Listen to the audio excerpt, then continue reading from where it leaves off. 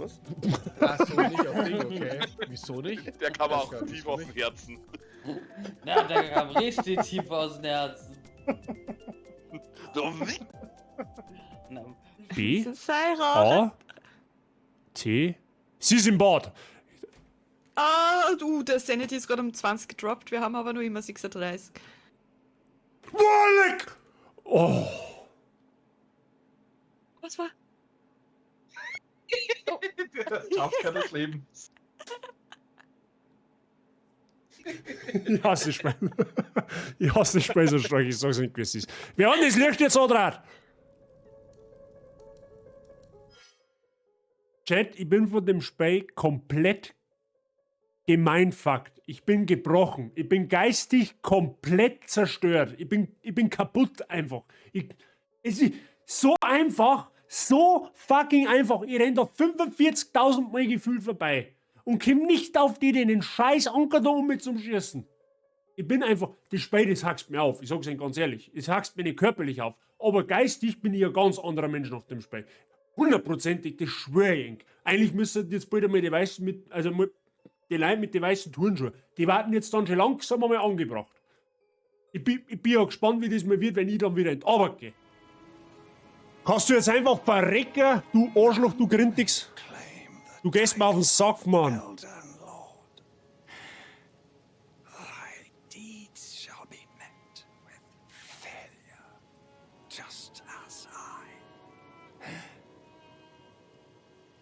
Ja, stirb endlich. Schau der Twirmer von unten da. Oder von oben oder von alle Seiten. Von mir aus auch von drinnen. Aber können wir ja nicht mehr gegen Quere. Ohne Witz. Ja, was haben wir jetzt da? Wir müssen da noch was finden und ich finde nichts. Also gibt's wahrscheinlich nichts. Also das ist wahrscheinlich jetzt nicht logisch, aber... Don't come whining about pure Pokémon and other trivial junk like that. Don't waste your time coming to our headquarter in Waystone. Ja, sagt man's natürlich in der Apotheke, du Schupferbrunst, du Seitenbläde. Es darf er erst recht noch in Zeitung schreiben, dass er ja wirklich überhaupt keine Polizei und nichts hinterhergibt. Mein Gott, hey. Manchmal musst du echt fragen. So, ich kann Horrorfilme schauen, ist überhaupt kein Thema. Da bin ich richtig standhaft dagegen. Da tut's bei weitem nicht so viel. Aber Spiele, ich weiß auch nicht. Das ist, ich glaube, ich spiele so das Genre einfach so bei Zeiten. Deswegen bin ich da ein wenig empfindlich noch. Ja, wer weiß, was St. Gisner für Schandtaten einfällt. Ja, okay, ich gehe wieder zurück und tschüss dann. Ja, aber... Hä? What the fuck? Oh, wait.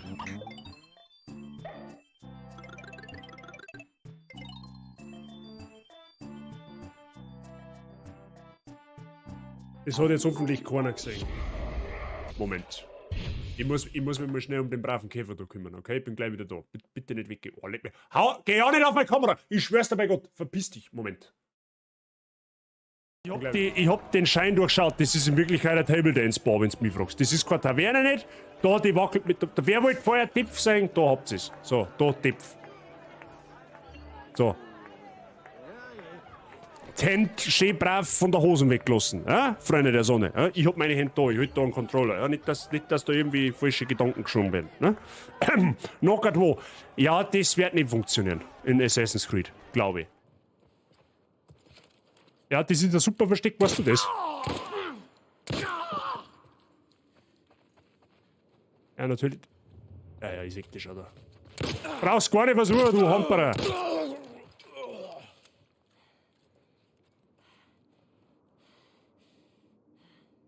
Bis das nächste Viech kommt, wo es mir einfach gnadenlos anschießt.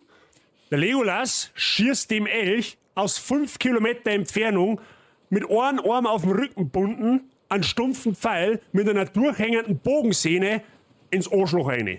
Und zwar genau ins Arschloch. Ja? Der hat den Skill dazu. Ja? Und schaut dabei noch gut aus. Richtig. Alle tragen Kostüme. Wie? So, und die Frage. Ich hätte einen Stachel. Darf ich die bestäuben, was? Das glaube ich war nein. Okay, dann gehe ich wieder. So, was bist du? Du bist ein Welpen-Pokémon. Das ist ein Feen-Pokémon. What the fuck? Ich hab jetzt mit ein Feen-Pokémon schon so bald im Spiel. Holy shit. Dieses Pokémon fühlt sich glatt und feucht an.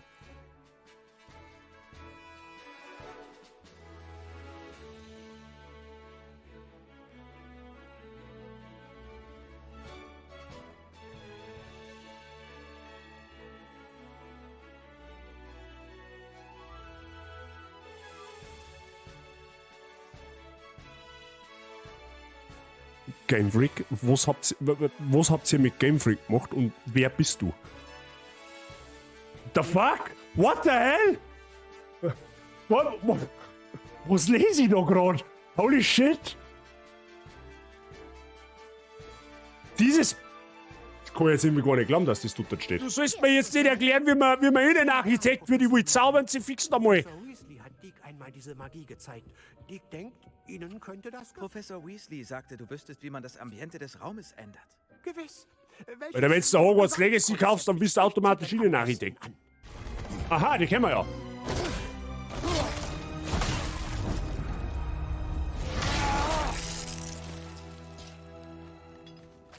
War ziemlich cooler Arc, definitiv.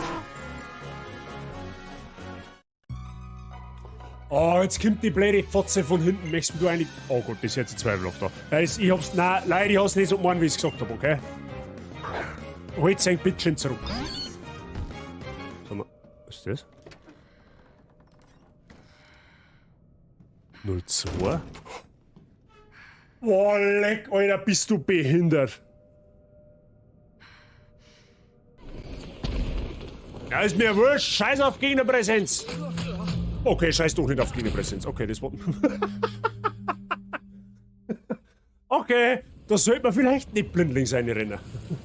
Ah ja, der wäre perfekt.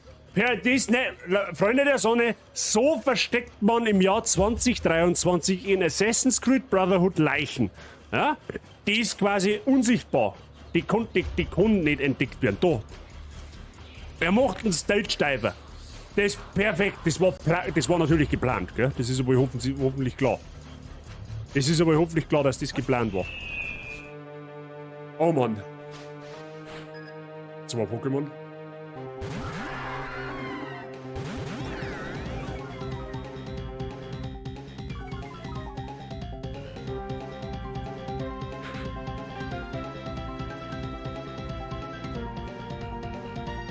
Es ist nicht dein Ernst.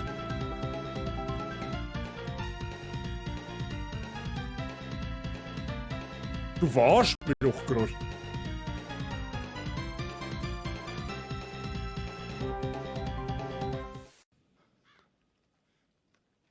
Ah, wieder nicht leck. Heilige Scheiße. Was zur...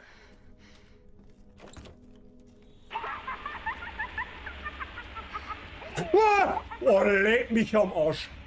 Geht da was?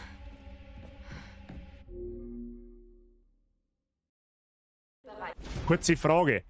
Das Arkham Asylum, ist das ein Hochsicherheitsgefängnis oder einfach eine Irrenanstalt oder beides? Es ist immer wieder schön, auf meine kleine Hacienda zurückzukehren. Hochsicherheits-Irrenanstalt. Okay, ein Kombi aus beidem, na toll. Der deutsche Bundestag quasi.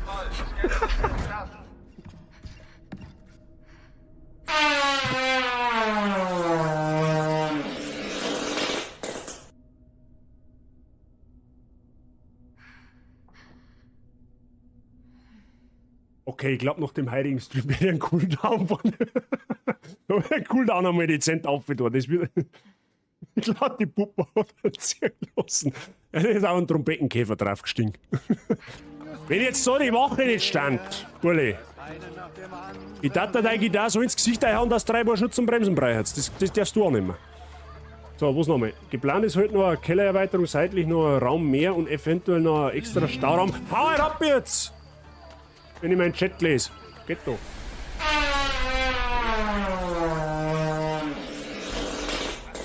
Da kannst du nicht einmal 5 Minuten zusammenreißen in der Öffentlichkeit, ha? Sag einmal.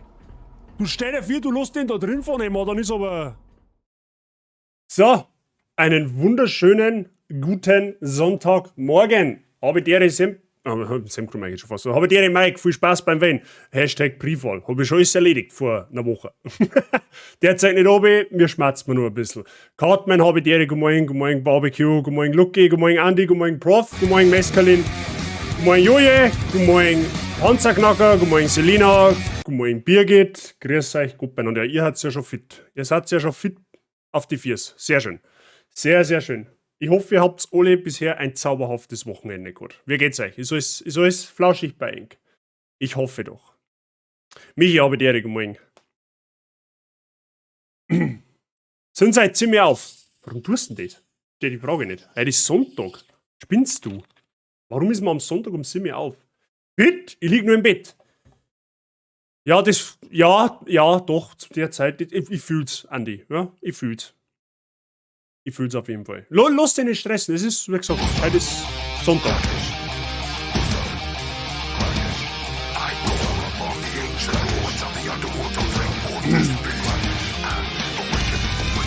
Oder her. Guter Wecker. Bin im Bett, also der nächste, der wo noch im Bett liegt. Sehr gut, alles flauschig. Perfekt. Ja, ich glaube, ihr habt so ein gutes Programm, um im Bett Tablet oder Handy zu schauen. Je nachdem. Oder Laptop. Ich weiß nicht, was ihr da schaut. Ich vermute mal Smartphone-mäßig, ne? Ob scheiße pennt und war dann halt auch wach und nach den Katzen schauen. Stimmt, ihr habt jetzt Katzenbesitzer. Und wie ist es so? Zu die ersten Stunden? Ja, um Katzen. Ja, habe ich jetzt nicht mehr bedacht. Flauschig und die Clipfinger sind seit 0,35. Ja, der Mr. Prof, der ist der absolute Clipmaster 9000 plus 2, wenn es um Horrorspiele geht. Wobei, ich muss jetzt wirklich sagen, ich muss schon fast wirklich sagen, ich glaube, dass wir, nachdem wir Visage am Mittwoch gespielt haben, dass mir Resi halt nicht mehr ganz so, wie sage ich denn, nicht mehr ganz so krass hibbelig berührt, wie es am Montag da hat. Ja, also zur Info, Visage spielen wir morgen weiter. Ne? Morgen um 17 Uhr spielen wir, Visage sag ich schon, Madison wollte ich sagen. Wir spielen wir morgen um 5 Uhr Madison weiter. Ne? Heute spielen wir Resi 2 weiter, da haben wir ja letzte Woche angefangen. Und mit Madison werden wir morgen um 17 Uhr wieder weiter, an Ort und Stelle. Okay? Morning Price habe ich dir, grüß dich. So. Und sonst, ich hoffe, bei euch soweit ist gut. Also ich glaube, es ist ja jeder gut ins Wochenende gekommen. Ich war die ganze Woche über eigentlich auf der Baustelle beschäftigt, inklusive gestern. Und heute ist nix, heute hat der Bazi frei. Der Plan war jetzt halt einfach mal so bis circa 13:30 Uhr streamen. Dann möchte ich noch in die Muckibude gehen, weil das habe ich die Woche aufgrund der Baustelle noch gar nicht geschafft. Und einmal in der Woche möchte ich, wenn möglich, nach Möglichkeit schon gehen. Und ansonsten wird es heute ein entspannter Sonntag. Ja? Außerdem möchte ich noch auf 2 Sachen hinweisen. Hinweis Nummer 1, der zweite Ping gestern auf meinen Discord-Server. Ja? Erstens einmal sorry dafür. Aber den zweiten Ping, den hat Frau Bazi geschrieben, tatsächlich, weil ich bin da gerade Auto gefahren. Ja? Weil eigentlich hätte man meinen Stream heute um 2 Stunden nach hinten verschoben. Hat es jetzt aber organisatorisch doch wieder nochmal anders ergeben, deswegen ist dann kurze Zeit später nochmal die Korrektur gekommen, dass wir doch bei 10 bleiben. Aber Frau Bazi hat quasi diesen ersten Discord-Ping in ihrem Leben gemacht. Ja. Die hat das ja gar nicht auf Discord, die hat mit dem gar nichts zu tun. Ja. Dann habe ich gesagt, du musst schreiben, ich diktiere und du haust dann dein Servus drin. Das wird dann schon passen. So. Das war die erste Info und die zweite Info, Freunde der Sonne, vielen lieben Dank. Wir haben unser Following-Ziel von 350 erreicht. Das ist absolut zauberhaft. Nochmal vielen lieben Dank an alle, die jetzt off-Stream gefollowt haben. Vielleicht sitzt schon jemand da. Ich werde es am Ende des Streams durchaus nochmal erwähnen. Es sind über die letzten 3 Tage insgesamt nochmal 5 Follower dazugekommen. Also vielen lieben Dank für 305. Mittlerweile haben wir 351 geschubste. Ne? Der nächste Meilenstein kommt bestimmt. Und ja, schauen wir mal, wo die Reise hingeht. Ich freue mich auf alle Fälle. Wunderschönen guten Morgen zusammen. Ripsi, habe ich dir, den wünsche ich dir natürlich auch. Da schau her, Frau Bazi ist Teil des Schiffs, Teil der Crew. Na, noch nicht so wirklich. Noch nicht so wirklich. Also ich habe gestern mal vorsichtig angeklopft, ob man vielleicht beim 500-Follower-Special, ob sie da vielleicht mal irgendwie da so neben mir sitzt. Aber bei 500, da streibt sie sich noch dagegen. Sie hat gesagt, wenn, dann muss schon brutal sein, da brauchen wir 1000 Follower. Also Frau Bazi hat gesagt, bei 1000 Follower, wenn ich das erreiche, dann sitzt sie da neben mir für einen Stream. Ja? Aber bis 1000 ist noch ein langer Weg. Ja? Wenn wir mal überlegen, jetzt haben wir bei 350 Gebiet seit 2,5 Jahren am Streamen, könnt ihr den Gausrin hin, wie lange das noch dauert. Es sei denn, weiß ich nicht, es passiert irgendetwas Unvorhergesehenes. Mehr geschubste, mehr gut. Der Andi hat es absolut erfasst. Mehr geschubste Hand, immer mehr gut. Mehr Werbung machen. Ja, ich weiß nicht. Ich bin nicht so der ich bin nicht so der Freund von, keine Ahnung, bei jeder Gelegenheit auf mich da hinzuweisen. Das ist, man, das hat Shoutouts, okay, die mache ja und ich freue mich ja immer, wenn einer für mich Werbung macht, aber ich bin jetzt ungern einer, der wo zu einem anderen geht, hey, kannst du vielleicht für meinen Twitch-Kanal werben. Weißt du schon? Das ist, ich weiß nicht. Es passt so, wie es ist. Ich bin todzufrieden mit Twitch, ich bin todzufrieden mit der ganzen Situation, mit der Community. Es gibt nichts, wo sie jetzt irgendwie auf Biegen und Brechen nur erreichen müssen. So, für mich persönlich, ich habe ja, wie ich Streamen angefangen habe, ich habe weit mehr erreicht, als ich erreichen wollte eigentlich. So, ja. Mein Ziel waren einmal so 7, 8 Zuschauer, so mal 50 Follower haben, regelmäßig einfach live sein können. Ja, und wir haben, glaube ich, dezent weit über das Ziel ausgerutscht. Ja, und das ist alles, so quasi alles, was für mich jetzt kommt, ist für mich einfach absoluter Bonus. Ja, ich tue es, weil es mir Spaß macht, ich tue, weil ich Bock drauf habe und weil ich halt die Interaktion mit euch unter anderem halt einfach schön finde. Aber ich tue es jetzt nicht, weil ich jetzt sage, okay, ich möchte jetzt so, keine Ahnung, mich in 2 Jahren selbstständig machen oder so. So, das ist, keine Ahnung.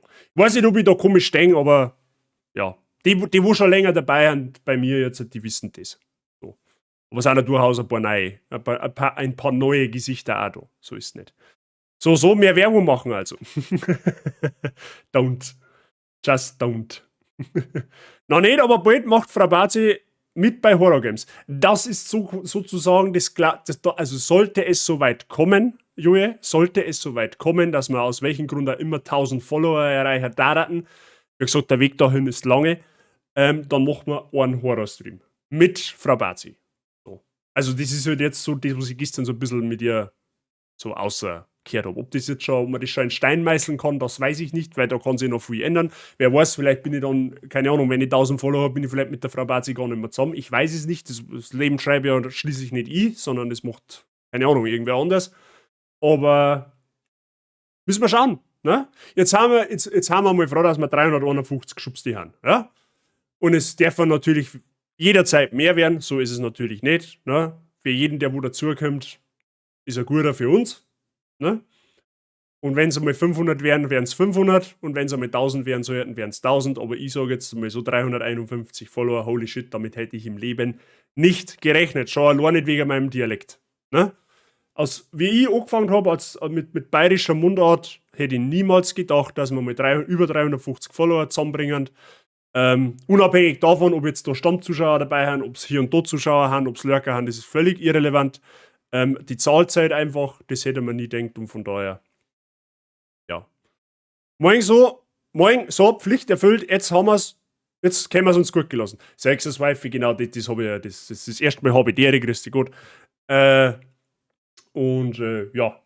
deswegen habe ich ja noch ein wenig gewartet. Ne? Das pressiert auch nichts. Als Mitspieler oder als extra Zuschauer? Als Zuschauer. Sie sitzt dann da neben mir oder dahinter, keine Ahnung, also halt in der Kamera und schaut halt zu und ich speichere halt und wir scheißen uns halt dann beide in die Hosen.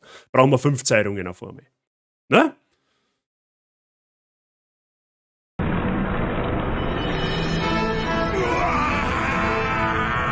Schon wieder einer mit 220.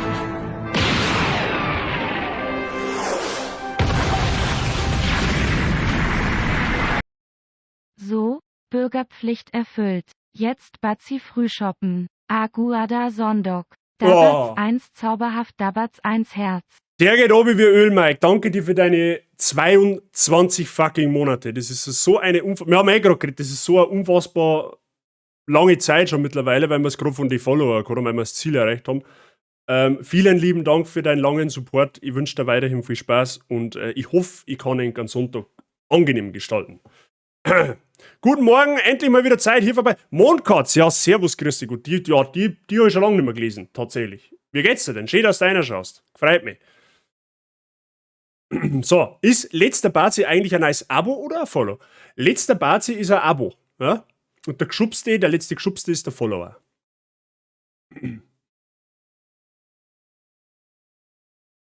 Ich gehe auch geschwind Kreuz anmachen, dass er mich aufregen darf, wie deppert nicht. Stimmt, man darf sich nur über Politik aufregen, wenn man sein Kreuzal gesetzt hat. Das ist ein ungeschriebenes Gesetz. Sie schaut zu und triggert auch hin und wieder mal einen Jumpscare. Ja, das geht nicht, weil ich habe ja nur eine Maus. Ne? Ich kriege das sofort mit, wenn sie da mit ihren Bratzen da an die Maus will, ne? Ja, das hört jetzt wieder zweifelhaft, aber ihr wisst hoffentlich, was ich meine, ne? King of Barbecue, genau, brav. Freunde, geht's wählen, ja? Ich weiß schon, es ist eigentlich völlig irrelevant, wie man wählt, weil ändern wird sich faktisch wahrscheinlich eh nichts, aber geht's wählen ist wichtig, ne? Sind wir froh, über Blackshot sind wir froh, dass wir wählen dürfen, ne? So auf die Art. Ne? Einfach einmal kurz schnell ein Kreuz setzen, das tut niemandem weh, aber es hilft vielleicht irgendwann einmal was, ne? Wer weiß das schon. Du trinkst gerade deinen Kaffee und entspannst dich ein wenig. Sehr schön. Genau so sollte doch ein Sonntag starten. Ne? Da hast du alles richtig gemacht. Wir spielen mal heute Resident Evil 2. Also, ich weiß nicht, ob du da dabei entspannen kannst. Das weiß ich nicht. Aber ich hoffe, ich kann da ein bisschen Freude bereiten. Und Panzerknacker, vielen lieben Dank für deinen Prime-Up. Prime-Up. Das ist ein gutes Abo. Für dein Prime-Sub. Vielen lieben Dank, willkommen in der Basis-Gang. Du bist ab jetzt offiziell geschubst, ob es da passt oder nicht. Viel Spaß mit den Emotes und herzlich willkommen. Ich gehe nicht, ich mache Briefwahl. Ja, habe ich auch gemacht. Tatsächlich. Habe ich auch gemacht. Du liebst Resi? Ja, dann bist du ja perfekt. Dann bist du halt on point. Primed out of your mind, ja, genau. Die Hoffnung stirbt zuletzt. Zuletzt sagt man, hofft man, dass er so ist und GG an jeden, der sein Recht zu wählen in Anspruch nimmt. Genau. Das Wi-Fi bringt es sehr, sehr schön in so ein bisschen Gaming-Sprache-Manier auf den Punkt, ja? Have you heard about Twitch Prime? Twitch Prime ist fein. Twitch Prime und rein. Ich hab Briefwahl, waren aber gerade wegen Lucky beim Wählen, hab meine eingeschmissen. Sehr gut, brav. Das ist gut so. So, ich seh gerade der Panzerknacker, der hat unten, der zeigt es am Overlay, da unten. Der hat so einen langen Namen, dass das Box nicht gelangt. Aber das ist okay so. Das ist okay so. Das ändert ich jetzt nicht. Da bin ich jetzt zu faul. Ne? Das nehmen wir jetzt einmal raus. Gar ein Wurstbrot gemacht, ein Red Bull dazu und ab auf die Couch. Servus. In der Früh gleich mal um 10 Uhr ein Red Bull hinterpfiffen, damit du richtig Fliegerl kriegst unterm Tag. Sehr schön. Der Panzerknacker hat so einen Lucky, der passt nicht mal rein. Was? Also der hat so einen langen, der passt. Ja, Panzerknacker, falls du dich gefragt hast oder falls du dir nicht sicher warst, ob wir versaut haben, ja. Und jetzt ist noch nicht mal der Sei da. Also wenn der Sei kommt, quasi, ne, der Obergeschubste, mein Mod, der quasi durch das mehr oder weniger eigentlich bekannt ist, dann geht's ja richtig rund, ne? Na gut, Freunde, was darf man davon halten, dass wir in Resi reinschauen? Ne? Wie gesagt, ich habe es erwähnt, wir werden bis ungefähr 13 Uhr, 13:30 Uhr live sein. Wie gesagt, ich möchte noch ins Fitnessstudio gehen heute. Ich war die Woche noch nicht aufgrund von der Baustelle. Aber ich glaube, das passt. Ja? Heute entspannter Horror. Morgen nicht so entspannter Horror. Ja? Morgen wieder Madison. Ja? Madison, das wird, oh nein, ich mag gar nicht dran denken. Das war letztes Mal schon so schlimm. Ich will nicht wissen, wie das morgen wird. Nur nicht munter gibt man da. Kaum sagt man sei, ist er voll am Start. Ist Baustelle nicht auch halb Muckibude? Ja, nicht mehr. Nicht mehr. Die ganzen schweren Arbeiten haben ja rum. Ne? Also die Baustelle war die ersten 2 Monate Muckibude, aber mittlerweile ist Baustelle tatsächlich relativ entspannt. Also wo es Kraft angeht. Ja, das sind jetzt keine kräftezehrenden Arbeiten mehr. Haben wir einen Rucola-Tee, brennt leicht in die Augen. Ja, besser in die Augen als wie am Arsch, wenn du mich fragst. Ja, in der Früh. Das ist unzauberhaft. Aber ey, Panzerknacker, darf ich dir eine kleine Frage stellen? Ich habe gesehen, du bist ja bereits auf meinem Discord-Server, was eine sehr zauberhafte Sache ist.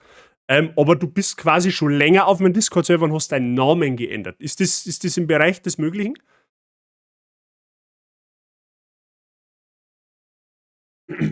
So. Freunde, jetzt schauen wir mal. Jetzt machen wir da mal Start. Ja, also sehr ich die Donkey Kong Musik auch mag, ne? Aber wir werden. Gut, ich habe jetzt gerade eben festgestellt, dass ihr nicht einmal Musik hört habt. Ja, sehr zauberhaft. Perfekt. Gut.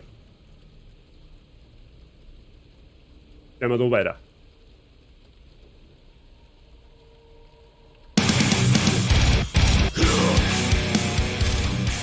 Das ist richtig, okay, ja, da weiß ich schon Bescheid, sehr gut. Fang jetzt so. Ja, ich bin ja schon dabei. YBO habe ich direkt umgehen, grüß dich. So, wir tun mal in Resi weiter. Mit der Resi, ne? Ein neuer Spielmodus wurde zu einem Zusatzmodus im Hauptmenü hinzugefügt, ja toll. Komm hier raus. So, Kampagne. Einmal laden, wir haben bei der Claire. So, im Chefbüro. Wählen darf ich auch noch gehen, fällt mir gerade rein, aber gerade kocht nur das Essen. Ja, dann gehst du nach dem Essen wählen, Mr. YBO. Ja? Und was für Musik? Ja, genau. So, Freunde der Sonne, die Ausgangslage für uns ist äußerst unzauberhaft. Warum? Wir haben zwar 133 Schuss, aber wir haben die Waffen noch nicht dazu. Wir haben quasi faktisch nur noch 5 Schuss. Und gesundheitstechnisch schaut es auch nicht so gut aus für uns. Ja? Ich weiß nicht, wie lange wir uns da halten können. Der letzte Part da in der Tiefgarage, der hat uns ein bisschen sehr viele Ressourcen gekostet. Das wird jetzt nicht ganz so einfach werden. Ja? Wir müssen jetzt schauen, dass wir da das irgendwie, damit wir das jetzt irgendwie ausbügeln können. Ne? Jetzt schauen wir erst einmal auf die Map. Wir haben einen Film. Ne? Wir haben einen Film gefunden. Den haben wir, glaube ich, in der Dunkelkammer entwickeln können, wenn mich nicht alles täuscht. Wenn mich nicht alles täuscht. Und ich glaube, wir haben einen Schlüssel gefunden, oder? Genau, wir haben einen... Weiß ich nicht, was das für einer ist, aber das ist wurscht. Müssen wir mal schauen, da gibt es eine bestimmte eine oder andere Tiere, wo man mit den Schlüsseln noch aufmachen kann. Wir haben jetzt da herum im Chefbüro. Das ist einmal Phase 1. So, da herum haben wir noch ein Kombinationsschloss, wo wir die Kombination noch nicht wissen, die haben wir noch nicht gefunden. Da gibt es dabei auch noch nichts, da kannst du aber theoretisch dann Treppen aufgeben. Ich muss mir jetzt erst einmal wieder so ein bisschen wiederfinden, wie wir vorgehen. So, da haben wir auf alle Fälle ein Karo-Deal, den Schlüssel haben wir, da können wir in die Wäschekammer, das ist schon mal gut. Ja? Da kann sich gleich mal duschen, wenn es ist. Ja? Und wir mögen natürlich zuschauen, das ist aber hoffentlich sowieso klar. So, ich darf jetzt einfach mal vorschlagen, wir schauen jetzt, gehen wir eins nach dem anderen. Wir schauen uns jetzt da heraus, da mal ein bisschen um, vielleicht finden wir da das eine oder andere. Da können wir ins Treppenhaus zwangsweise. Also ich vermute mal, dass uns dann irgendwas anspringen wird. Ich hoffe es zwar nicht, weil wie gesagt, wir schauen mal ressourcentechnisch nicht so gut aus. Und wir kümmern uns als allererstes einmal da rund um die Wäschekammer. Die sperren wir uns gleich einmal auf und danach entwickelt man den Film. So wahr der Riesengott auf unserer Seite ist. Okay? So, was haben wir da? Den werden wir mal lesen. Tierpräparationstagebuch. Weißwedelhirsch. Männchen, ca. 6 Jahre alt. Fangort, Akleiberge, Länge 1,85 m, Gewicht 160 Kilo. Ist zwar gut geworden, aber ich bin diesem mickrigen Viecher langsam leid. Vielleicht sollte ich mal anspruchsvolleren Tieren zuwenden. Einen sibirischen Tiger, ja, das nenne ich anspruchsvoll. Ja gut, da steht jetzt leider kein Hinweis dabei, der uns vielleicht irgendwie weiterhilft. So. Jetzt müssen wir mal schauen, gibt es da drin überhaupt noch irgendetwas? Das ist die Frage. Da drin gibt es nichts mehr. Und von wo haben wir gekommen? Von da hinter. Genau, wir haben von der Tiefgarage aufgekommen. Okay. Dann gibt es jetzt 2 Wege. Einer geht rechts und einer geht geradeaus. Wir gehen jetzt einfach mal da durch. Oh, hi, Miezikatze.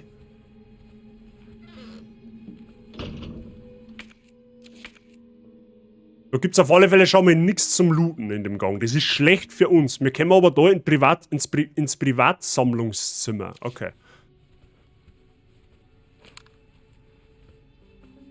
Aber die Seite mit dem Schwein ist schon interessant. Was? Wenn der Prof sagt, das ist interessant, dann schauen wir es uns natürlich nur einmal an.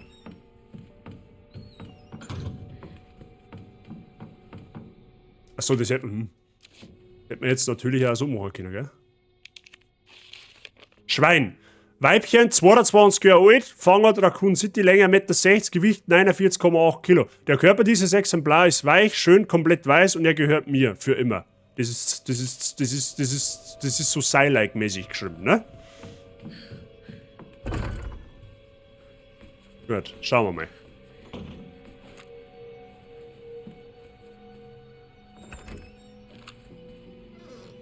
Da haben wir da irgendetwas? Da haben wir nichts. Darin kann man aber auf alle Fälle was finden. Hochwertiges Schießpulver, das ist gut für uns. Das nehmen wir jetzt einmal.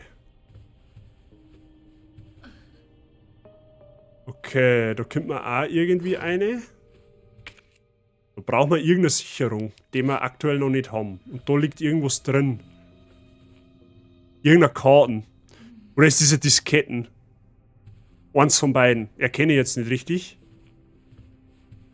Mal schauen, ob es da sonst noch was gibt darin. Ein Briefwahl. Brief des Reparaturservice. Das kann interessant werden. Ihre Beschreibung des elektronischen Türschlosses im Polizeichefbüro nach muss wahrscheinlich etwas ausgetauscht werden. Sie brauchen Schaltschrankteile, um das Problem zu beheben. Zum Glück ist gerade einer unserer Mitarbeiter in der Polizeistation, um die Glocke des Uhrenturms zu reparieren. Wir haben ihm ein paar Ersatzteile mitgegeben und er sagt, er habe eins im Lagerraum Ost im Stockwerk 3 gelassen. Lagerraum Ost, Stockwerk 3, Freunde der Sonne. Sollte etwas schief gehen oder Sie mehr benötigen, suchen Sie ihn einfach im Uhrenturm auf. Wir sind Ihnen stets gerne behilflich. Also, Uhrenturm, Lagerraum Ost. Die Schaltschrankteile finden. Ja, toll. So. Das heißt praktisch, wenn wir dann da rausgehen, ins Treppenhaus, wenn wir einen dritten Stock auf müssen, da ist der Lagerraum Ost. Punkt 1. Und wo ist der Uhrenturm? Der Uhrenturm ist da herunter. Aber wie kommst du denn, ist die Frage. Du kommst hin, indem man dann da durchgeht, dann bist du oben an der Eingangshalle, das ist quasi der oberste Stock. Und dann kommst du dann da in den Uhrenturm rein. Okay. Oh. Tutanchamun, Freunde der Sonne. Den habe ich mal in der Schule zeichnen müssen. So, was haben wir da? Ein Relief. Da war ein Herzsymbol drauf. Das schauen wir uns jetzt nochmal genauer an.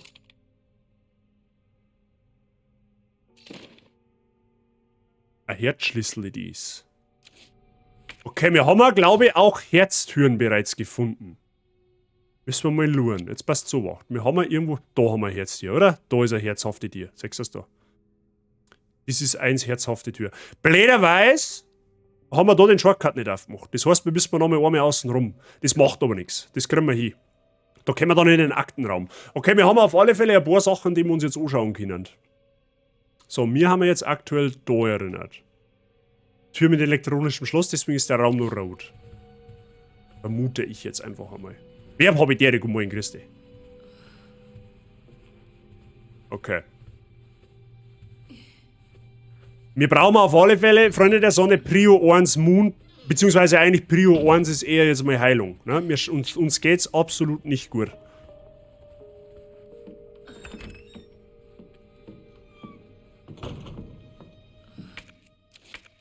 So, was haben wir gesagt? Jetzt gehen wir erst einmal da raus, dann sehen wir es schon. Ah, da brauchen wir eh schon einen Herzschlüssel, siehst du das da?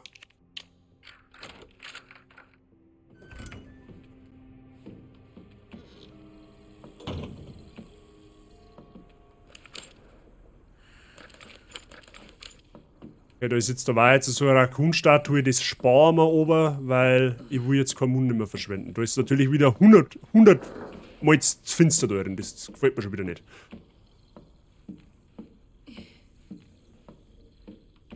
Ah, das ist da auf der anderen Seite. Da ist das Tor versperrt. Da geht uns, glaube ich, eine Kurve oder ein Rall ab. Ich glaube eine Kurve, tatsächlich. Jetzt haben wir halt die Entscheidung, gehen wir nach unten oder gehen wir nach oben. Also faktisch müssen wir halt da rauf, das ist klar. Ich kann mir aber vorstellen, dass da herum die Gegner kommen und wir haben so wenig zum Schießen momentan, dass es sich wahrscheinlich gerade nicht wirklich rentiert. Das heißt, wir gehen jetzt erst nach unten und schauen, dass wir eben da in die Wäschekammer kommen. Und schauen wir dann nur, dass wir da in den Aktenraum reinkommen. Vielleicht kriegen wir da irgendwelche Ressourcen, die uns weiterhelfen. Nicht so Fenster wie Madison. Das stimmt.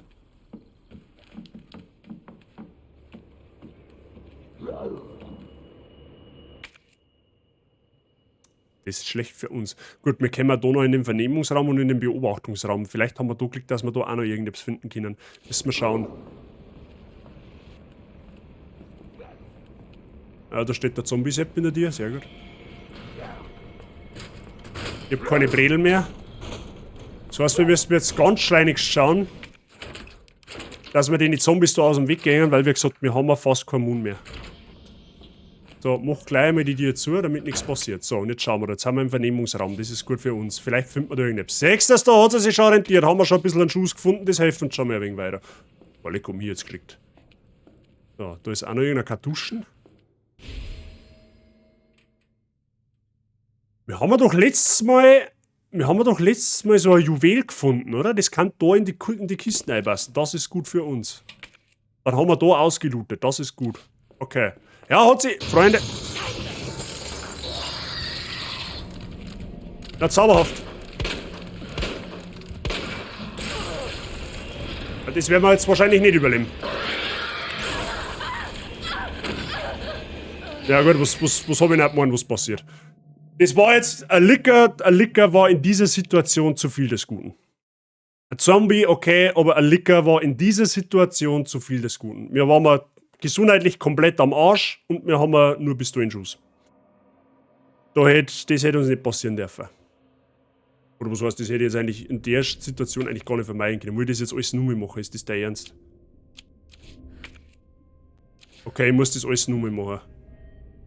Aber, dann nehmen wir da jetzt, passt auf, dann nehmen wir da die Holzbredel mit, haben wir ja was gelernt. Warte mal, wir haben ein Kraut auch noch. Das nehmen wir mit, weil den brauchen wir auch, aber das Kraut hilft uns nichts.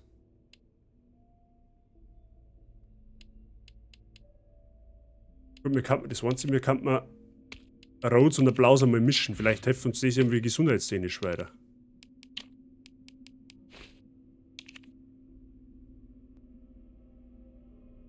Ja, okay, mindert erlittenen Schaden. Ja gut, das heben wir mal auf.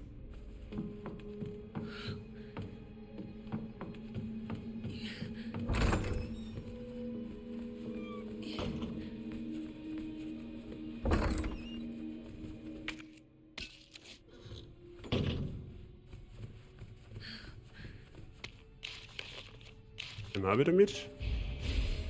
Nehmen wir auch wieder mit.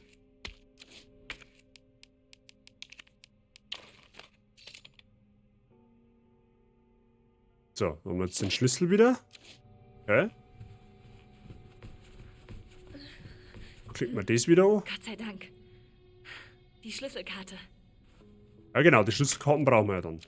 So geht nix. Okay.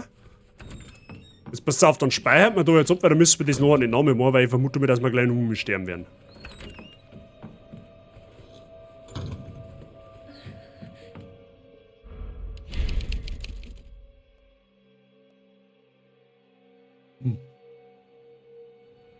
Gut.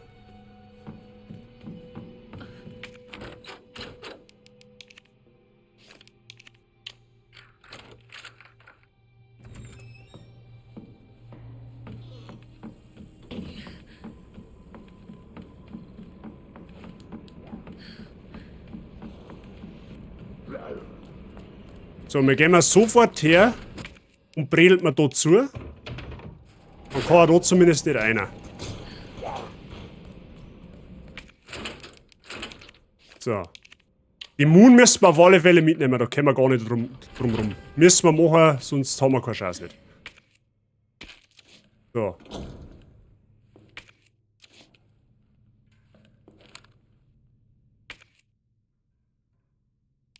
Warte mal.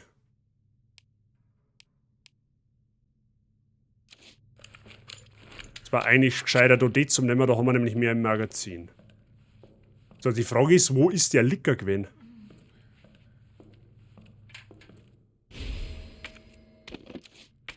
So, das kombinieren wir jetzt gleich. Gibt da die Schachtel auf. Stars-Abzeichen. So, und was hilft uns das? Ein besonderes Abzeichen für das Sondereinsatzkommando Stars, das RPD. Untersuchen wir mal. Vielleicht kann man da was machen. Ja, sechs ist da. USB-Dongle, okay. Moment einmal, wir haben doch im Stars-Büro war doch, genau, da erinnert, da ist doch ein Computer gestanden.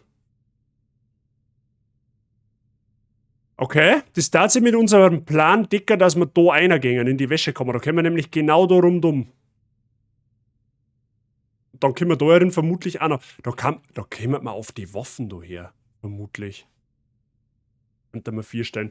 Pflicht erfüllt, jetzt kann's Frühschoppen losgehen. Sehr gut, King of Barbecue. Freut mich. Sehe ich ja jetzt erst. Steht da nicht was auf dem Spiegel? Let me out. Na, lieber nicht. Es war ja jetzt eigentlich schlau. Jetzt passt auf, wir müssen ja sowieso da einer. Und der Licker kommt ja sowieso irgendwo daher. Das heißt... Ja gut, weglaufen bringt in dem Fall nichts.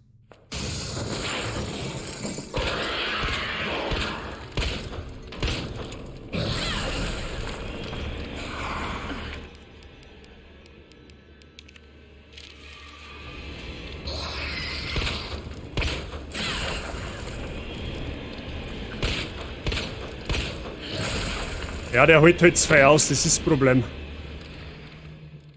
Der Licker hält halt sau viel aus. Da bist du halt mit der Waffe, mit der Pistole allein, bist du halt da ein wenig aufgeschmissen. Der frisst halt 1200 Kugeln, so gefühlt. Aber okay. Ja, das hilft jetzt nicht. Da müssen wir, beziehungsweise wir können auch erst einmal einen anderen Weg gehen. Wir können auch erst einmal einen anderen Weg gehen. Jetzt passt's auf. Wir gehen mal da oben. Dann holen wir uns da herin nur den Schuss und verpissen wir uns wieder.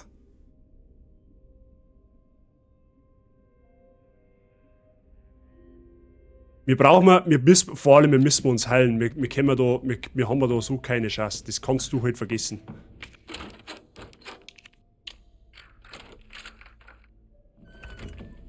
Kampf ist nicht immer... Ja, aber ich kann ja auch nicht weglaufen. Beziehungsweise ich kann mal probieren, ob der Licker, wenn ich in das Nachbarzimmer gehe, ob der dann da umspringt. Das kann man nur probieren, tatsächlich. So, den bredelt man wieder ein.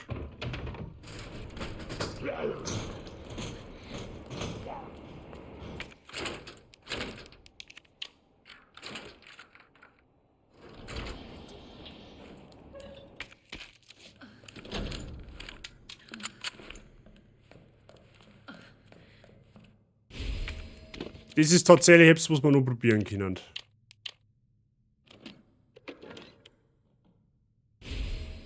Bestimmt ein paar Anime-Folgen drauf. Auf dem USB-Stick? Ja, vermutlich. Oder es ist die Serie Walking Dead drauf. Das kann natürlich auch möglich sein. So, jetzt nehmen wir einfach 4 Cent und verpissen wir uns. Ja, und da können wir nicht rein. Okay, das ist ein Kreuztier. Hochwertiges Schießpulver. Was kriegt man denn aus der Kombination von 2 hochwertige?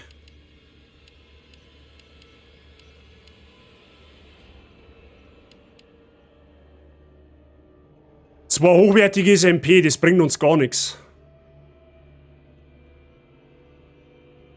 Wir haben ja kein MP nicht. Saublöderweise. Aber das ist gut, jetzt passt's auf. Der kommt da scheinbar jetzt erstmal nicht raus. Dann lässt der jetzt soll da drin verschimmen, das ist mir erst einmal egal. Das heißt aber auch gleichzeitig, es geht da für uns nicht weiter. Das heißt, wir müssen in den 3. Stock rauf.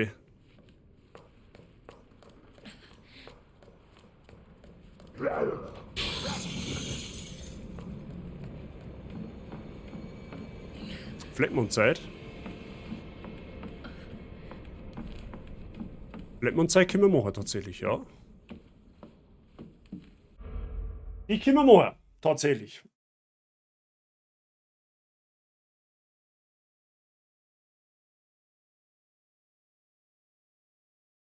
Mehr Fleckmons sind mehr gut, haben wir sagen lassen. Ja, es ist quasi wie Enton, nur nicht so schnabelhaft. Okay. So, da ist natürlich wieder stockfinster da herum.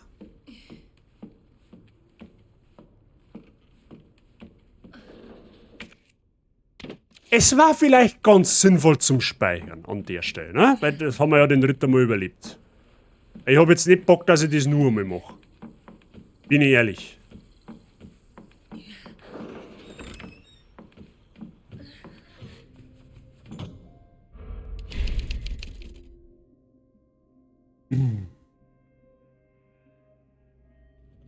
Mit Mützen soll jetzt kein Problem sein. Ja, schauen wir mal. Schauen wir mal, ob uns die Mützen hilft.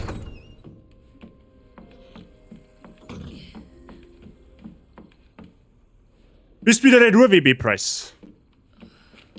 So, jetzt schauen wir mal. Wir brauchen jetzt halt einmal wirklich Heilung. Heilung war jetzt an der Stelle absolut flauschig und zauberhaft. Schauen wir mal. Vielleicht... Was haben wir da? Eine scheiß Blinkgranaten. Die hilft mir jetzt halt gerade gar nichts. Blendgranaten hilft halt mir gerade gar nichts. Da war Mund, das hilft mir schon was. Fuck. Moment. Ja, Inventarmanagement. Jetzt wird's langsam ein wenig tricky. Jetzt greift ich fix nochmal. Jetzt muss ich nochmal runter. Es hilft ja mal nichts. Es ist wie Enter nur in Pink. Ja, genau. Richtig, richtig. Ich hab gehört, Pink ist ohnehin viel besser als wie Gelb. Ja, hab ich mir sagen lassen. Wo sind die Kisten? Kisten wo? Da hinten ist Kisten. Sehr gut. Okay, der mal das nur mal weg. Der mal den Film nur mal weg. Der mal das unnützige Grauzeiger mal weg, weil es hilft uns eh nichts. 2 Schlüssel lassen wir jetzt mal schnell geschwind dabei. Da verschieße ich die 5 Schuss und dann lege ich die Waffen auch weg, weil die wohl besser ist. Die Bredel können wir dabei mal dabei lassen und die Blendgranaten lassen wir auch mal dabei. Für alle Fälle, falls wir kontern müssen.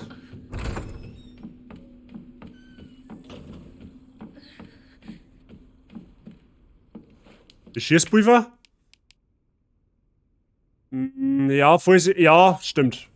Stimmt. Schießpulver bringt uns jetzt in dem Fall auch nichts, weil wir kein MP nicht haben. Kann uns maximal jetzt helfen, wenn wir ein normales Schießpulver noch finden daten, weil dann kann man zumindest Säuregranaten draus machen. Aber so aktuell hilft uns das jetzt auch nichts. Okay, dann haben wir da zumindest wieder ein bisschen am Platz. Bloß das nicht an Sei hören. Ah, der Sei weiß, wie es gemeint ist. Dann nehmen wir mal die Waffen, weil dann verschießt man da die Mundi, wo wir da drauf haben aktuell. So. Jetzt tust du erst einmal das da her. Das ist einmal das Allerwichtigste. So. So. Immerhin 8 Schuss. Ja? 8 ist besser wie gar keiner. So. Die Frage ist, gibt es jetzt da noch irgendetwas? Schauen wir mal. Da ist alles ausgelootet. Okay, da gibt es jetzt 2 Wege. Einmal da eine, das ist der Lagerraum Ost. Na, da müssen wir ja hin, da gibt es was zum Finden. Und da geht's auf den Balkon raus. Okay. Da ist ein blaues Kraut, das hilft mir aber leider auch nichts. Und da geht's oben.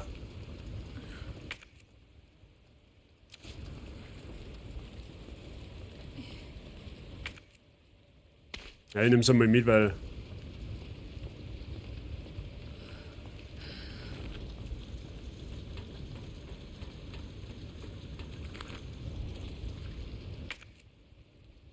Wir haben jetzt auf dem Dach, okay. Da ist ein Hebel, den man hebeln kann.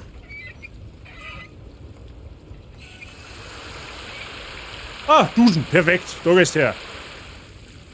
Wet Bikini Contest. Ich verstehe die Frage nicht.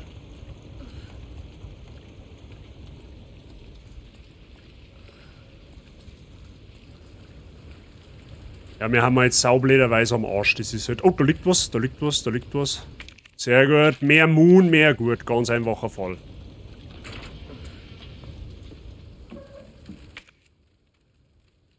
Aha. Da haben wir Rotskraut. Da kombinieren wir gleich einmal. Das hilft uns sowieso nichts, aber Blutspann müssen wir. Dann haben wir da alles. Da können wir, das ist gut, weil da können wir nämlich jetzt halt perfekt. Perfekt. Das ist gut für uns. Was haben wir da? Wasserventilhebel, okay.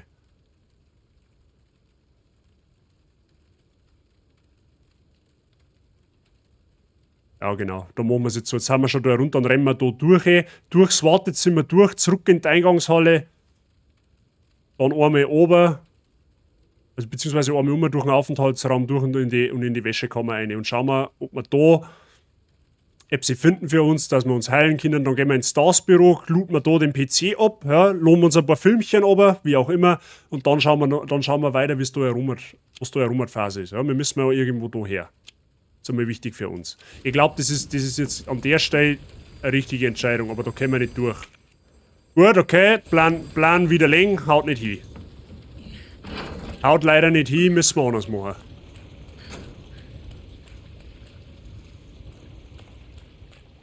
Leider kann man Claire nicht von vorn betrachten. Saublederweise, ja. Ja, wer denn? Wo denn? Was denn? Wie denn? Oh, hi.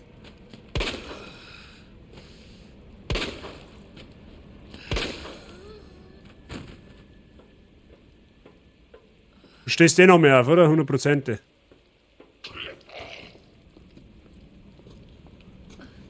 Oh, da ist Kraut! Oh, ich hab mich noch nie so über Gras gefreut.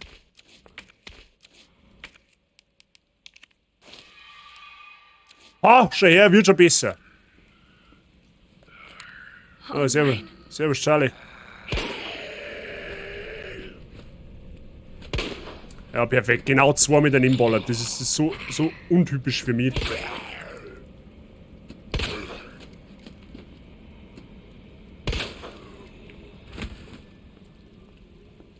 Frag mich nicht.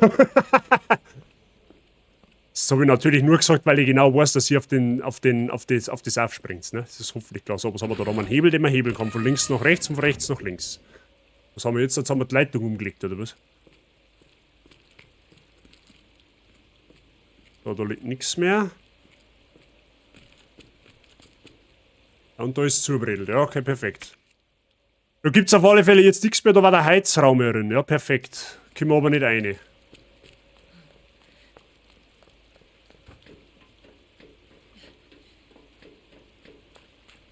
Gut, dann müssen wir erst einmal wieder auf.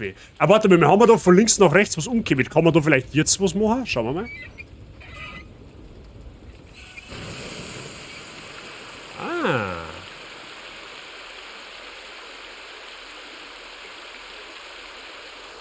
Ich hab jetzt den Hubschrauber gelöscht. Das heißt, jetzt bist du die da eigentlich durchgekommen, oder? Ja, schauen wir mal. Mehr wir schauen können wir nicht.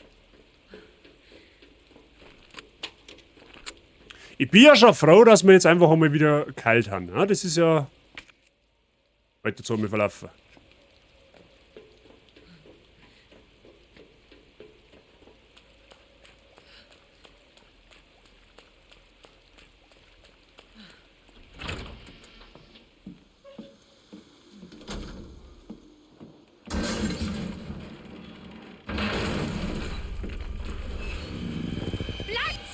Oh shit! Der kommt jetzt schon?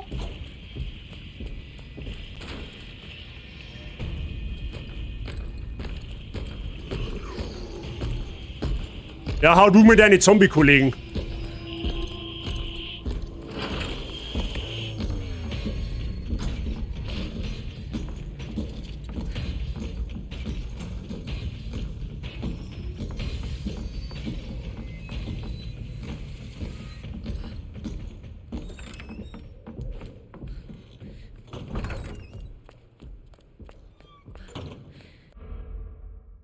Ich hätte Moment einmal, ich hätte gedacht, der Typ wird über Cutscene eingeleitet. Also zumindest war es in der Storyline vom Lian so. Da kommst du doch mit dem Lian, da kann ich mich noch relativ gut erinnern. Du kommst mit dem Lian in irgendeinem, weiß ich nicht, ist das ein Gefängnistrakt gewesen? Da sitzt einer in einer Zelle und dann gelangt da einer durch die Mauer durch und drückt ihm das Hirn aus, so im Endeffekt. Und durch das wird der quasi mehr oder weniger angeteasert, du Brudi, da ist ein Zombie, der hat ein bisschen mehr auf die Zentner als wir nur Zahnfleisch.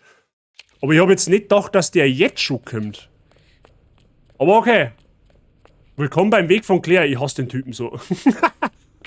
Ja, wie gesagt, zugegeben habe ich jetzt nicht damit gerechnet, dass der jetzt schon kommt. Muss ich ganz ehrlich sagen. Aber okay, es hilft eh nicht. Den Tyrant habe ich auch noch gewusst, dass der in dem Spiel sein Unwesen treibt. Das war mir ja bekannt. Ne? So, jetzt müssen wir uns neu sortieren. Jetzt passt so. Wir haben jetzt gesagt gehabt, jetzt gehen wir erst einmal oben an unsere Truhe und sammeln mal alles auf, was wir dann fürs Stars-Büro brauchen. Also sprich den USB-Stick und dann schauen wir da mal durch und plündern wir endlich die Wäschekammer ab. Ne? Ich weiß allerdings jetzt nicht, ob... Ja, okay, hat die Frage jetzt erledigt. Der Tyrant kommt auch hier in diesen Raum. Ja, er ist natürlich auch komplett am Arsch. Marvin. Andi, habe ich mach mal Content. Ja, du brauchst gerade zuschauen. Okay, jetzt passt's auf. Greiter lassen wir mal dabei, das der wir weg. MP-Munition, der wir dabei auch weg. Wobei, nein, die lassen wir dabei. Die lassen wir dabei, weil vielleicht finden wir ja dann noch MP-Granaten. So, wir nehmen jetzt mit USB-Dongle. Bist wohl kein Horror-Fan. Warst du Mittwoch da? Ja genau, Sicherheit speichern, das hat auch noch nie geholfen. Bei Leon kam der genauso wie jetzt, wo ich es gespielt habe, im Gefängnis dann nochmal. Okay. Warte mal, wir müssen mal... Stimmt, im Aktenraum waren wir ja auch noch nicht. Das heißt, wir laufen jetzt da einmal durch, dann auf... Was trinkst du immer zur Zeit, wenn ich schlafe? Um 5 Uhr auf die Nacht? What?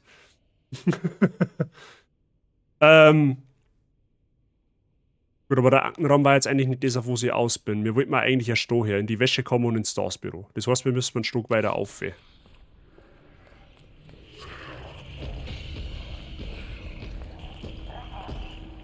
Ah, der ist da oben, okay.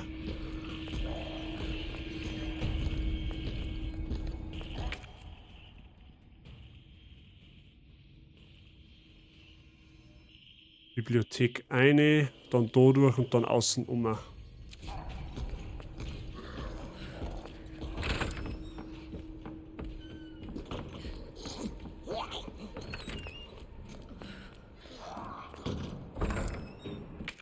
Gut, das hat ja schon mal relativ solide funktioniert. Jetzt können wir da auf alle Fälle die Tiere mehr aufmachen.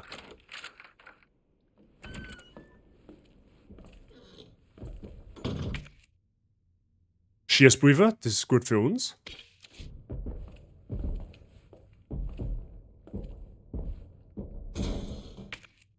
Der kommt jetzt nicht ernsthaft da einer. Wenn der da jetzt einer kommt, dann haben wir ein richtiges Problem. So, das wärst du mit den Tresor knacken. Okay.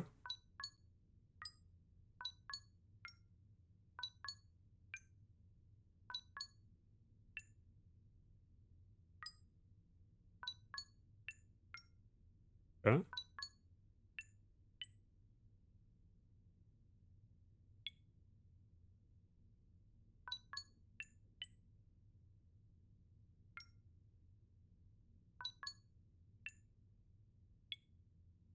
Hat jetzt wieder ein wenig dauern.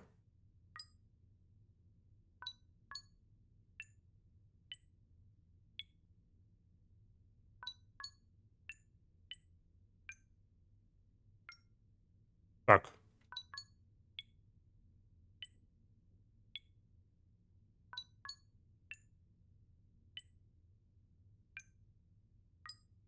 Easy.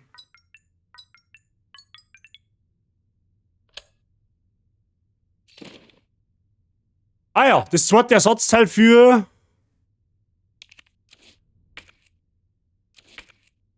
Ja, Moment, aber das Ersatzteil haben wir da herin braucht, bei den Schließfächern. Okay.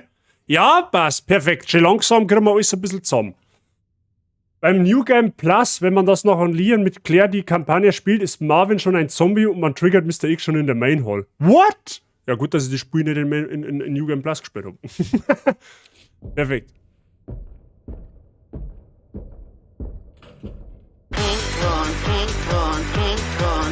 Das ist jetzt ein ganz ungünstiger Zeitpunkt sein. Ich bin so schön, ich bin so toll, ich bin der Pinkhorn aus Tirol.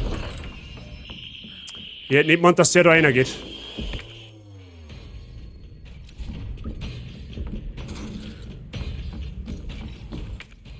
Okay, wie wimmelt die den Vollidioten jetzt ab?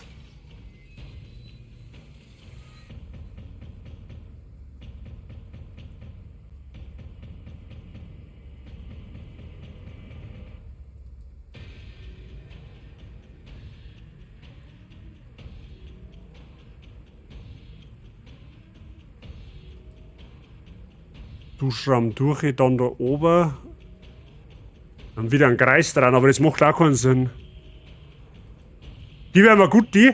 Das Problem ist, du kannst den nicht damagen. Du kannst auf den schießen, wie du lustig bist, du kannst den nur durch eine einzige Waffe töten.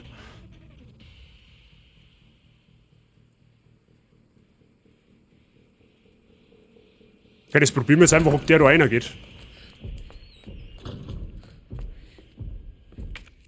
Das Gute ist, das Spiel pausiert, wenn man ins Inventar muss.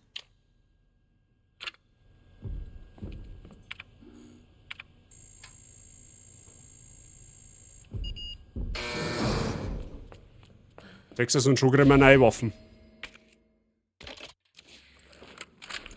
Und da haben wir jetzt fucking 133 Schuss. Das ist zauberhaft. Das hat sich rentiert. So. Okay. Sofarice, Habitäre. Ich hoffe, ich spreche das richtig aus. Grüß dich Gott. Wie geht's? Soweit ganz zauberhaft. Wir laufen gerade von Mr. X davon, ja, weil der unflauschig ist. Ich hoffe, dir geht's auch gut. Und sein Name Habitäre. Grüß dich Gott. Welche Waffen? Das ist diese MQ.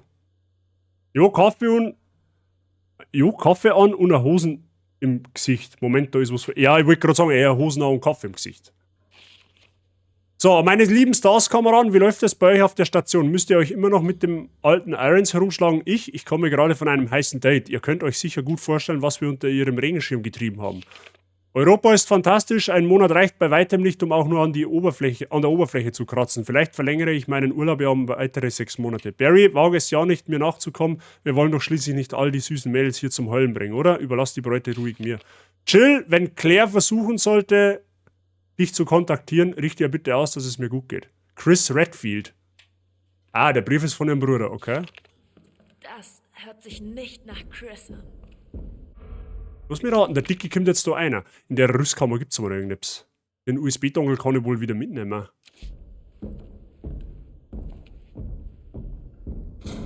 Der kommt echt da einer, ist das dein Ernst?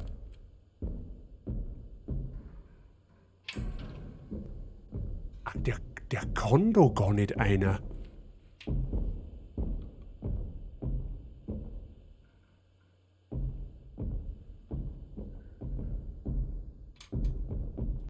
Er ist auf alle Fälle irgendwo da oben.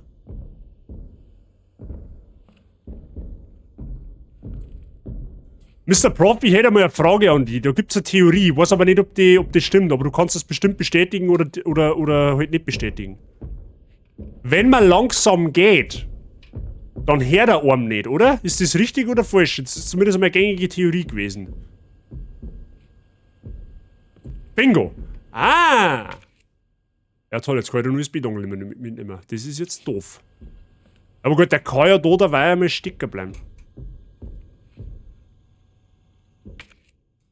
Da gibt's aber, ja gut, das ist jetzt USB. Aber was gibt's denn in der Rüstkammer noch? Werfe ein Mandatpfeil ins Gesicht, das hat bestimmt schon geholfen.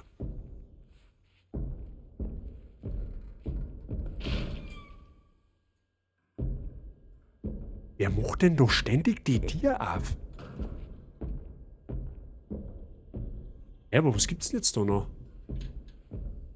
Irgendwas ist da noch drin. Oder zählt das zu dem... Achso, das zählt wahrscheinlich zu dem Ganzen da. Okay, lass mal schauen. Der ist hinfällig, da ist ein Hagel drauf, werfen ihn weg. Okay, ab vom Hof. Okay. Du bist das, musst lüften? Okay, ja, verstehe. Hast du so einen Tyrant schon gesagt, dass er sich ein bisschen zusammenreißen soll, ja? Das will seine Exkremente woanders sitzen. Aha, weil man den USB-Dongle noch mal mitnehmen kann. Das ist gut. Das heißt, wir gehen jetzt da raus. Wir kommen jetzt am einfachsten wieder zurück. Der einfachste Weg ist wahrscheinlich da, so wie wir kommen haben im Endeffekt. Durch den Aufenthaltsraum durch, in die Bibliothek und in die Eingangshalle. Dann haben wir in der Eingangshalle, dann gehen wir durch den Empfang. Quatsch, dann gehen wir durchs Büro und dann zu den Schließfächern. Da wird uns der Dicke dann wahrscheinlich einmal hops nehmen müssen. Aber dann können wir auf alle Fälle da einmal die Schließfächer alle aufmachen. Und dann schauen wir, dass wir, jetzt passt es Obacht, dann gehen wir retour, durch den Empfang durch, da auf dazu, weil da einer kommen wir noch nicht, weil wir da den Kreuzschlüssel noch nicht haben. Dann gehen wir da auf, da durch, da einer, weil einen Herzschlüssel haben wir, dann schauen wir uns im Aktenraum nur um. Das glaube ich ist ein Plan. Und wenn wir das haben, dann gehen wir da auf. Dann gehen wir da auf, weil wir jetzt ressourcentechnisch deutlich besser ausschauen wie am Anfang. Wir haben jetzt viel mehr Schuss. Viel mehr Schuss.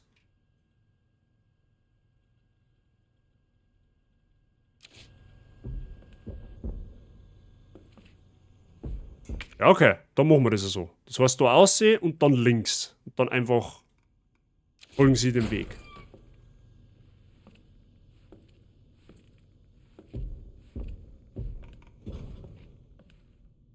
Also ich weiß ja, wie ich das allererste Mal Resi 2 gespielt habe, da hat mir das Stampfen narrisch gemacht. Jetzt steht er vor der Tür.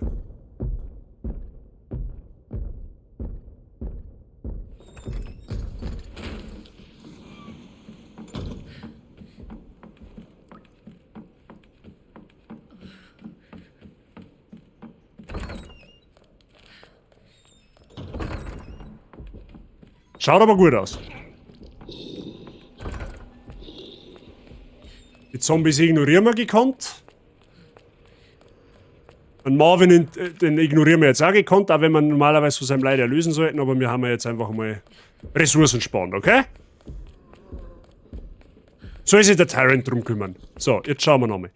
Wir wollten mal durchs Büro durch und dann zu den Schließfächern.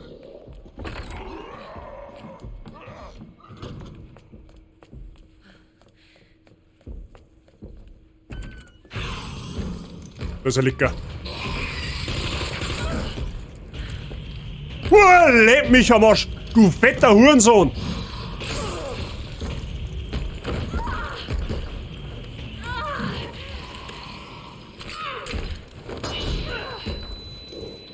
Kannst du teleportieren oder was?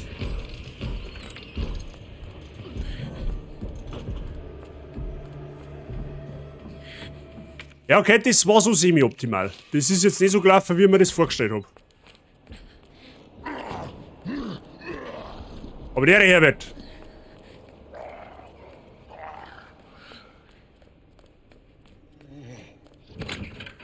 So, jetzt passt's auf. Die der mal weg, die der mal weg. Jetzt passt auf, wir kümmern.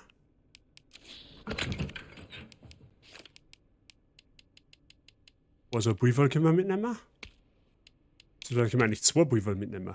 Und den Film brauchen wir ja dann auch irgendwo. Ja, Moment, dann machen wir eins nach dem anderen.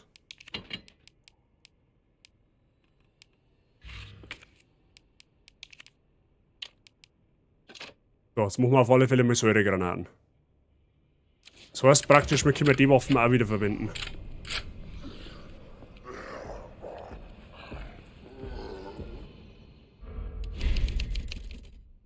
Ja, Leute, ist fit bei dir. Wie geht's dir? Schön, dass du einer schaust. Ich hoffe, bei dir ist es zauberhaft.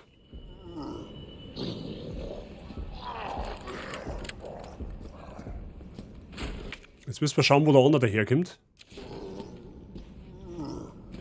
Marvin, komm, los sollte bleiben.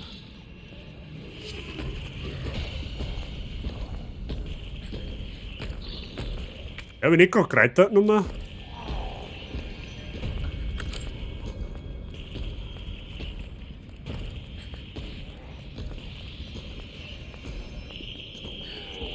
Soweit ganz okay? Sehr schön. Das freut mich zu hören. Ja, ich bin gerade ein wenig dezent im Stress. Ich glaube, ich weiß nicht, ob du das sagst, aber... Wo ist denn der Licker? Alter.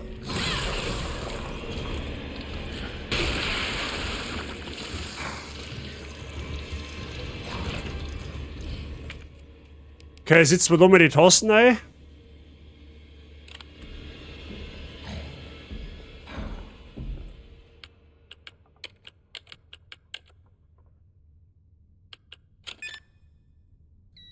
Da machen wir da mal alles auf.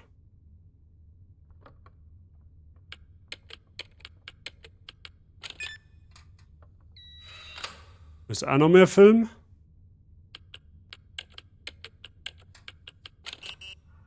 Warte mal, das ist schon...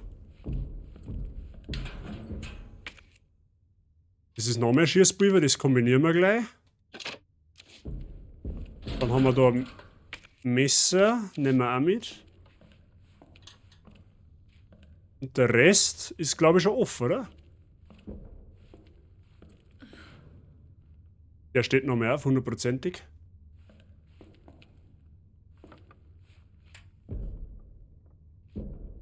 Ah, da ist noch etwas drin.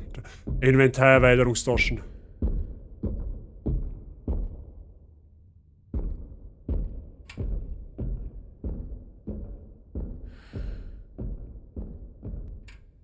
Mike hat gerade bei der Blendgranate nicht. Kann man ihm nicht verüben. Jetzt bewegen wir uns da mal langsam.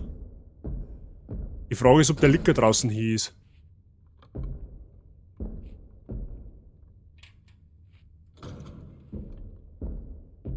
Moment, was haben wir da für... 203, okay.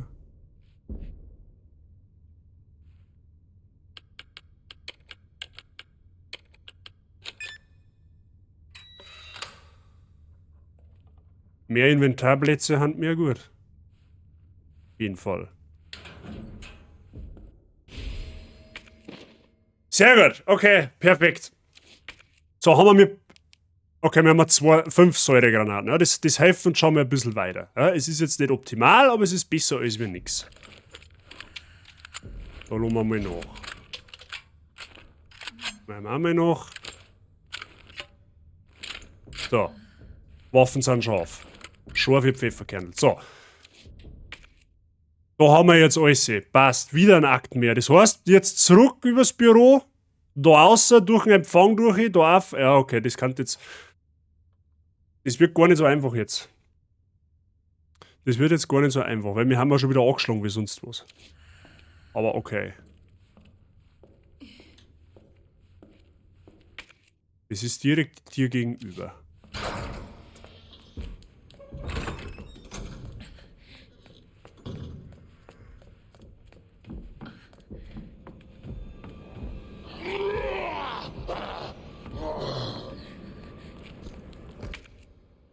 Was? Wir müssen oben. Ja gut, gehen wir andersrum, ist egal. Oben ist der Tyrant, okay.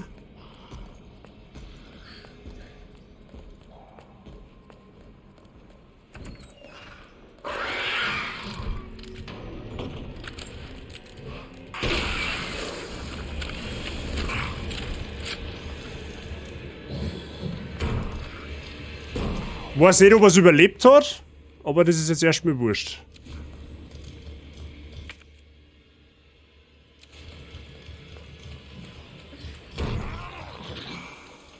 Gut, dass wir da alles zugenagelt haben. Das ist dann nochmal einer, da möchtest du mich verarschen, oder was?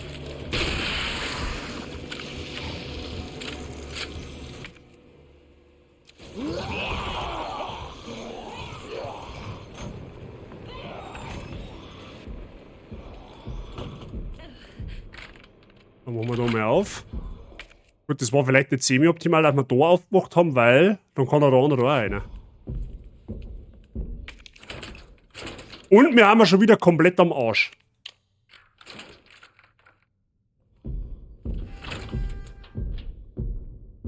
Bewegen wir uns einmal langsam.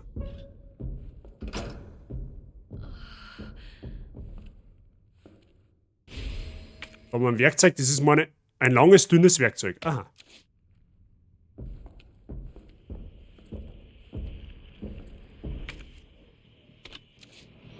Granaten.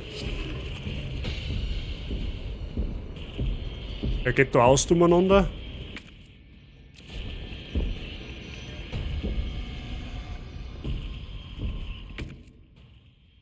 Nochmal Schießpulver, okay. Dann haben wir da alles. Okay, nice. Jetzt waren halt die Filme interessant, die wir da zum Entwickeln gekriegt haben, gell? Da haben wir jetzt, warte mal, da haben wir 2, glaube ich. Ja, da können wir nicht raus, wenn wir einen Gerätschlüssel nicht haben. Ganz genau.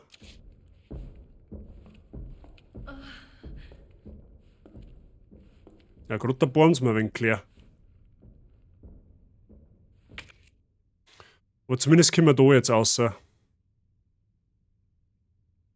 Büro Westseiten, wieder durch, an Kisten, den Film mitnehmen, speichern, wenn wir es überhaupt bis dahin schaffen, und dann in die Dunkelkammer und die 2 Filme entwickeln.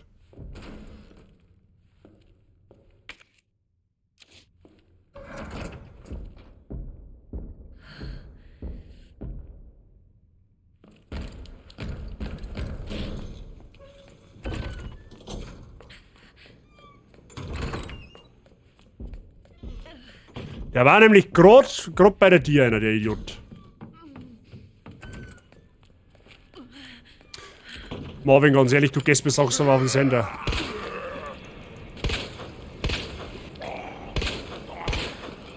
Press F for Respect für Marvin. Tut mir so leid.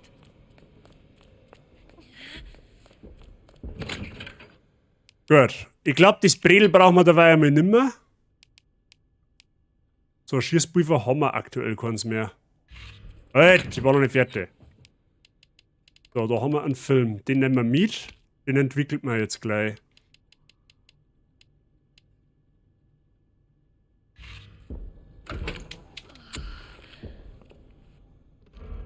Perfekt.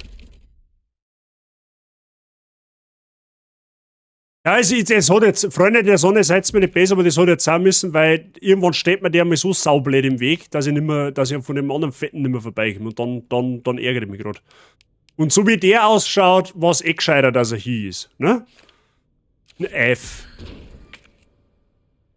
Beobachtungsraum können wir noch nicht, brauchen wir einen Kreuzschlüssel. Machen wir kurz Brainstorming.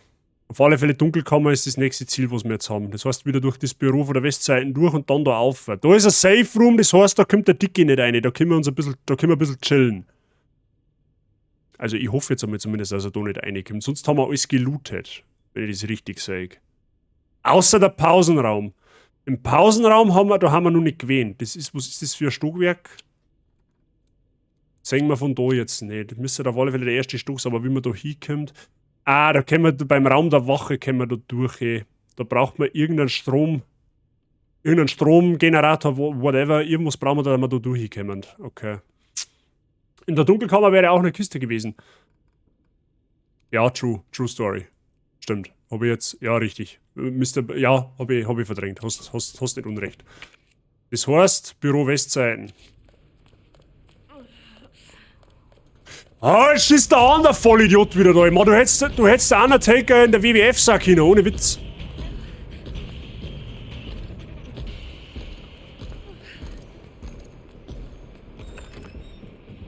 Vor allem, was hat er denn gegen mich? Ich habe ihm überhaupt nichts da. Der reißt die Tier auf und führt sie auf.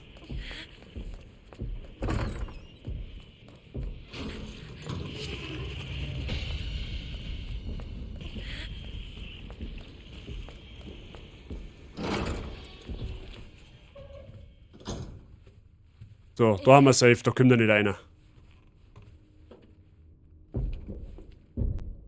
Film ist Beweismaterial, nicht liegen lassen, okay? So, Film entwickeln.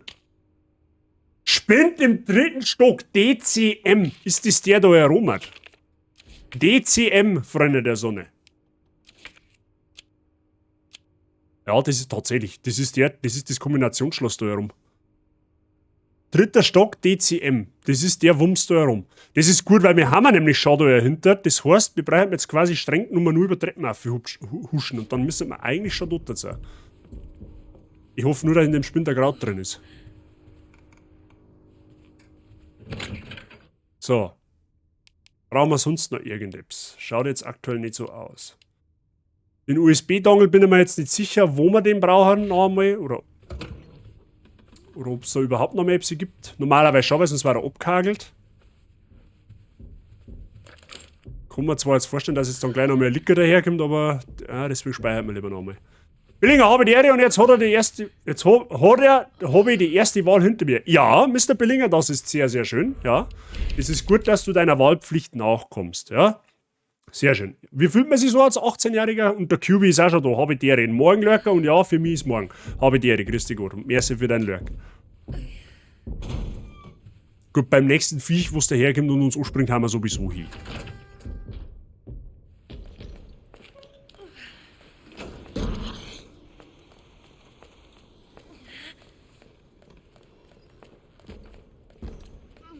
Da machen wir uns auf.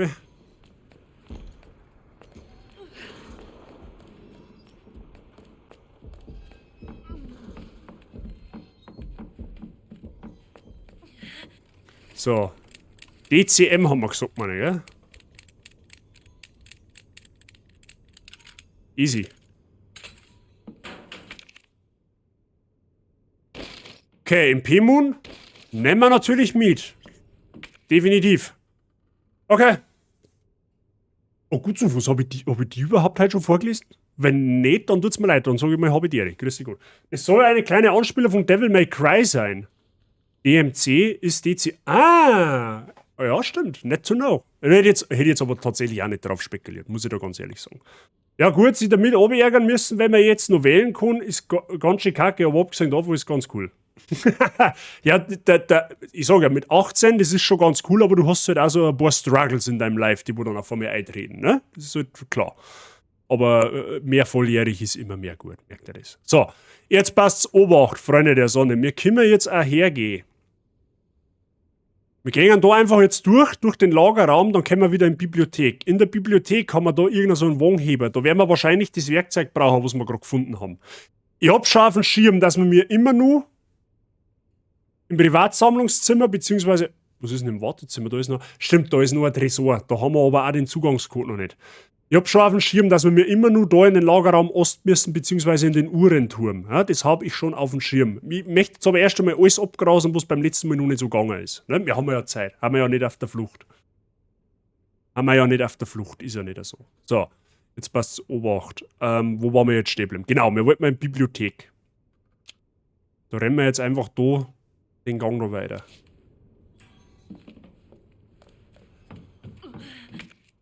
Genau.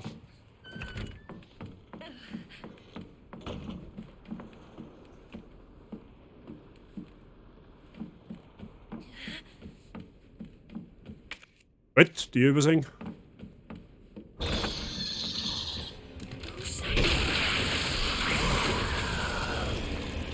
Ja, aber klar, dass irgendwo ein Lick umeinander steht. Nein, nix assistiert. Du kannst mir am Arsch lecken.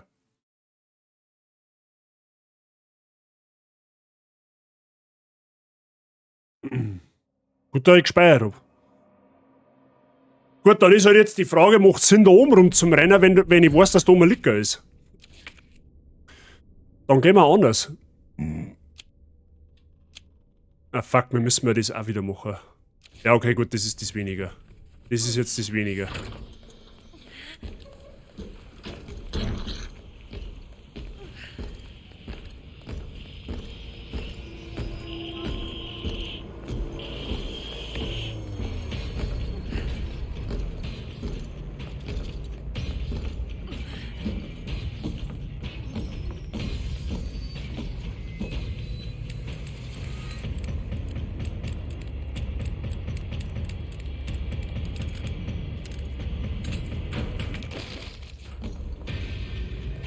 Müssen wir da lang, weil uns Sonne dann entgegenkommt.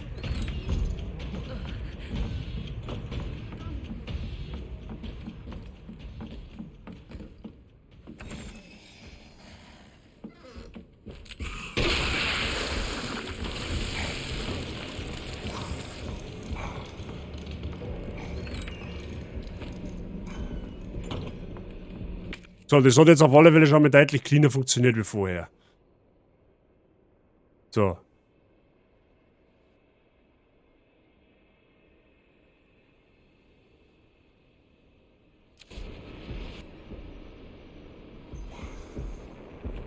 Der Licker lebt by the way sogar noch.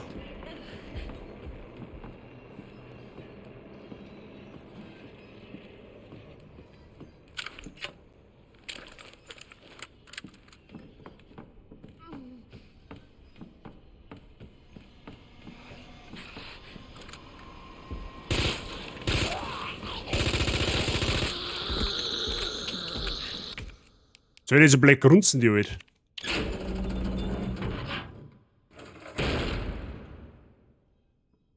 Okay.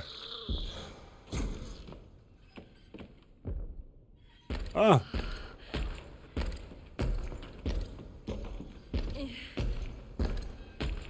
Das war quasi so eine Art Brücke bauen.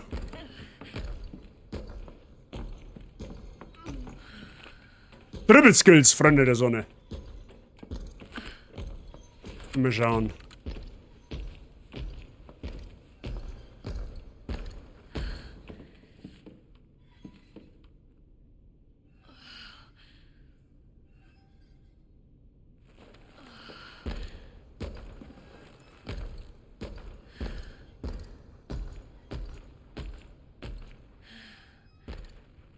Scheiße, er ist doch nicht so blöd, wie ich gemeint habe.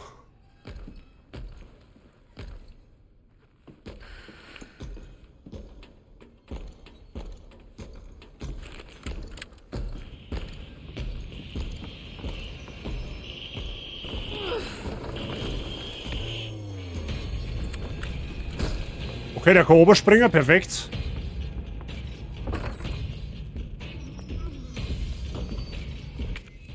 Es ist schon belastend, dass der ständig dazwischen funkt, gell?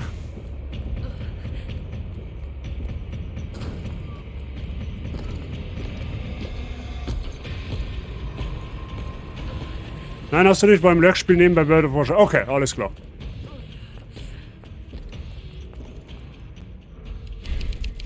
Okay, wir kommen jetzt da in der Bibliothek sowieso aktuell nicht weiter, weil ich komme da nicht, da kannst du nicht in Ruhe arbeiten, wenn der da ständig dir im Kreis hängt. Jetzt müssen wir jetzt anders machen. Das heißt, wir kümmern uns jetzt um das tatsächlich, was wir eigentlich vorher geplant hätten.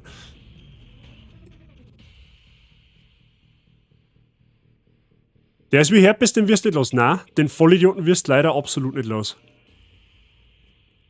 So, jetzt passt's auf, wir haben jetzt da herunter. Das heißt, wir gehen ein Stockwerk auf der Seite auf. Dann durchs Wartezimmer durch, wo der Tresor ist, den wir noch nicht haben.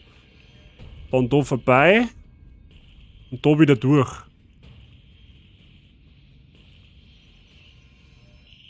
Dann die Treppen da auf und dann haben wir wieder im Chefbüro. Und da sammeln wir uns dann noch einmal.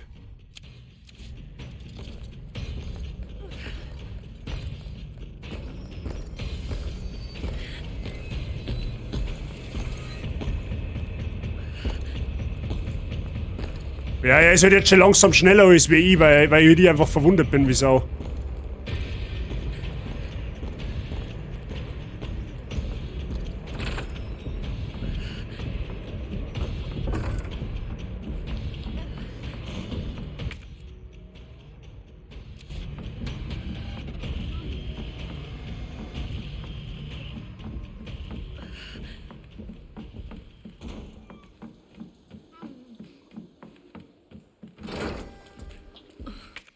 So, auf über die Leiter. Warte mal.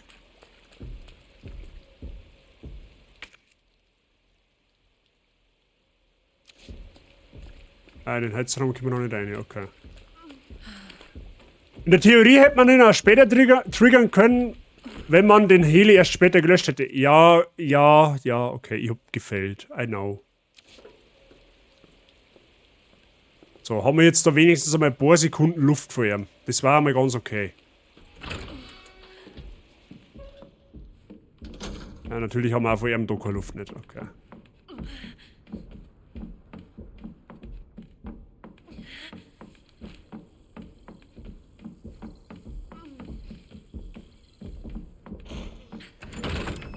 So, das müsste ja rein theoretisch auch ein Safe Room sein, oder? Da überall, wo eine Musik läuft, darf er da normalerweise nicht rein können.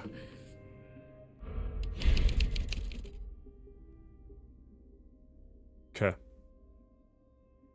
Nice, Kaffee ist mir erst beim dritten Run aufgefallen, okay. Ja, wie gesagt, ich habe das falsch im Kopf gehabt. Ich hätte gedacht, der kommt erst zu einem späteren Zeitpunkt.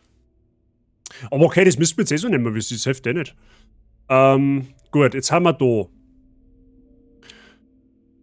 Ja, wir gehen jetzt im Endeffekt den gleichen Weg wieder aussehen. Dann einfach über Treppen auf und dann gehen wir da einer. Ja, es gibt auf alle Fälle zwei Räume. Da ist einer und da ist einer. Und von da aus können wir dann auch in den Uhrenturm. Wir müssen auf alle Fälle so einen Schaltkreis finden, damit wir hinten im Büro die Karten kriegen, damit wir aus dem Parkhaus rauskommen.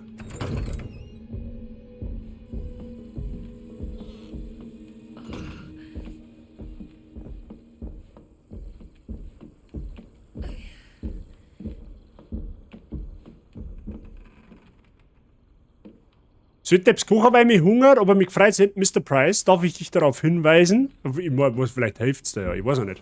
Ich ist erst heute auf die Nacht. Ne? Das Einzige, was ich mir noch reinpfeife, ist ein sauberer Energiebooster von Neosabs, keine Werbung an der Stelle, und dann geh ins Fitnessstudio und danach ist ich erst. So. Freunde, ganz ehrlich, ich will mich jetzt nicht beschweren, ne? Absolut nicht. Ich bin mit meiner Munition aktuell sehr zufrieden, die wo ich noch besitze. Ja, wer weiß, wie lange ich sie noch besitze, weil Kartoffel einem wird kicken.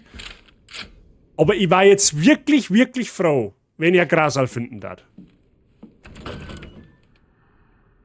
Da vorne ist er groß, das ist aber leider das Falsche. Und da grunzt schon wieder so saublöd. Mach da mal zu. Da ist ein Herztier. Ja, gut.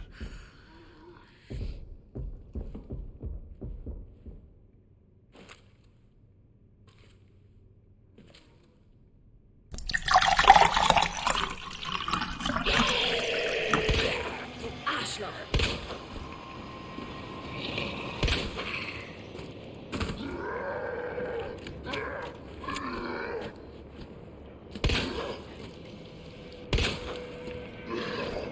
Was zur Hölle?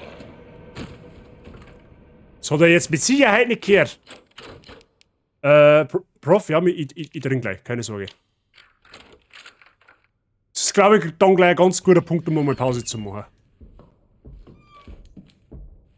Was war da?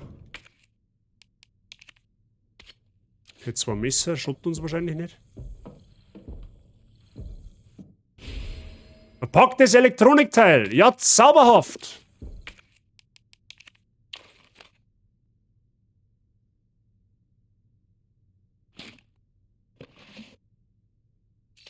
Elektronikteil. Schon hier? So, auf alle Fälle, die Puppen haben Depf. So, das ist gelootet. Oh, da hinten liegen Granaten, das ist gut für uns. Das ist gut für uns, da liegen Granaten.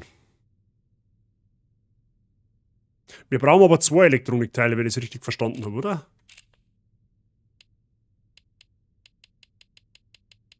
Mal schauen. So. Sie brauchen Schaltschrankteile, um das Problem zu beheben. Zum Glück ist gerade einer Uhr. So, wir haben ihm ein paar Ersatzteile mitgegeben und er sagt, er habe eins im Lagerraum Ost im 3. Stockwerk gelassen. Sollte etwas schief gehen oder Sie mehr benötigen, suchen Sie ihn einfach im Uhrenturm. Okay, wir brauchen also 2. Das heißt, wir müssen sowieso zum Uhrenturm. Da können wir sowieso nicht drum rum. Okay, alles klar. Jetzt, wenn der eine fette Teufel da nicht umeinander stopfen da draußen, da wird mir schon deutlich mehr geholfen. So, wo liegt da? Ja, da liegen ganz da schon her. Das ist eine Brandgranaten, das ist auch gut für uns. Da wechselt man direkt einmal auf Brandgranaten, weil die haben effektiver. Gibt's da noch was? Da gibt's noch was.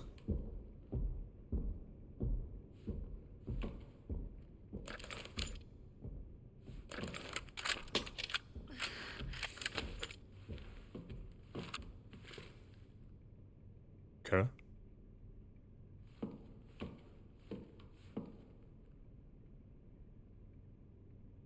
Ich bewege mich jetzt bewusst ein bisschen leise, ne? Weil ich jetzt einfach mich da mal ganz in Ruhe umschauen will, ohne dass da an...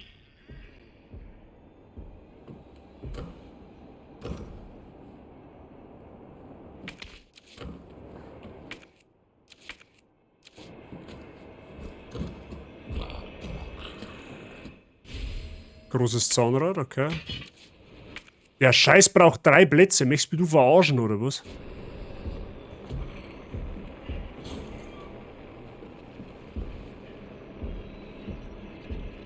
Irgendwo ist da ein Zombie, aber... Da ist zu.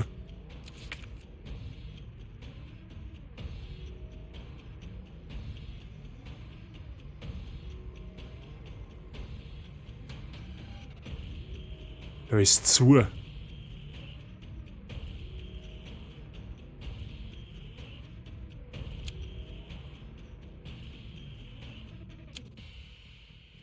Okay. Ah, ich seh's schon. Wir müssen über Bibliothek da rauskommen. Wir müssen über Bibliothek. Wir müssen die Regale so verschirmen, damit wir mit die da rauskommen. Das heißt, wenn man dann da umgeht, kann man von außen dann wahrscheinlich die Tür so entriegeln. Und wir kommen von da in den Uhrenturm.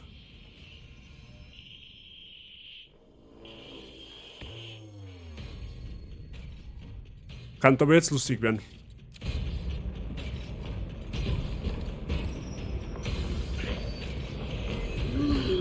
Ja, toll, oder? Ja, jetzt bin ich am Arsch. Ja, okay. Der eine Zombie schneidet meinen Weg ab und er kommt von der anderen Seite. Okay, super, GG, klasse. Das hast du sehr zauberhaft gemacht. Perfekt. Ist ja richtig gut gelaufen. Ah.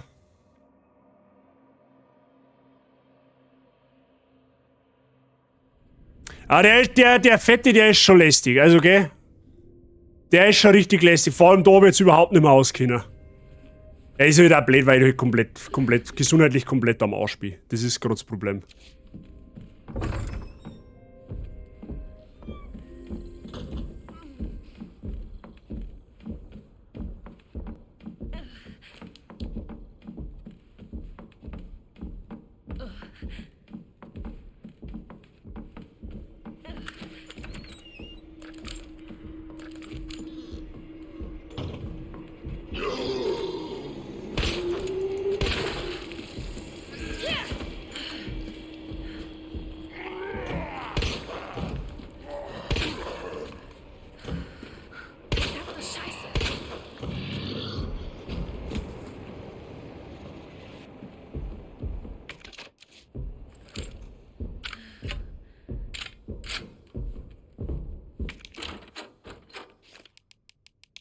Ja.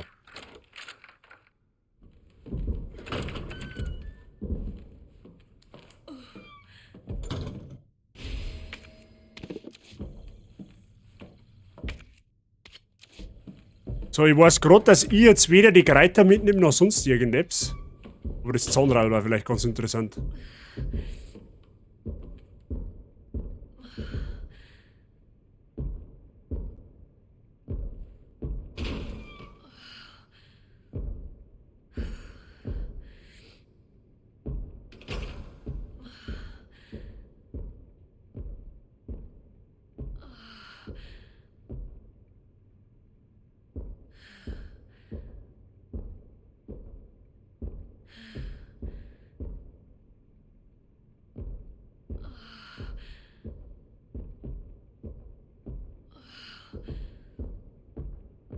Jetzt kommt einer. Oder?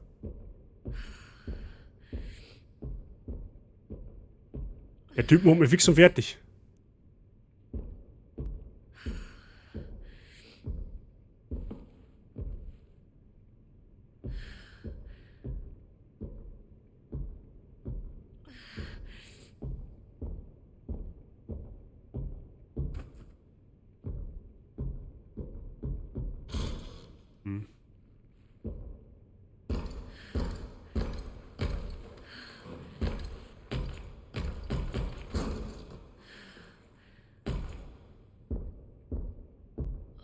Er ist wieder ausgegangen.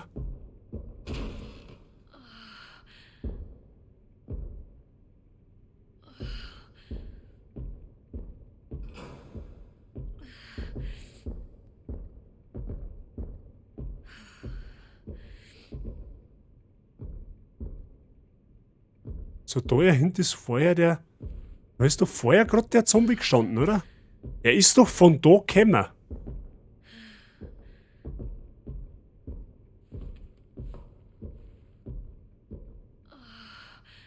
Wir werden wahrscheinlich aber das Zahnrad in dem Uhrenturm brauchen. Das heißt, ich mache jetzt ein News sein.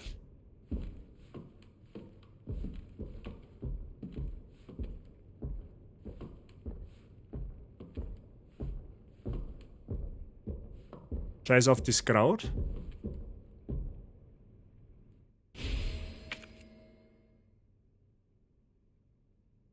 Oh.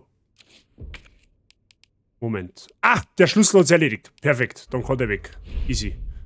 So. Hol das mal auf. Trick habe ich die grüß dich gut. Ich mach gleich Flatmond-Zeit. Keine Sorge, ich mach gleich mehrere Sachen. ASMR, Schenker, Flatmond-Zeit, wie auch immer. So. Jetzt haben wir da auf alle Fälle ein bisschen am Blut. Relativ.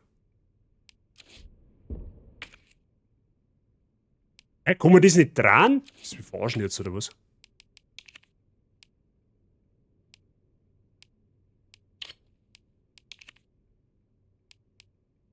Hey, kann man das nicht wegschirmen? Ah, so, okay, perfekt.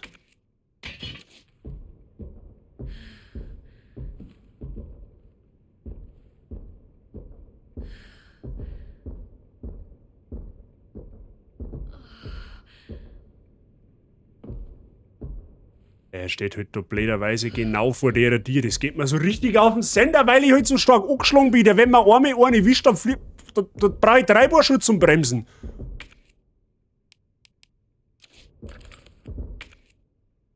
Wir müssen jetzt da aussehen. Über Treppen oben und dann schauen wir mal in den in das Chefbüro kommen. Dann können wir da zumindest schon mal den Sender einsetzen. Es hilft jetzt eh nicht, Vollgas.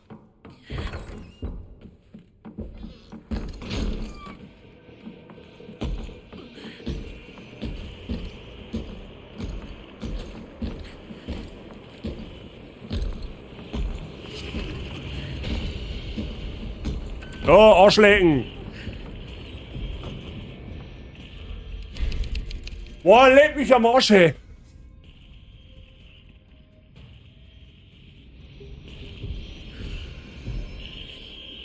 Freunde der Sonne, was hält man von einer kleinen Pause? Was hält man von einer kleinen Pause? Ich glaube, eine kleine Pause ist, glaube ich, gerade gar nicht verkehrt, oder? Cookie habe ich dir, grüß dich gut. Wie geht's da? Schön, dass du einer schaust. Ragen am Morgen, sagst du? Nein, nein.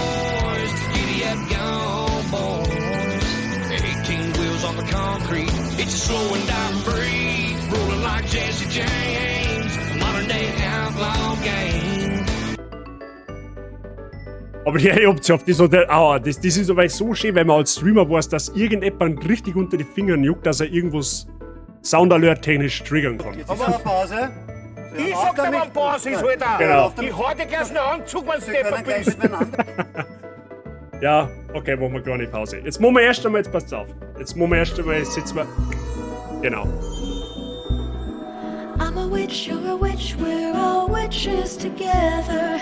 Have a trick or a treat, it'll make you feel better inside.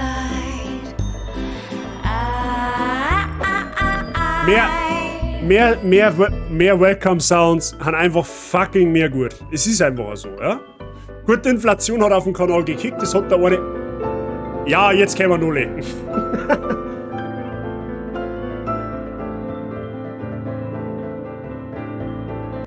Der Luki hat noch schon getriggert heute, tatsächlich. muss aber dazu sagen, für die, die es noch nicht mitgekriegt haben, die Inflation hat auch auf meinem Kanal gekickt, also der Welcome Sound kostet jetzt nicht mehr 40, sondern 60. Ja? Also. Yeah, this is big brain. Das auch noch! Was soll denn Neues machen? Aber okay, Freunde der Sonne, jetzt fangen wir mal ganz am Anfang an. Okay, jetzt machen wir erst mal das ASMR schenken, weil mit dir steht es tatsächlich wirklich. Die Rennerei mit der Claire, weiß dass irgendwann musst du da mal ein bisschen an deine Dehydration denken. Deswegen machen wir jetzt das allererst einmal das ASMR einschenken, damit nichts passiert. Ne? Damit da nichts passiert. So. Jetzt passt's auf. Das ist absolut. Jetzt passt's auf. Wir machen jetzt Fleckmond-Zeit zugleich mit ASMR einschenken plus Gaming-Wissen. Also 3 Sachen auf einmal. Ich glaube, das haben wir noch nicht gehört, wenn du mich fragst. Aber gut, wie gesagt, eines nach dem anderen. Ich tue jetzt einmal da ganz brav Filter ausschalten. Ja? Es haben in letzter Zeit einige neue Gesichter dazu gekommen, unter anderem vor allem die Cookie und alle anderen, die wo jetzt da haben, haben im ersten, falls ihr euch gerade im Stream befindet, fürs Off-Stream-Followen. Das ist wahnsinnig schön und hat mich wahnsinnig gefreut, wie ich heute auf Twitch geschaut habe und festgestellt habe, wir haben das Following-Ziel erreicht.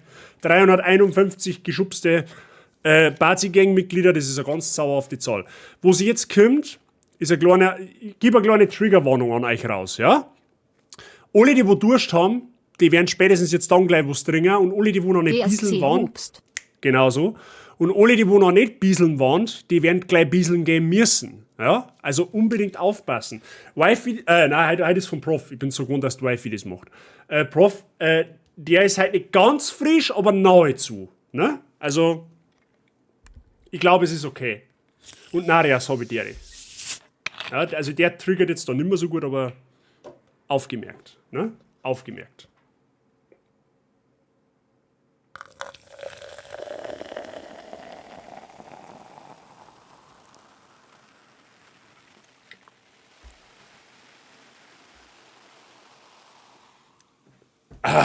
Zauberhafte Geschichte, hätte ich fast gesagt, oder? Wenn das nicht zauberhaft ist, oft weiß ich es halt wirklich auch nicht. So, jetzt will ich nur schnell kurz nachlesen. Wie weit bist du am Freitag noch gekommen? Fast fertig mit der Kreuzlattung. Da wären wir morgen fertig dann tatsächlich am Montag. Also es ist schon gut vorangegangen. Es hat aber auch eine Zeit gedauert tatsächlich. Ich habe es dann leider nicht mehr in deinen Stream geschafft. Es tut mir leid. Der Hand hat eine geile Kappen. Ja, das ist ein Fleckmann. Das ist ein Fleckmann, Narias. Hauptsache, du trinkst dann oder noch. Ja, danach trinke ich noch mehr als genug, keine Sorge.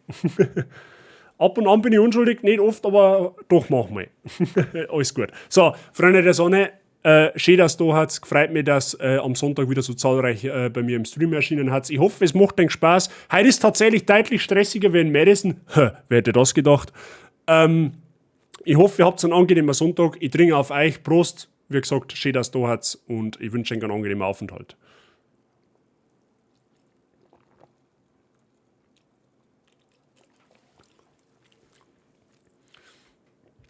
Was ich finde ich gut und lieb, ja, das war ein Geschenk vom Sai Ching.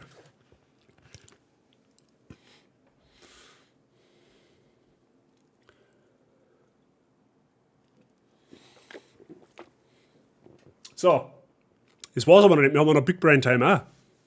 Der Sai ist immer stets bemüht, dass wir mir nicht an Dummheit sterben. Deswegen, Rick Kornkas, entweder man schafft's oder halt eben nicht, Real Life geht vor. Hallo, nochmal sorry, dann können wir nur sagen, ja okay, ich halt schon mein Maul, Entschuldigung. Bin ich halt stark. Sag ich halt nichts mehr. Der Sai ist wieder gut, das ist ein sehr zauberhafter, ja, auf alle Fälle. So, jetzt müssen wir schnell schauen. Jetzt passt auf, wo haben wir denn mir da stehen geblieben? Wir waren da, Soul Calibur, South Park haben wir gerade. Oh! Heute geht es um L.A. Neu oder Noir. Keine Ahnung, wie man das ausspricht. Ich glaube, der Dampfe hat das mal gespielt. Hände hoch, wer hat das gespielt? Ist das ein kurzer Funfact, oder was? Ja, das ist ein ziemlich kurzer Funfact. Der Prof hat bei Madison einen Stress gehabt mit den Klippen. Das glaubt, dann kannst du schon mal auf morgen freuen mit dem Prof. Ja? Freunde der Sonne, morgen 17 Uhr Madison, Teil 2. Das wäre, ja, ich hab Bock. Nicht. Aber gefreut mich, dass es weitergekommen hat. Ja, mir geht momentan sehr gut voran. Also, wenn es so weitergeht, wird ihm schon. Brausebini hat das gespielt. Der Trick hat es gespielt. Okay. Ja gut, schauen wir mal. Ist ein relativ kurzer Funfact. Aber schauen wir mal, vielleicht war es das vorher zufällig etwa. Also, die meisten der Fälle aus Illinois basieren auf echten Verbrechen, die im Los Angeles der 1940er Jahre geschehen sind. Ja, da drückt es mir direkt der Kuppel auf. Siehst du es da? Asozial. Also Name, der hat jetzt nicht Zeit.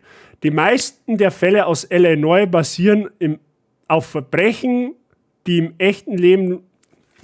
Ja, ich kann nicht lesen, das ist zauberhaft. Die meisten der Fälle aus Illinois basieren auf echten Verbrechen, die im Los Angeles der 1940er Jahre geschehen sind. Ich möchte es gerne noch spielen, aber es ist immer noch unverschämt teuer, okay? Fein hast du das gemacht. Ja, wo ist was nicht Miete, zahlt gehört raus. Ganz einfach. Das ist meine Philosophie, ne? Okay. Ich finde es generell cool, wenn Spiele Apps einbauen, was aus dem echten Leben ist. So, ne?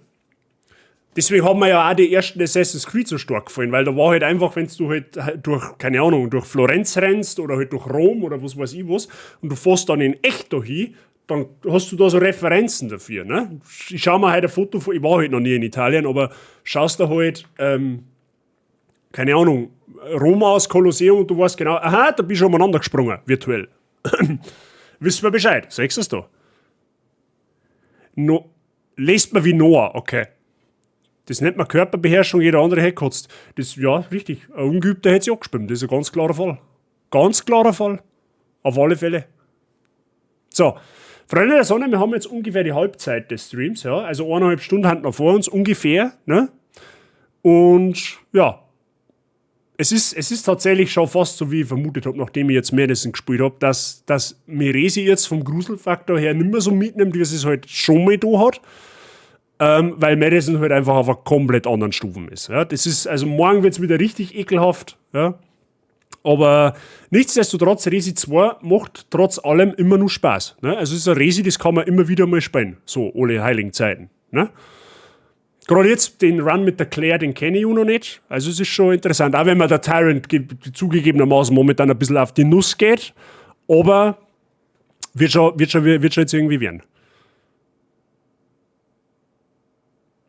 Ich weiß nicht, ob sie in Firenze heute noch auf die Häuser umkraxeln. Wenn ich da unten bin, dann kraxeln die da umeinander. Ob ich auf die Schnauze fliege oder nicht. Ja, oder beziehungsweise die steht wieder auf einem anderen Zettel dann.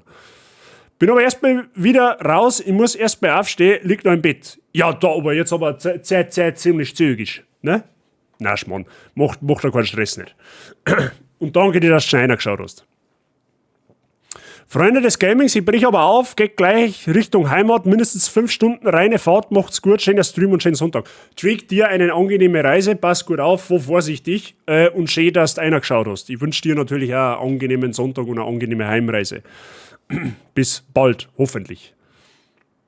So, Freunde, ich glaube, es wird Zeit. Sollen wir uns jetzt mal schauen, dass wir jetzt in den scheiß Uhrentouren da kommen? Oder sollen wir mal schauen, dass wir irgendwie den Tyrant da abwimmeln können? Das wird wahrscheinlich nicht so leicht werden.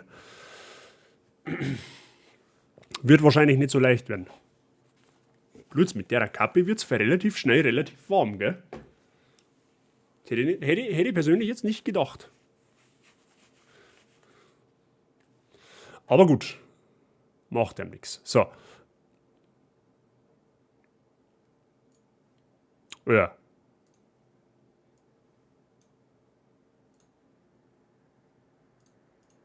So, halt die Klappe erst. So. Ja, Hauptsache da und der Stiefel schon wieder umeinander. Das ist das Erste, was ich hören möchte.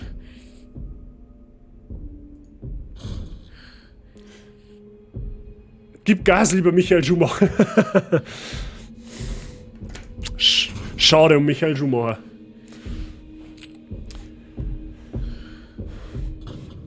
Gut, so. Wir haben leider immer noch nicht. Die Pause hat der Claire leider gar nicht geholfen. Die schaut immer noch ziemlich mitgenommen aus. Was wir aber jetzt einmal tun, ist, dass wir mal das Elektronikteil da einbasteln. Ne? Da kommt er ja Gott sei Dank nicht rein. Wir könnten den Tiger da, Leo. Ich nenne ihn jetzt einfach Leo. Ich weiß schon, es gibt jemanden, der wo einen Leo besitzt, aber das ist der Advanced Leo sozusagen. Ne? Kannst du die da draußen vielleicht ganz freundlich natürlich, um das große Ding da kümmern? Das war ganz zauberhaft. Schau mal, du hast so schöne Riesenpranken mit ungefähr 10 cm lange Krallen und 4 Viers davon. Und so ein schönes Mai. Mai hast du ein schönes Mai. Ja, ist ja Wahnsinn. Du kannst dich doch da mal ganz gediegen um das da kümmern, oder? Weil dann kann dir wegen chillen, so.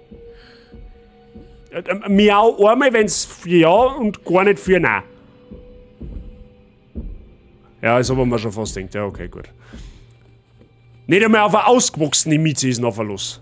Das sind wirklich Franzosen unter die Tiere, die Katzen. So, jetzt setzen wir da mal das Elektronikteil ein. So, das klang uns aber noch nicht. Wir brauchen nämlich nur zweites. Aber Inventarmanagement und so. Wisst ihr, wie es ist? Ja, genau.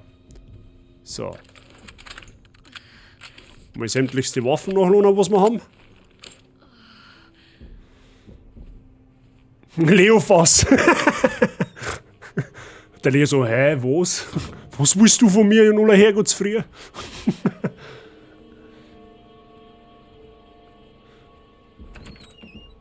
So. Da ist der Flauschwolfe. So. Okay, wir müssen zurück in die Bibliothek. Forever Red, danke dir für dein Following. Hab ich dir, grüß dich gut. So, jetzt passt's auf. Wir müssen auf alle Fälle zurück.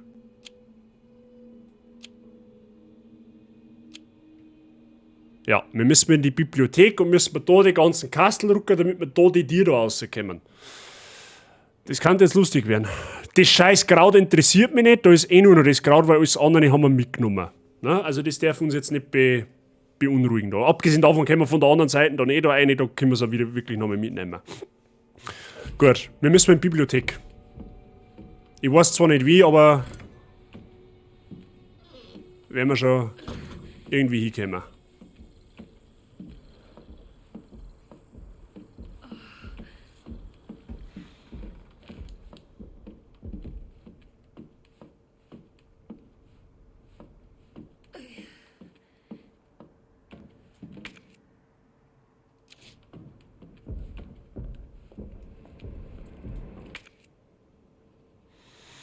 Mich würde mal interessieren, wann und wo wir den Kreuzschlüssel finden.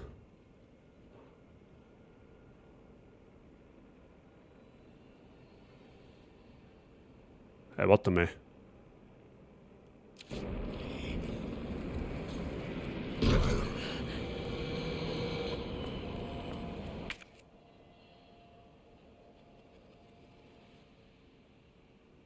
Oh fuck, da haben wir falsch.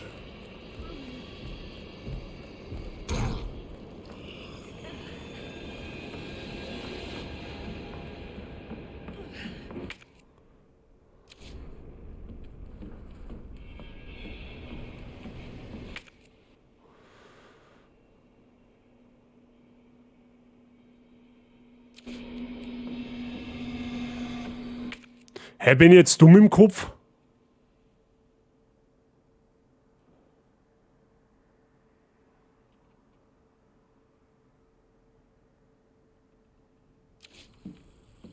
Ah, ich bin die falsche Tür rausgegangen, oder?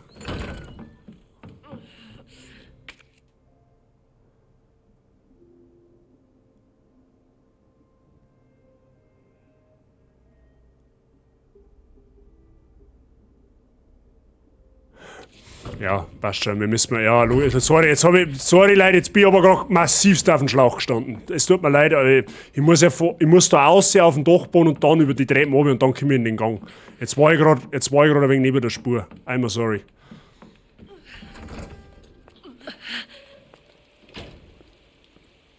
Bei Leon hatte man keinen Herzschlüssel?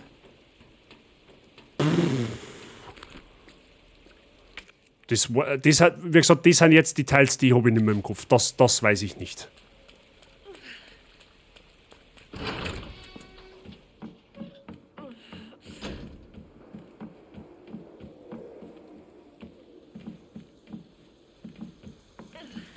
Mei, was da jetzt ich für ein Grasal geben? Hey, sag das, wie es ist.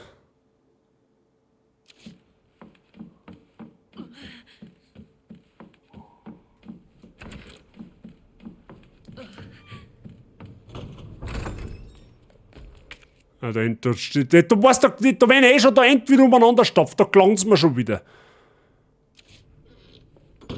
Ja, und jetzt dreht der Zahl im Überfluss noch um. Jetzt darf ich schauen, dass ich Meter gewinne und dass ich vor ihm da an der Treppen bin, was ich wahrscheinlich nicht schaffe.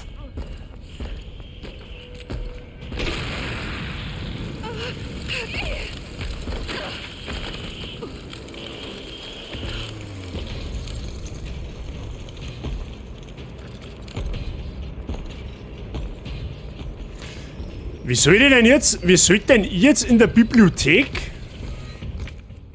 Wie soll denn ich in der Bibliothek jetzt halt in Ruhe arbeiten, wenn man der komplett im Knack sitzt?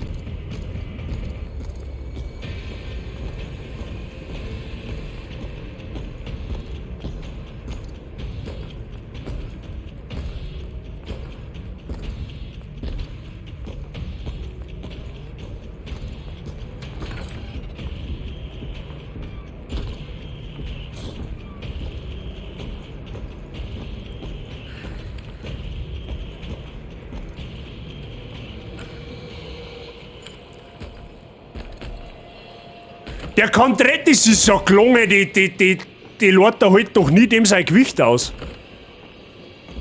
Was hat denn der? Der hat mit Sicherheit 500 Kilo Muskelmasse. Ja, okay, da müssen wir jetzt ein wenig Fanger spielen mit ihm, weil es nicht hilft. Brudi, da müssen wir jetzt ein bisschen Reiber und Gendarm spielen, das wird ihm jetzt nicht anders.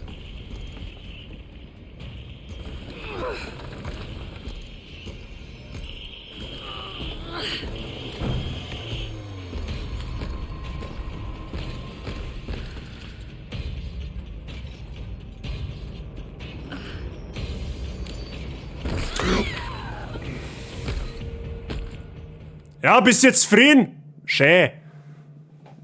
Also Nemesis würde hochspringen. Gut, dass das nicht der Nemesis ist. Ja, der, wie gesagt, der nervt einfach jetzt gerade nur ein bisschen. Das ist alles. Was heißt, das war gar nicht so dramatisch, aber ich bin halt einfach fucking One-Hit bei ihm, weil ich halt überhaupt keine Gesundheit mehr habe. Das ist das Problem. Wenn ich noch ein bisschen bei Gesundheit war, war es alles halb so schlimm.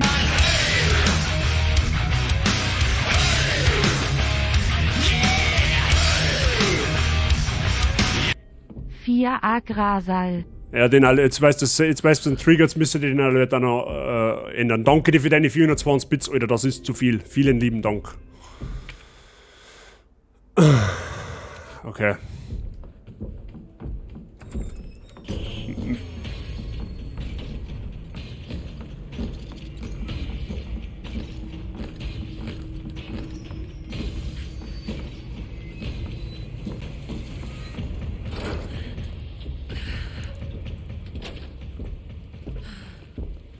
Memo an mich speichern, wenn wir in der Eingangshalle sind.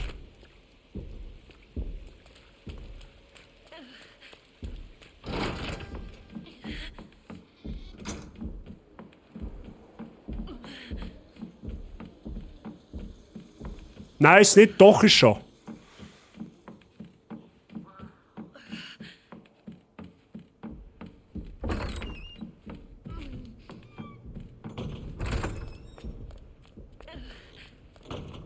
Okay, das müsste ein bisschen leichter, weil es nicht gleich der andere Idiot oder von anderen Seiten kommt.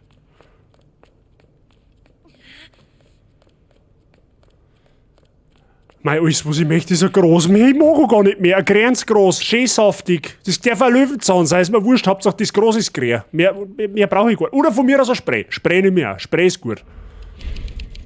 Spray ist auch gut. Nimm mit Hand. Brudi, nimm mit Hand. Sag dir, wie es ist.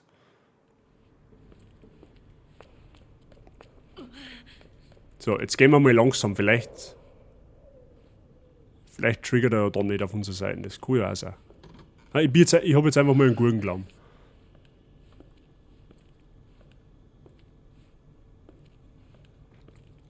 Alles, was ich brauche, ist ein bisschen Luft und ein bisschen ein Grasal. Mehr braucht es gar nicht.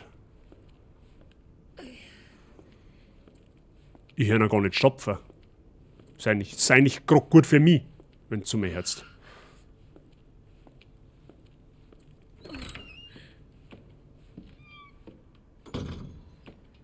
Vielleicht ist das jetzt göttliche Fügung, ne?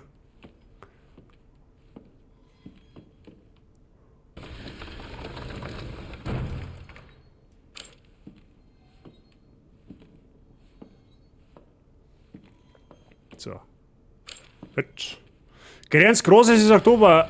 Einen gehäckselten Mais kannst du haben. Das ist wurscht, habt ihr irgendwas grünes, pflanzliches. Das kann ein Mais sein, das kann eigentlich der Löwenzahn sein, das kann eine Kohlrabi aus dem Edeka sein, ist mir scheiß wurscht, hauptsache das Groß ist grün.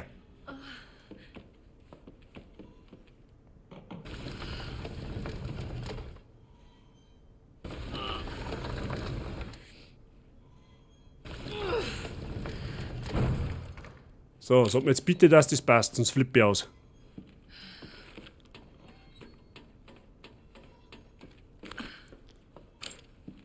Das schaut ihm gut aus.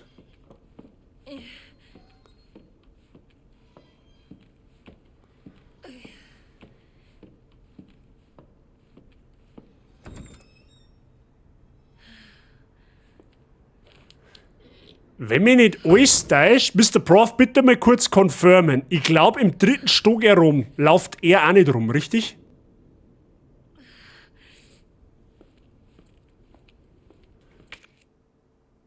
Auf alle Fälle gibt es in dem Gang irgendetwas. Oh doch! Fuck my life. Da ist groß! Oh, da ist groß! Dumme Sau, du!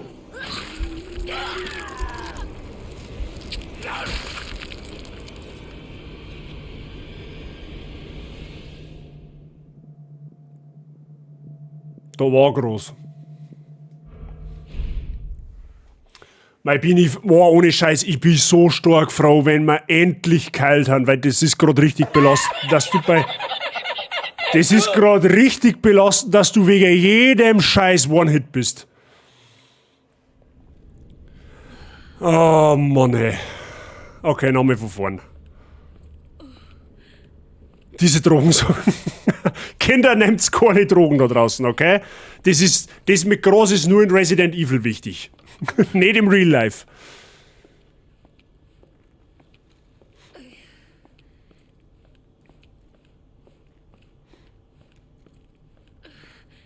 Ihr müsst mir jetzt leider, Freunde, es heftig, wir müssen das jetzt im Schneckentempo machen, weil jetzt war es gerade so entspannt, das in der Bibliothek so zu machen.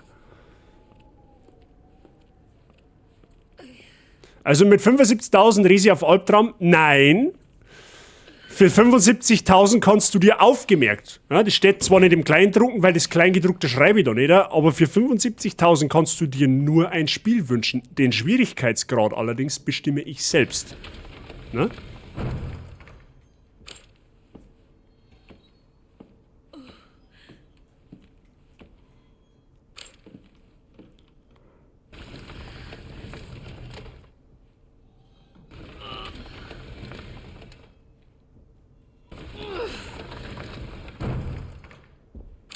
Und jetzt kommt er.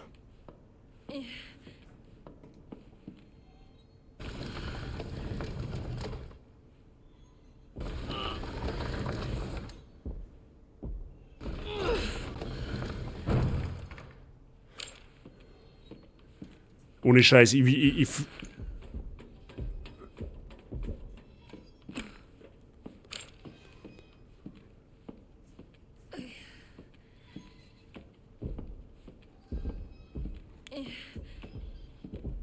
Schau, ich hätte gerne einen Dark Souls nachher Drunk gesehen.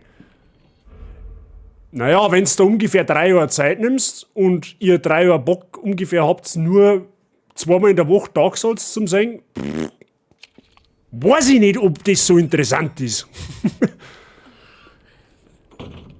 So, du blöde Fettfotzen da hinter dir. Du kriegst das richtig hart besorgt jetzt. Ich zähne dich nämlich an. Du bist kein Durchschnittszombie nicht. Du hast mein Weg ins Glück blockiert, du dumme Sau. So, und ich hätte jetzt gern groß... Jetzt kann ich kein groß nicht nehmen. Mann, ich flippe aus. Jetzt kann ich das groß nicht nehmen. Warte, Moment einmal, das haben wir jetzt gleich. Das ist mir jetzt scheißegal. Das ist mir jetzt gerade so scheißegal. Da, wirf weg den Scheiß. Seit wann bekämpft man Zombies mit einem Messer, ist die Frage. So, jetzt muss ich da weglaufen, weil...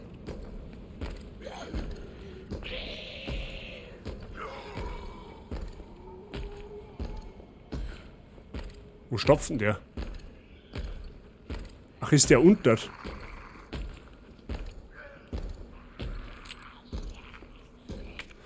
Okay.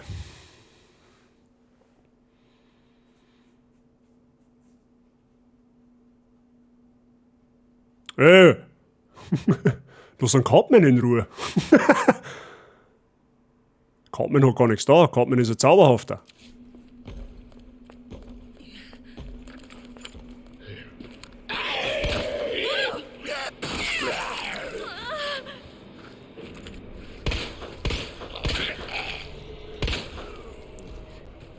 Dummer Sauschädel.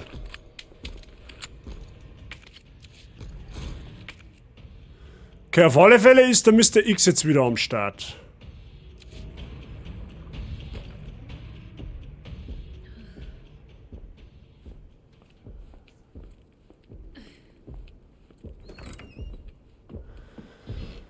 Ha, Sex, das ist gut, dass ich in der Intention das Zahnradl da mitgenommen habe.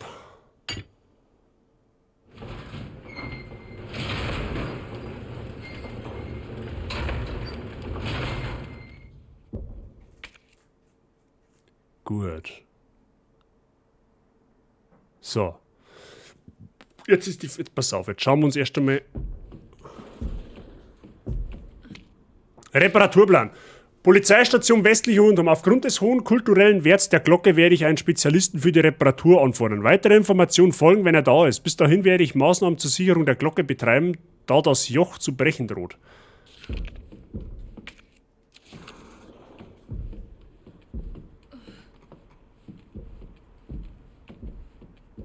Warte mal, wir kommen da auf alle Fälle ein Stockwerk her. Da läuft da schon wieder so ein Zombie-Heini umeinander.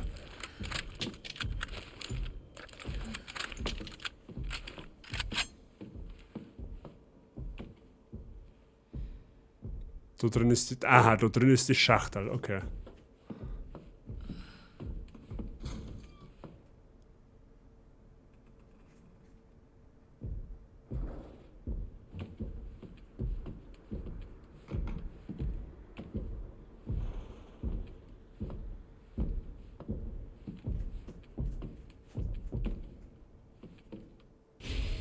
Kleines Zahnrad, okay.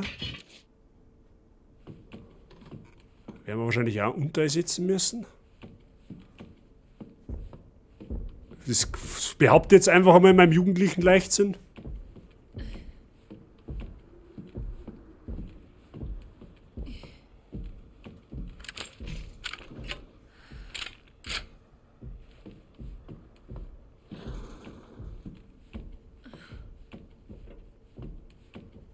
Bin mir zwar relativ sicher, wenn wir die Glocken da jetzt repariert haben, dann steht da einer gleich wieder da. Darf ich dir was verraten? Kein Spoiler? Selbstverständlich.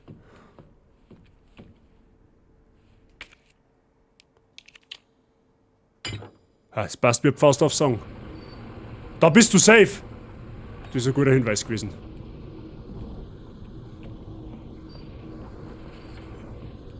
So, die Frage ist, wie kriege ich den Scheiß da jetzt runter?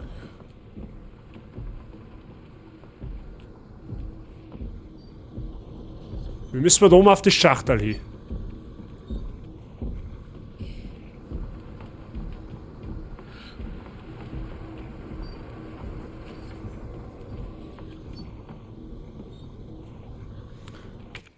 Da ist noch ein Tier.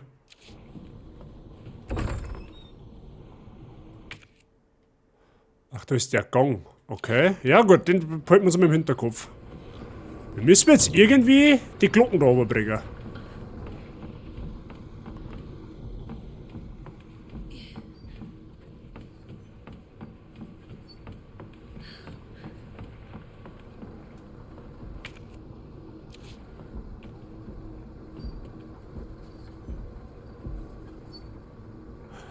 Ah, weil wir das da...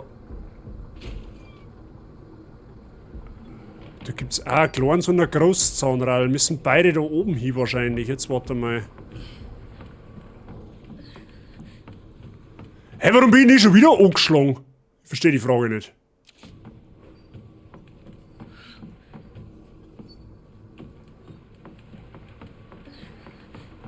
Wait a minute. Ah, das kann ich nicht mehr nehmen. Aber das kann ich noch nicht mehr, oder? Ah, siehst du es da?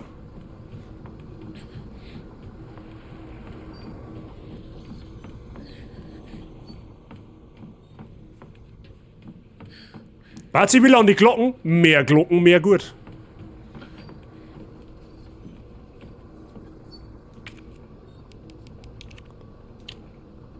Gehen wir da mal das Große dran.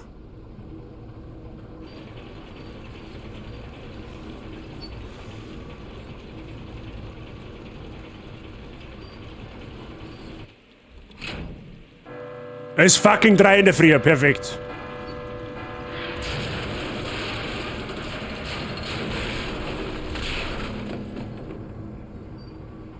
Holy shit. Hat geklappt. Ja, das hat so zauberhaft geklappt.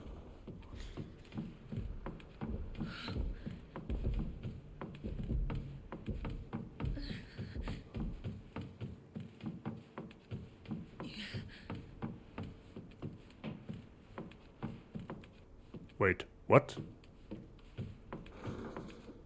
Ah.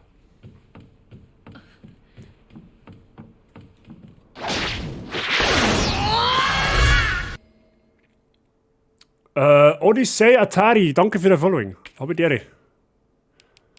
Wie geht's mir jetzt? So, das ist jetzt das zweite Elektronikteil. So, und jetzt die Garagenschlüsselkarte bekommen. Ja, okay, jetzt mal ganz langsam, ne? Jetzt machen wir erst einmal, jetzt schauen wir mal da hinten in den Gang, weil da gibt's nichts. In der Hoffnung, dass er jetzt nicht gleich wieder irgendein so scheiß Liter anspringt. Aber für den Fall der Fälle habe ich jetzt eine Brandgranaten dabei.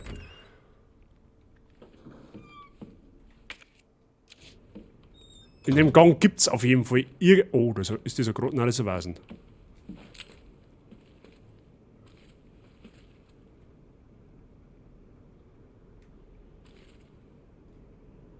Okay. Schaut relativ okayisch aus. Was ist das? Schießpulver groß. Okay, das kombinieren wir jetzt mal mit dem. Kriegen wir 26 Schuss. Ja, warum nicht?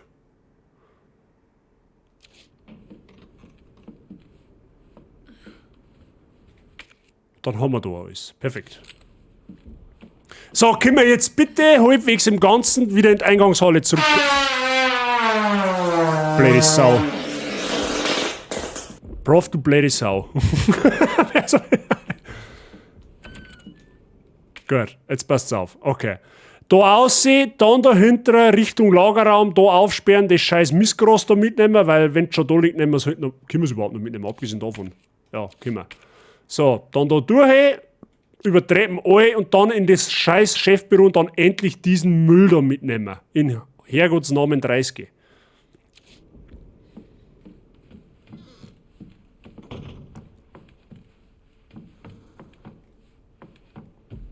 Du brauchst noch was zum Tor, ja, ja. So. Ist das jetzt der Tyrant freie Zone? Ja, da hinten steht der andere Vollidiot.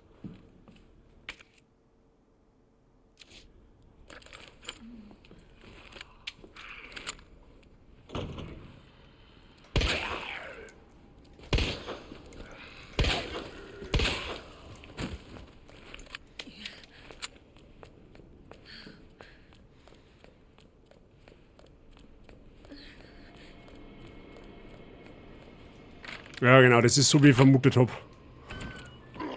Halt dein Fotzen da hierbei.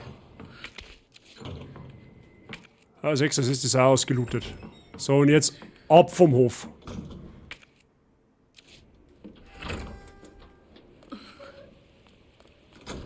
Halt, das ist falsch.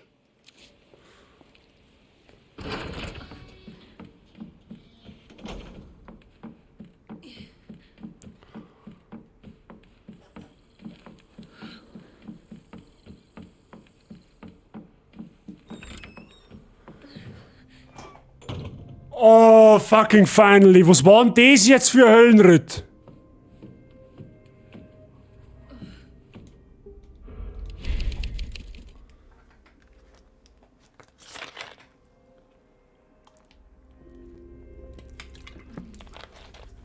Heilige Scheiße. Das war jetzt, also das war jetzt schon anstrengend, hey, ohne Witz. Mit wenig, gut am Anfang mit wenig Mund, ne? Aber überwiegend eigentlich mit kaum Gesundheit da durch den ganzen Scheiß da durchzumrennen. Habe ich dir, Leo.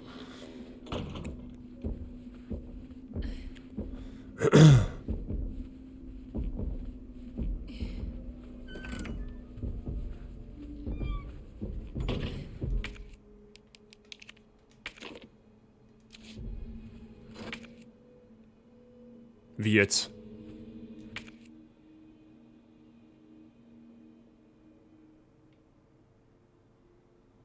Ich brauch da noch was.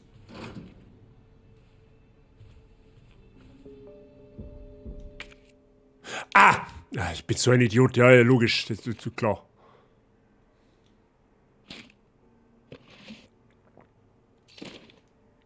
Ja, jetzt gefällt es mir schon besser. Jetzt hätte ich schon Mord. Achso, jetzt müssen wir da einen Stromkreis erstellen, oder was? Jetzt wart.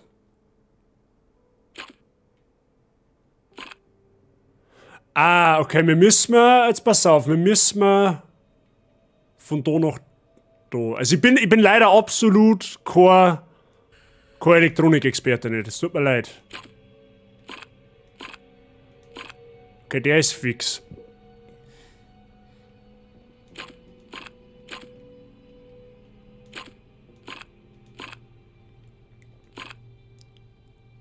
Okay.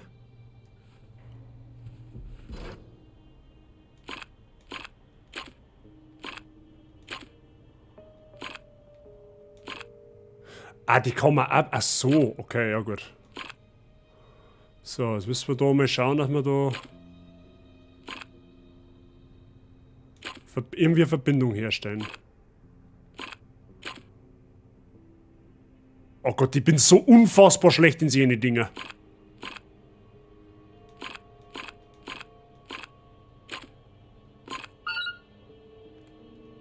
Okay, auch ein blindes Huhn findet mal ein Korn. Ich weiß zwar nicht, ob das fachgerecht ist, aber es wird schon passen.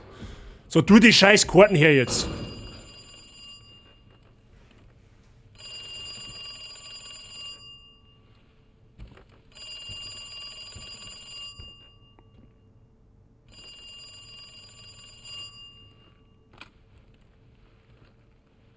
Hallo?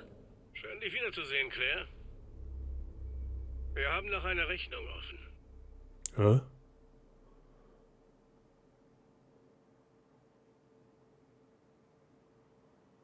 Wo ist das? In der Nachbarschaft. Du findest es schon. Ist Sherry okay? Vorerst. Ich schwöre, sie Miss Kay, wenn sie ihr wehtun. Ach, das ist ja der andere Polizei-Idiot, der uns letztes Mal... Göre. Hättest du das blöde Ding nicht fallen lassen, könntest du gehen.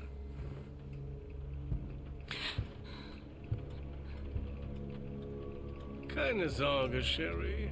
Das ist alles bald vorbei. Irgendwo muss es hier rausgehen. Alter, ich spiele mit der Sherry jetzt? Das ist ja cool. Beim Lian seiner Saga hast du nur mit Lian gespielt. Oder zumindest glaube ich das. Ja, wenn da schon wieder so scheiß Puppen umeinander hockt. Okay, ich hab mit dir auch ein Inventar. Ich geh jetzt mal davon aus, dass ich mit der nicht schießen muss.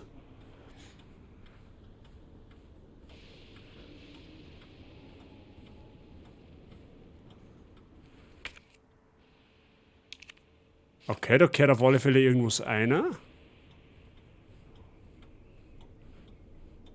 Da schaut's mir um, wenn es da durchgegangen. Okay. Mach mir Licht alles so duster. Ich glaube, kann man da Licht einschränken haben.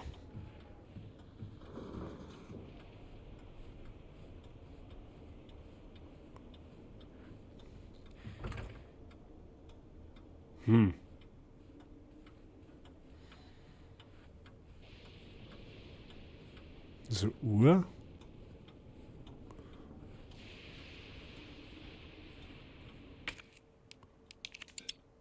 Warte mal. Alter, wie verstört kann ein Puppen ausschauen?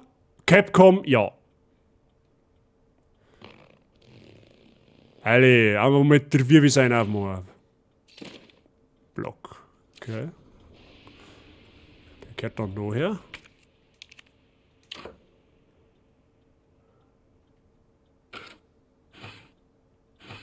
Oh Gott.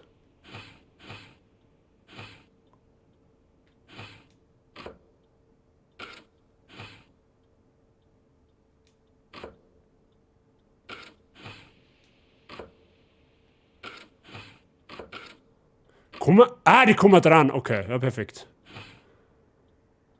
Okay, ich bin sowas noch schlechter. Die kommen aber nur nach oben und nach unten dran.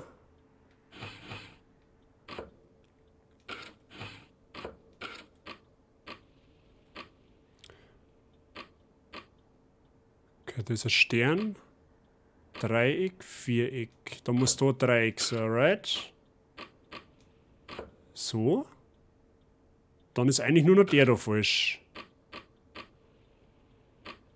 Ah, dann geht aber der nicht, weil da der Stern fehlt.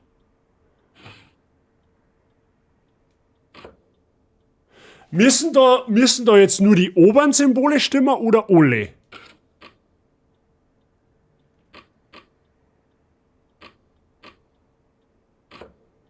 Ah, warte mal, da ist er. Ah, da müssen auch die unteren stimmen.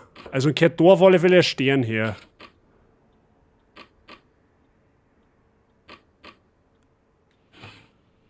Gehört das da her?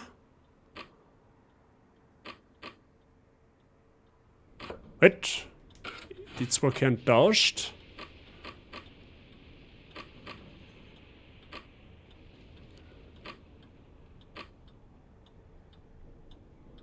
Die unteren.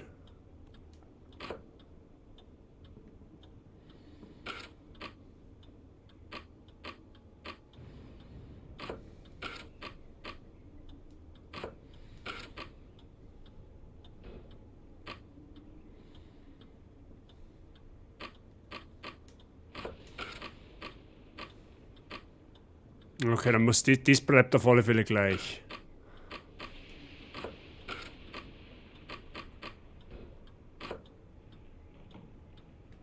So, die können wahrscheinlich tauscht.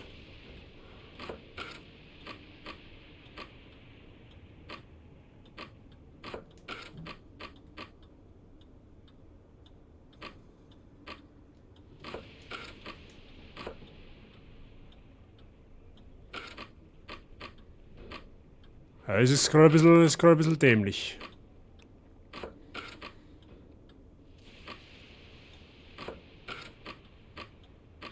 Ich hab da noch ein Kreissymbol. Kreuz.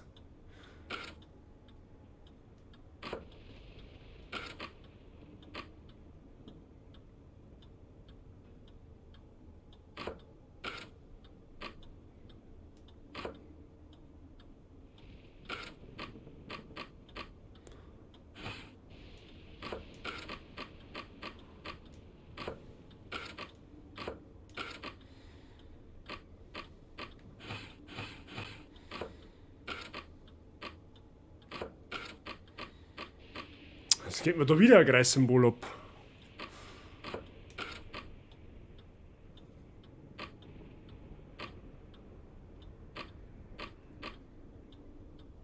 Okay, das ist... Ich habe auf der linken Seite 2 Sterndl.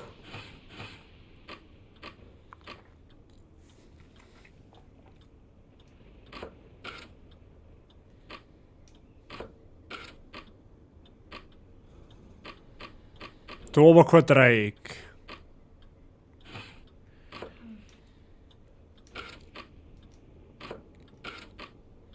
So kann's passen.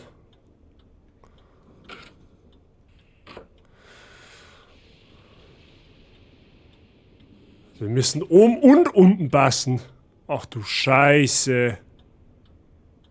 Ah, und oben ist ein Viereck. Warte mal. Jetzt pass auf. Oben Viereck, unten Kreis. Da ist die schon mal nicht. Okay, das gehört auf alle Fälle da her. So, und da haben wir ein Dreieck und einen Stern. Dann kann das auch schon passen.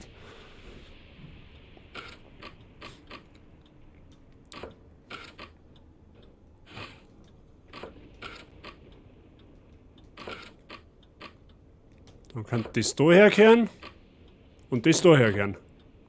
Aber dann stimmt's ja unten wieder. Hä, was ist denn das für Scheiß?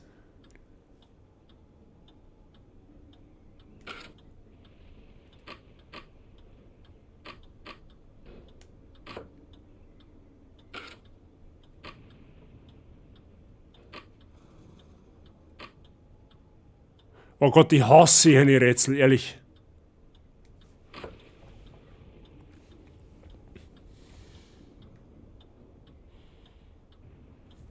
Gibt's da noch anders was? Um Viereck und unten Kreis hat? Okay, das nicht. Das auch nicht. Kreuz. Das kann nur passen da. Dass die vielleicht vertauscht werden. Das kann möglich sein. Jetzt pass auf. Brauchen wir unten Stern und oben Dreieck. Dann brauchen wir oben Stern und unten Viereck. Also das. Dann brauchen wir da unten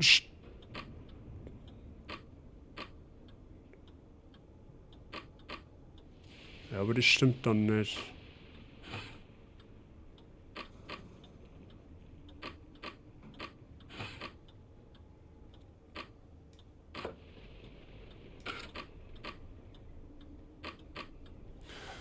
Oh, leck mich doch am Arsch, ey. Was ist denn das für Käse?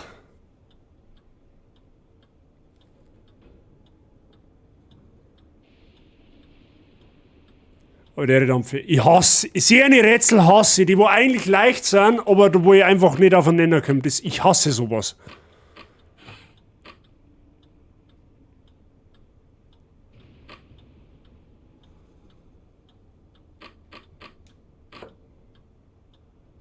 Da komme ich auch nicht aus.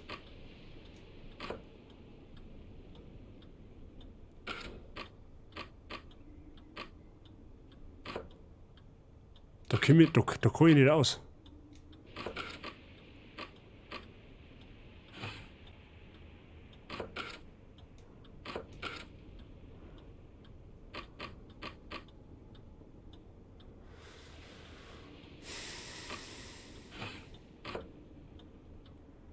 Kann höchstens das nur passen da.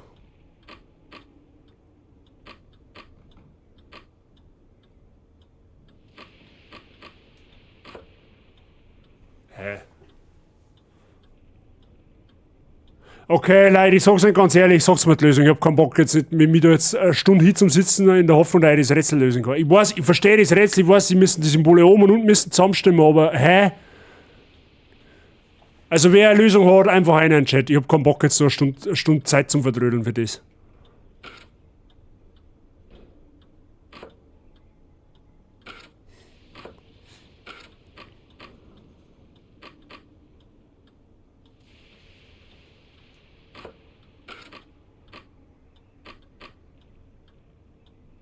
Sind so, ja, wenn ich kann. Ich spiele gerade ein kleines Kind, das hat weder Waffen noch sonst irgendetwas.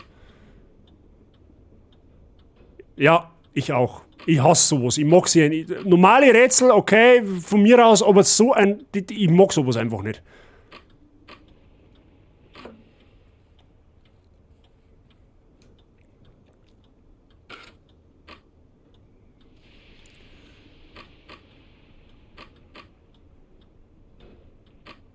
Man, das ist. Da kannst du eh nicht aus. Und da kannst du auch nicht aus. Das ist gut.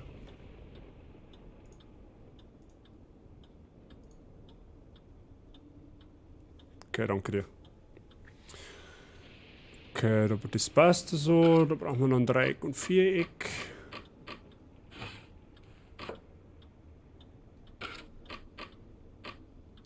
Dreieck und Viereck. Dann haben wir einen Kreis und einen Stern. Okay. Vielen Dank.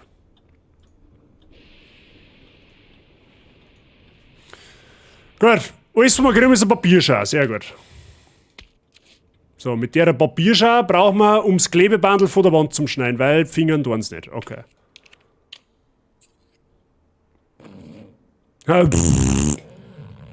Jetzt habe ich wie schon, was der Dreidruck nicht rausgekommen ist. Was ist das hier? Schaut aus wie ein Büro. Okay.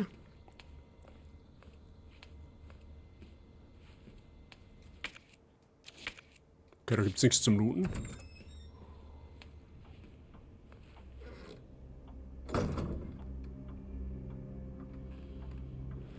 Für Kinderheim schaut das äußerst unkinderhaft aus.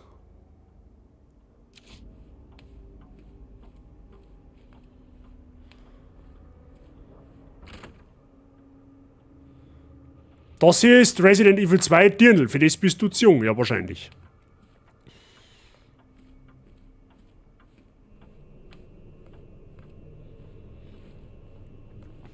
Okay. Dampfer ist fit bei dir.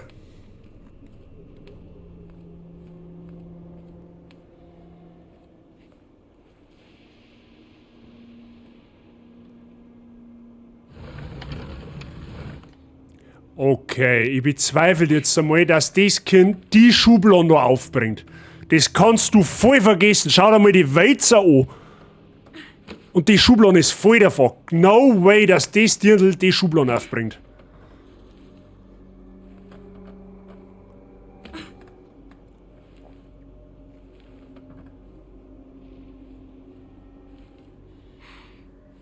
Ja, alles flauschig, versuch gerade Motivation zu finden, duschen zu gehen und die Wahlunterlagen in der Stadt einzuschmeißen.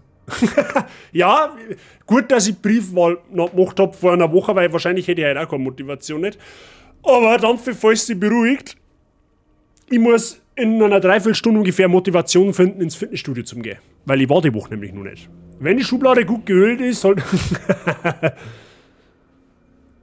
Wer ist heute ausgefällt? Ja, nein, das haben wir am Montag schon gemacht tatsächlich. Weil ich sowieso beim Arzt war, ist das gleich angegangen. Also, was ist jetzt das da?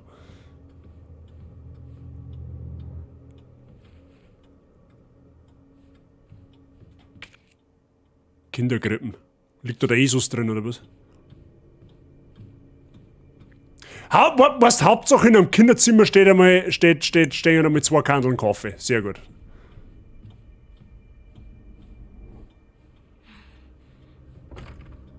Aha.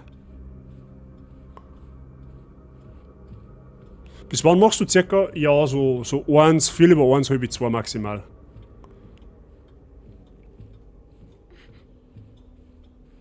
Oh, ich glaube, ich weiß auf was sich das ausläuft. Ich glaube, das wird so ein bisschen ein Gespiele mit Hide and Seek.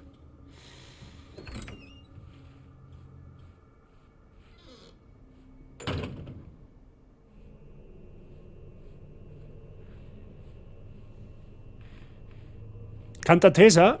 Kantatesa, ja.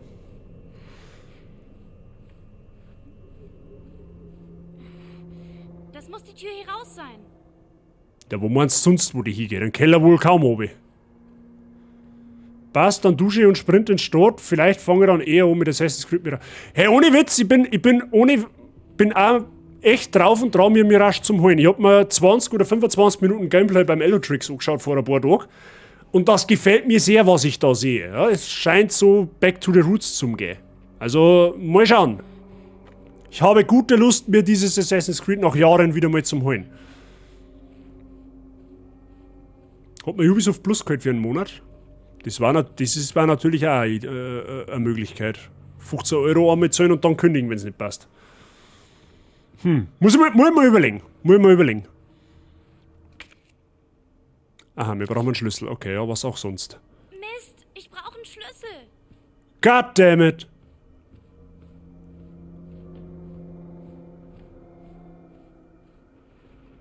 Ah, was haben wir da? Toms Tagebuch. Tom Riddle oder was? Vor 2 Monaten habe ich Oliver einen Brief geschrieben, immer noch keine Antwort, nichts. Aber so ist das immer, wenn einer adoptiert wird. Er lebt bestimmt wie ein König in einem prächtigen Haus und hat uns vergessen. Ich dachte immer, Oliver wäre anders und würde immer mein Freund sein. Da lag ich wohl falsch. Anne hat heute den ja, okay, da steht jetzt quasi... Okay, da steht jetzt nichts der Relevanz nicht drin für uns. Nachdem meine letzten 2 Ubisoft-Käufe ein Griff ins französische Publisher-Klo waren, macht man es lieber so. Ja, verstehe ich absolut. Ich bin ja auch sehr, sehr zwiegespalten gewesen, was das neue Assassin's Creed angeht. Aber es scheint wohl so zum sein, dass das sehr zu den Wurzeln zurückgeht. Also ich werde bei dir noch wahrscheinlich ein wenig mitschauen, was du dann so sagst. Und vor allem, was ich bei dir dann auch so ein bisschen sage. Ich will mich nicht zu krass spoilern lassen. Aber bevor wir so, möchte ich halt wirklich wissen, was ich hole. So, wo soll ich jetzt hier den Dreckschlüssel herkriegen, ist die Frage. Können wir eigentlich... Ah, wir können rennen, den erst. Resi 7 hattest du auch schon gespielt, oder? Ja! Das war mein erstes Resident Evil auf dem Kanal. Beziehungsweise, besser gesagt, das war mein erstes Horrorspiel auf Twitch. Ja, okay, jetzt sollen wir da irgendwo...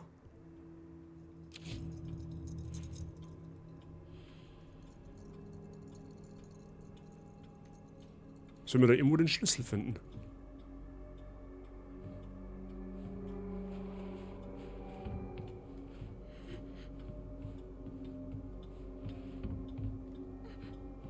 Hä? Wie kommen wir jetzt da wieder raus? Ach du, ich kann gar nicht zurück.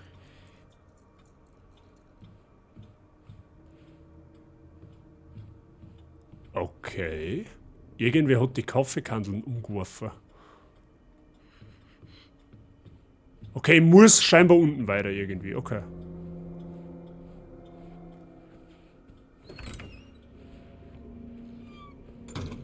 Und am Eingang ist der Plüschkampf. Ah.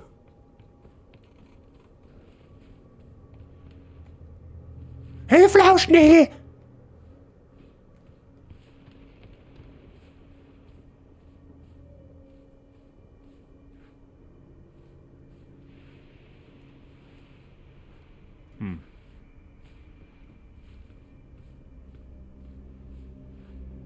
Oder kann man da vielleicht drüber graben? Nicht. Okay.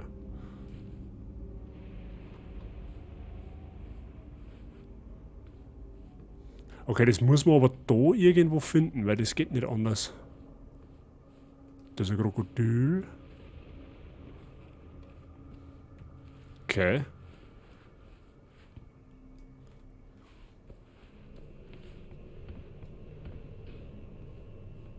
Ich kann aber da nichts anklicken.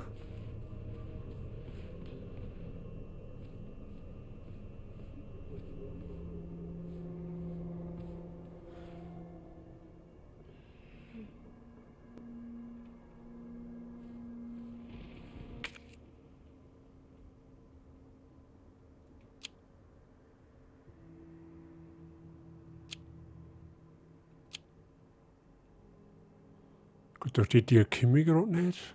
Schlafzimmer, also da können wir nicht mehr zurück. Wait a minute. Ist vielleicht der Schlüssel in der dir drin?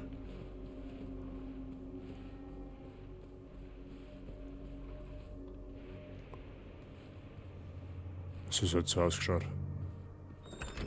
Na, definitiv nicht. Okay.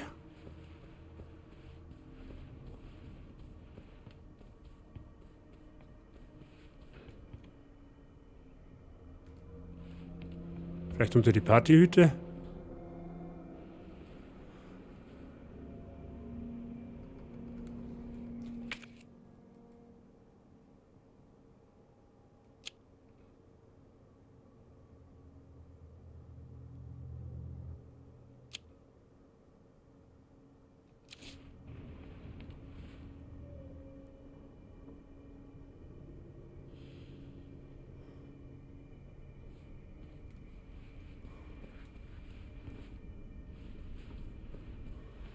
Oh Gott, da ist... Oh, leck, da ist ja auch noch ein Tier. Ich bin so ein Idiot, der dachte, das ist der andere Stock oben.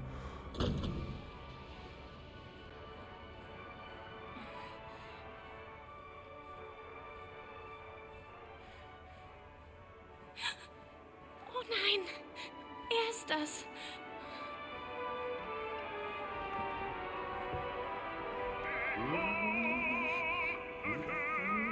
Mit dem singt der jetzt in der Duschen, oder was?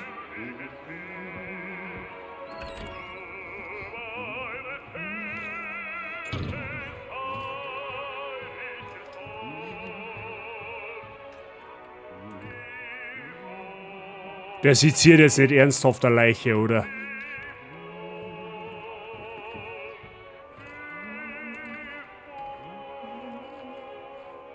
Der Depf!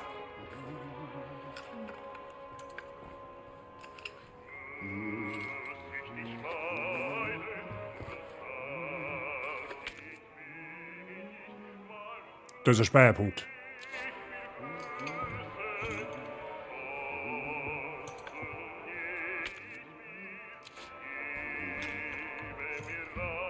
Die hätte ich fast übersehen.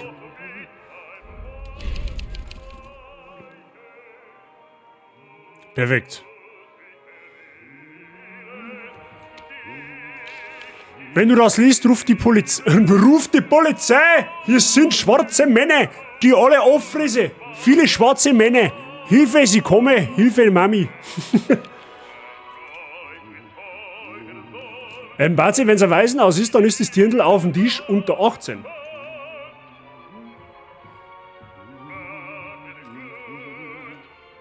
That's damn true. Alter, was ist das für eine Psychoscheiße? Stimmt, auf das habe ich jetzt überhaupt nicht. Nein, ist 22. Puh, noch mal Glück gehabt. Oh, da ist ein Schlüssel, das ist gut für mich. Jetzt haben wir nicht arms kurz. Wo willst du hin, Sherry? Du solltest doch da bleiben. Du musst lernen zuzuhören. Lassen Sie mich! Nur bitte! Musst dir Manieren beibringen. Ah! Ah! Du kleines Miststück! Dafür wirst du bezahlen. Ah, du kleine Kräuter! Au, das geschieht dir recht.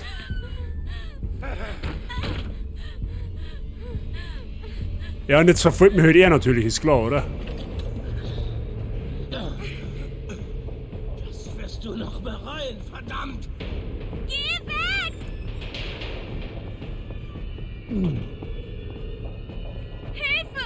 Irgendjemand, bitte! Ich hab keine Ahnung, wo ich hier renn. Du dummes Miststück, das ist eine Sackgasse! Muss mich verstecken, muss mich verstecken, muss mich verstecken. Ja, buck dich halt da nicht, Herrgottsnamen. Also, ne?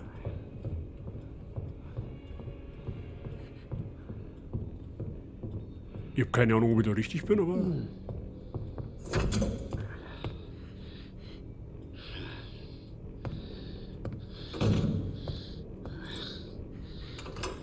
Das war's jetzt aber! Die Tür ist zu!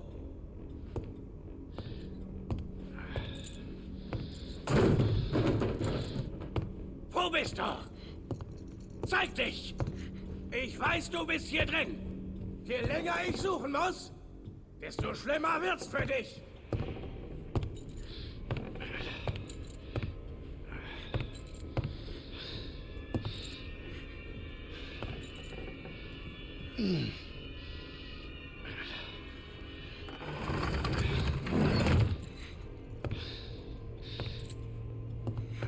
Oh Gott, oh Gott. Mei, halt du dein Fotzen, du dumm... Mei. Das kleine Miststück muss hier irgendwo sein.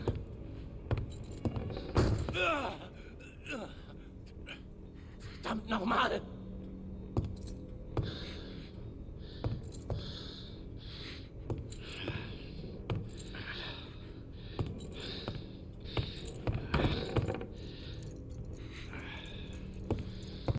Ich sehe dich! Das Spiel ist aus, Sherry! Schlecht.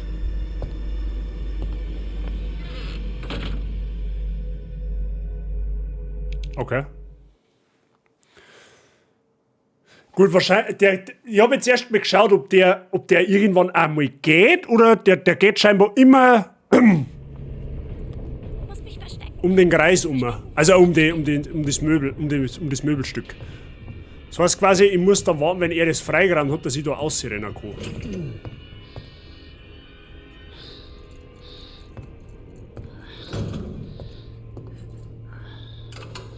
Das war's jetzt aber. Die Tür ist zu.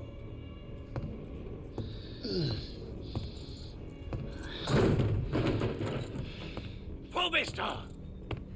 Zeig dich! Ich weiß, du bist hier drin. Je länger ich suchen muss, desto schlimmer wird's für dich. Genau, der rammt mir jetzt da mit Sicherheit den Weg da frei, oder?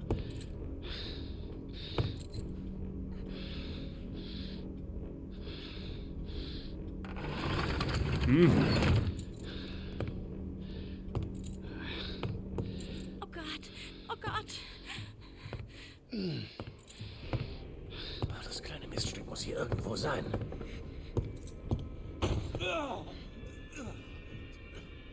Verdammt nochmal!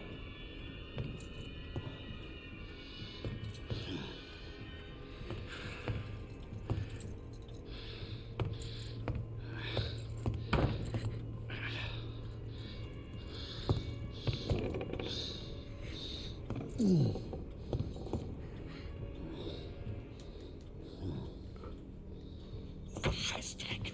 Nicht mehr. Nicht mehr. Bitte. Das ist deine letzte Chance, verdammt! Zeig dich! Sofort! Wo ist er denn jetzt? Ah, jetzt kommt er noch. Ah, Scheiße! Das brennt! Das ist gut!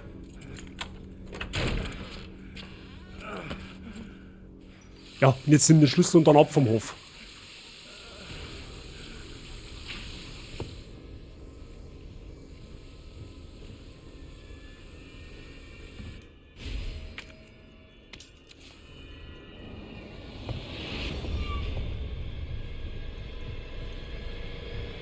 Scheiße, wo ist mein Schlüssel?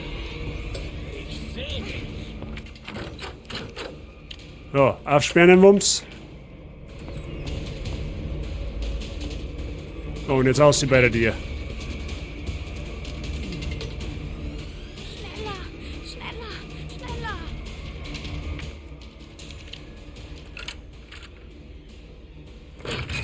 Was? Geht nicht auf? Ist das dein Ernst?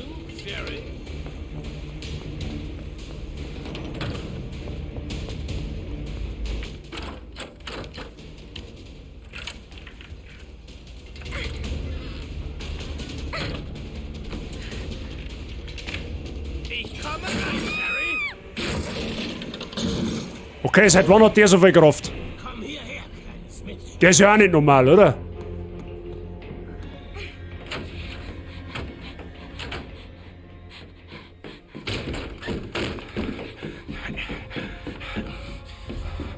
Das Spiel ist aus. Jetzt kriegst du Ärger. Lass mich los! Nein, stopp!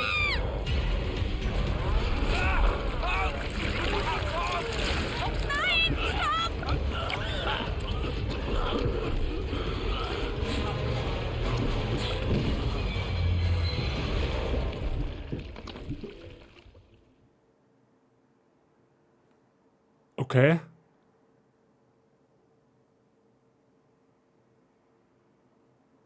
...30 Minuten zuvor. Schön, dich wiederzusehen, Claire. Wir haben noch eine Rechnung offen. Wovon reden Sie da? Verplemper nicht meine Zeit. Bring mir den Anhänger oder Sherry ist tot. Den Anhänger. Was wollen Sie damit? Willst du sie tot sehen? Na schön. Wo sind Sie? Das Waisenhaus. Das Waisenhaus. Wo ist das? In der Nachbarschaft. Du findest es schon. Ist Sherry okay?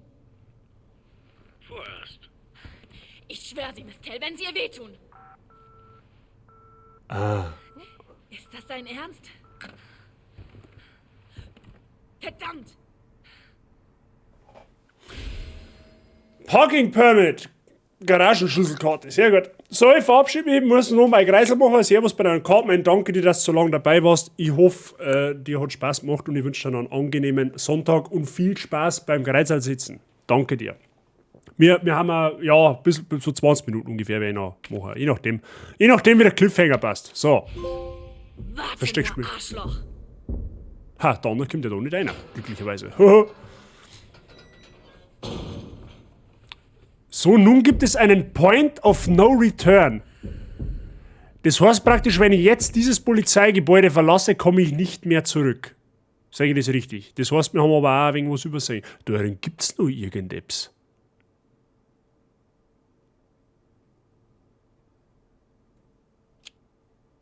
So, erst gut beobachten. Hey, wir haben einen Kreuzschlüssel. Ach so, ja, du hast ja vorher einen Kreuzschlüssel, findet man ja quasi jetzt mit der Claire nicht, right? Das ist dann quasi an Lian vorbehalten, genauso wie der Pausenraum. Transformationsraum, da waren wir auch nicht. Ach, da können wir ja, achso, ja, aber das ist ja der Keller unter, ja genau, richtig.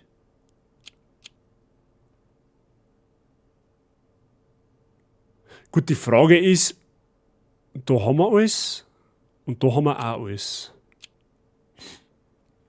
Dann ist eigentlich nur noch die Frage, was ist in dem Tresor da drin und was können wir in der Bibliothek noch finden.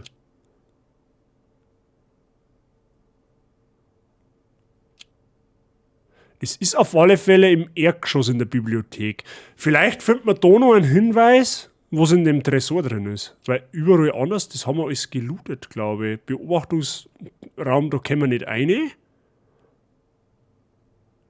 Wobei doch... Nein, da können wir nicht rein.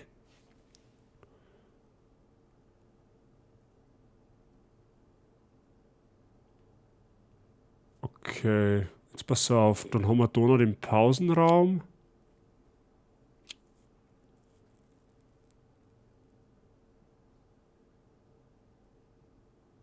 Ah, weil da, ja, Moment einmal, doch, da kennen wir schon einer in dem Beobachtungsraum. Weil da springt doch der behinderte Licker durch die Scheiben durch. Das heißt, ja, da kann man schon nochmal schauen. Jetzt pass auf, wo haben wir mich jetzt aktuell? Wir haben aktuell da.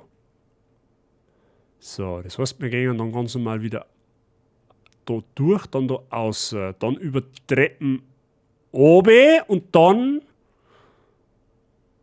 Ja, einfach dahinter. Ja, okay, das sollte machbar sein. Basi, wurdest du schon aufgeklärt? Ja.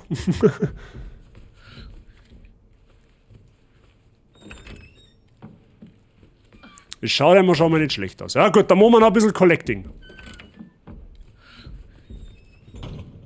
So, da werden wir jetzt erst einmal Sicherheit speichern, damit nichts passiert.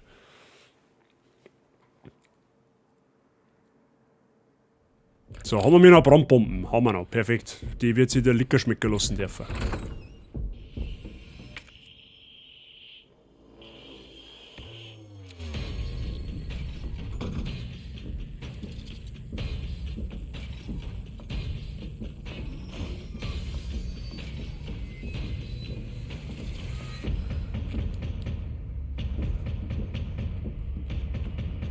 Schauen wir mal nicht, dass er gerade jetzt da noch daherkommt.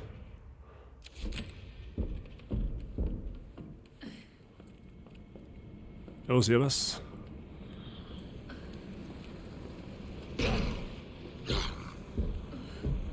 Den kann man zerstören, ja, aber ich verschwende jetzt keinen Mund nicht.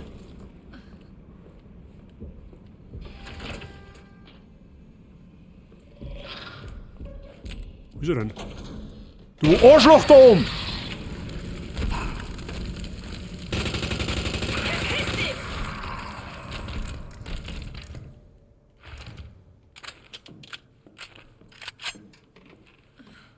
So, jetzt können wir da nämlich auch drüber. Okay, wir haben so Arschloch eingerochen und ein Schießpulver mitgenommen. So, was haben wir da? Konfiszierungsbericht. Im Wartezimmer Verdächtiger Mann wurde am vermerkten Ort gefunden. Als ein Beamter ihn zur Rede stellte, spielte er den Verwirrten. Er wurde verhaftet, eine Notiz in seinem Besitz wurde konfisziert. Anmerkung, es weiß zwar sowieso jeder, aber es handelt sich um Justin Hansen, 39 Jahre, ortsansässig, alleinstehend, der regelmäßig im Gefängnis einsitzt. Er ist zwar an sich kein schlechter Kerl, aber ein spatzenhirniger Kleptomane. Unglaublich, dass er ausgerechnet auf der Polizeistation etwas mitgehen lassen wollte. Das ist einmal wieder eine Plastiktüte. 628. Das war über dem Wartezimmer, right?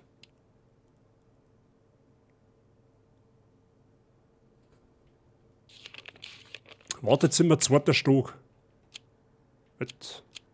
Ja, genau, das ist der Tresor für das da. Ja, perfekt! Ja, schau her! Ja, das ist zauberhaft. Haben wir das auch schon. Gibt's da noch was? Da gibt's nichts mehr. Ja, gut.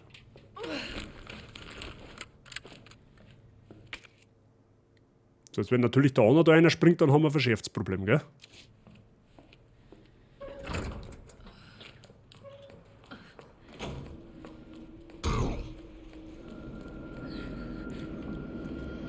Hier müssen wir jetzt, pass auf, kurz Brainstorming machen.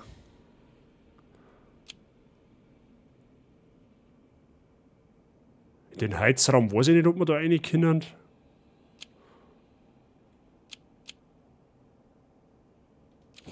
Jetzt gehen wir erst mal wieder auf. So. Das heißt, nur mehr aufs Dachl. Ja, genau. Da gehen wir einfach aufs Dach laufen, dann über die Treppen oben. Und dann können wir direkt durchs Wartezimmer durch. Und dann können wir den Tresor aufmachen.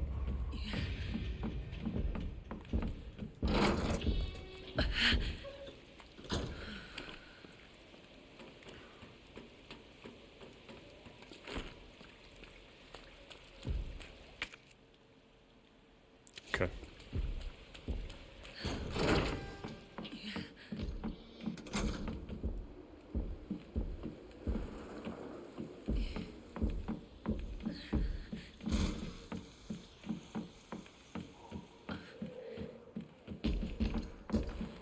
Jetzt steht ja da, ist das der Ernst?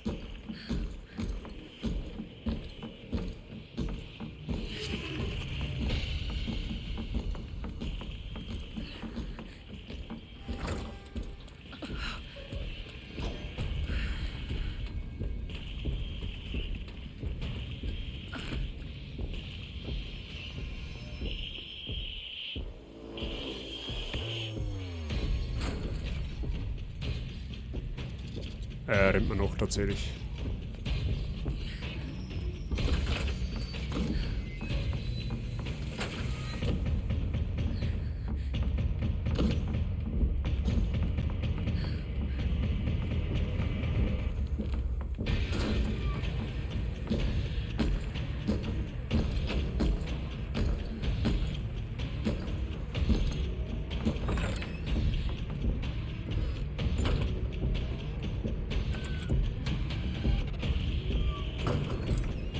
Ella, Bitch!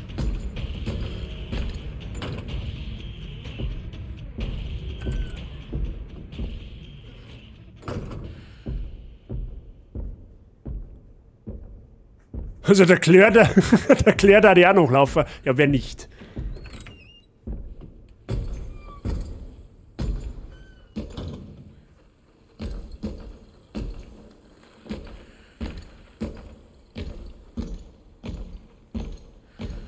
Jetzt ist so oben, wenn er über mir war.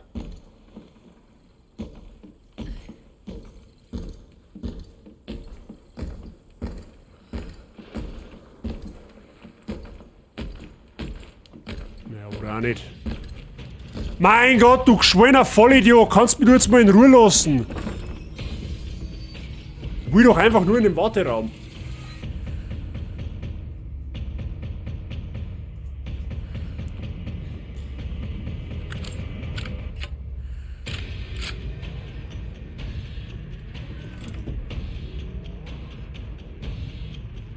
Jetzt du nicht eh nach oben müssen. Ich wollte eigentlich nur in das Wartezimmer. Da muss ich nach unten weg.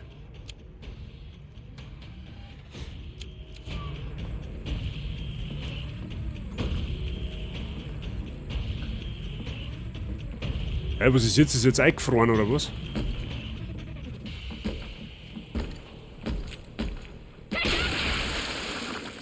Verpiss dich endlich.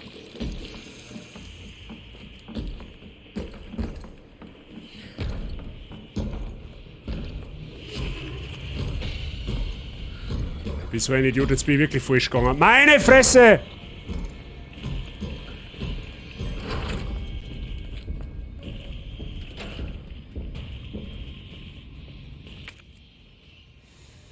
Ja, okay.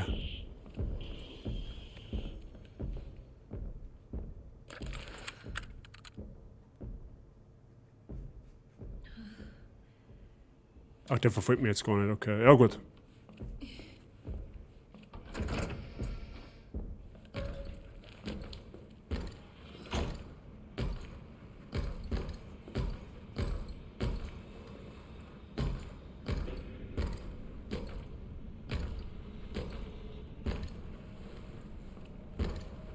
Okay, da wollen wir wieder draußen umeinander, oder?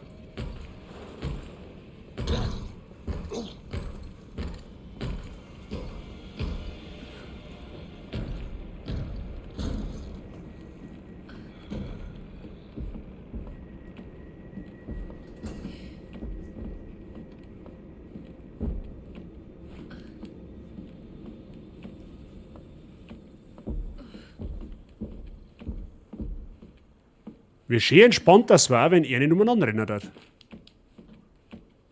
Aber gut, okay.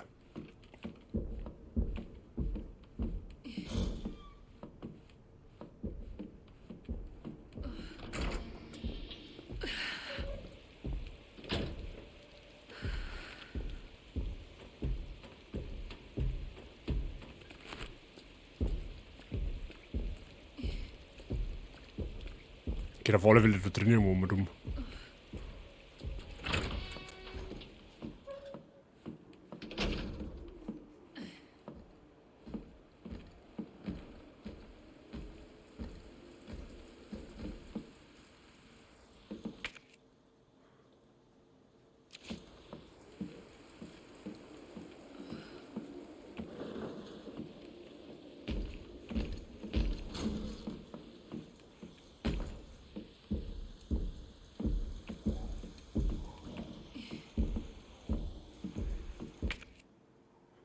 Schaut gut aus.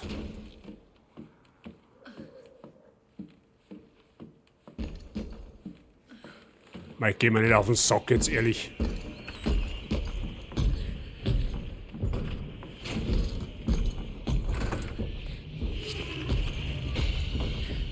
So ein lästiges Wimmel.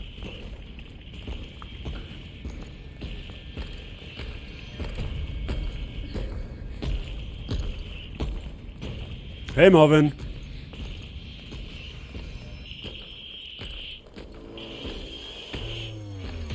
Ah, ich möchte mal einen Weg schneiden.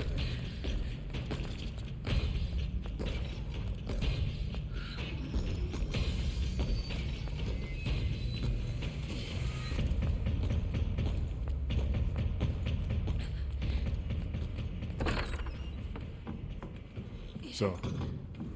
Was brauchen wir jetzt da für einen 6-2-11. Ah, warte mal, aber in was für Richtung?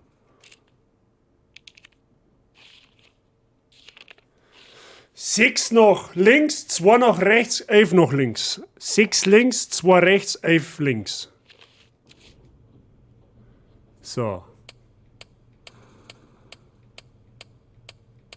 6, dann 2 nach rechts. Und wieder 11.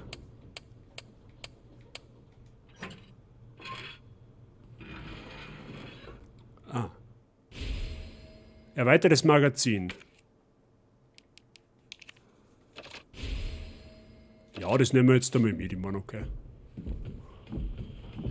So, der andere Vollidiot kommt jetzt dann von der Seite, also gehen wir mal wieder da raus. So, wir müssen jetzt wieder in die Tiefgarage. Das heißt, wir müssen wieder ins Chefbüro zurück.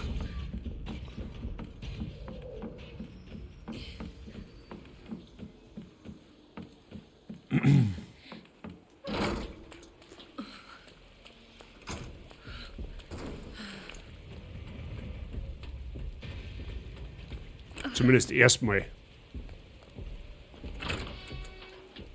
Den Dongle habe ich auch noch, ja. Aber für was brauchen wir den?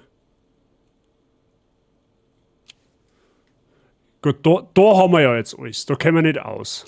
So, da haben wir bis auf den Transformationsraum auch alles. Das ist aber unten jetzt im Keller, da kommen wir jetzt dann sowieso hin. So, die Frage ist jetzt, was ist in der Bibliothek noch Phase? Sollen wir uns das in der Bibliothek auch noch anschauen? Weil sonst haben wir eigentlich überall gelootet, mehr oder weniger. Da haben halt noch Zimmer, da wo ich noch nicht drin war, aber ich glaube, da können wir auch nicht rein. Also wie jetzt der Heizraum da zum Beispiel, da ist überhaupt kein Zugang nicht. Auch von den anderen Räumen her nicht. Oder von den anderen Stockwerken. Der Pausenraum, da komme ich scheinbar auch nicht durch.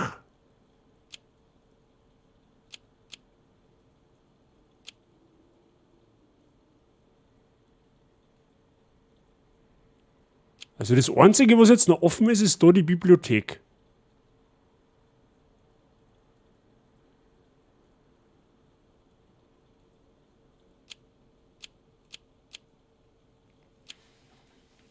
Ja gut, wenn es jetzt nicht so wichtig ist, dann können wir es eigentlich... brauchen wir das Item unbedingt? Wahrscheinlich nicht. Das meiste, was wir ausholen am Kinder, glaube ich, haben wir rausgeholt. Also vermute ich jetzt einfach mal. Mal waffentechnisch, glaube ich, kriegen wir nichts mehr. Da müssen wir alles haben. Also außer jetzt halt außerhalb vom Polizeigebäude, da kriegen wir mit Sicherheit nur Waffen. Aber sonst... Grünes Kraut. Ja. Dann darf ich jetzt sogar zurücklaufen. Ja, nein, ich glaube nicht, dass das Item so relevant war, dass wir es unbedingt brei hatten. Also, so geht's einfach einmal.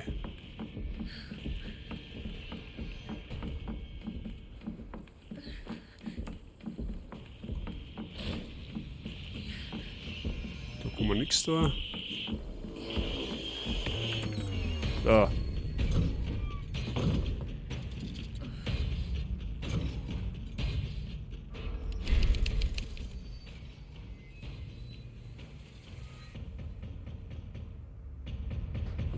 So, schauen wir, machen wir mal ein bisschen Inventarmanagement. Das können wir mal weg da. Die Handgranaten lassen wir mal noch. Hilft uns bestimmt.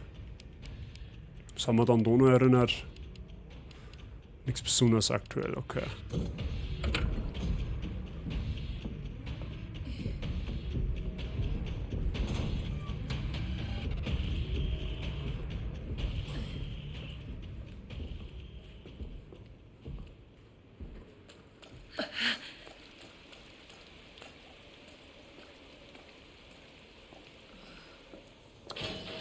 So. Oben in die Tiefgarage. Wir haben schon.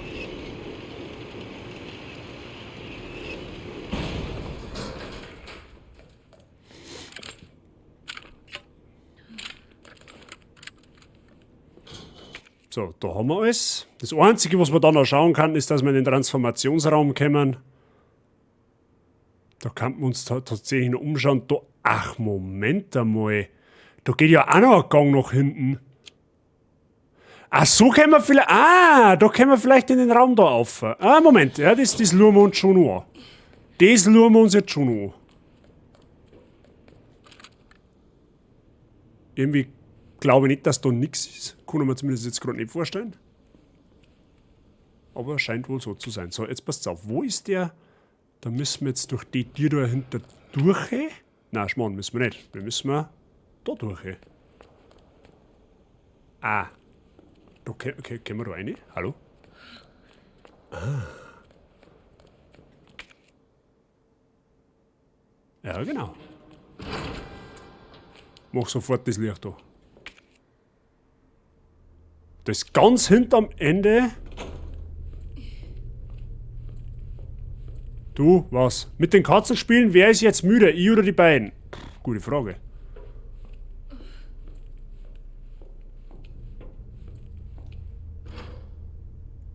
Aha, da ist zu. Lass mir raten, das was... Okay, pass auf. I see what it is, man. Ich glaube, das, was wir da finden, braucht man, damit wir da durchkommen. Ist das richtig? Sag ich das richtig? Oder, ja gut, das kann aber höchstens auch noch dahinter sein.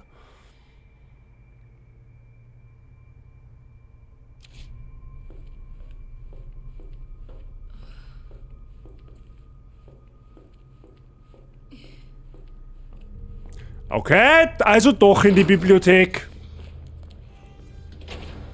Jetzt hätte ich mich schon gefreut, dass wir den Tyrant einmal aus dem Weg gehen können.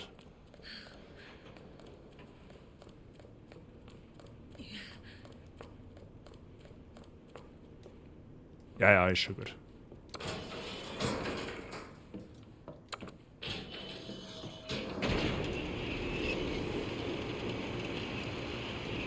Bevor du dich ärgerst, kann ich... Ja, dann schieß los. Schieß los, nicht, dass ich jetzt zurückrenne, weil das war dann blöd. Beziehungsweise, kämen wir da überhaupt hier in den Raum? Muni.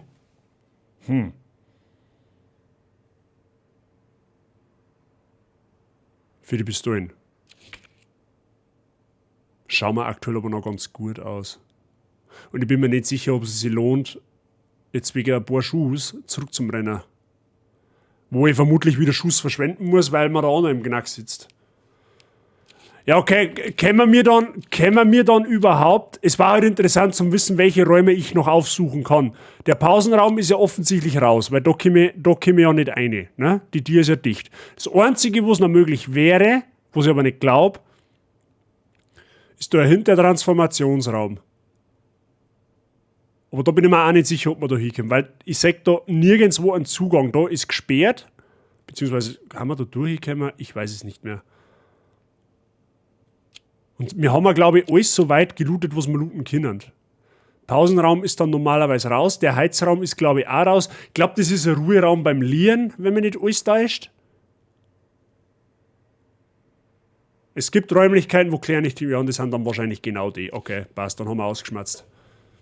Dann tun wir weiter.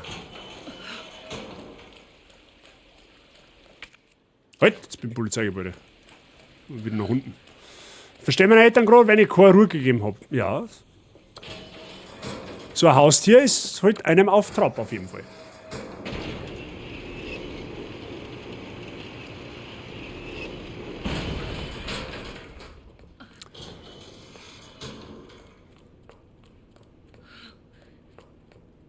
Na gut.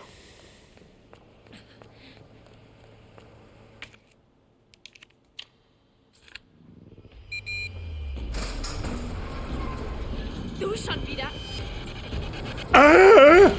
Echt?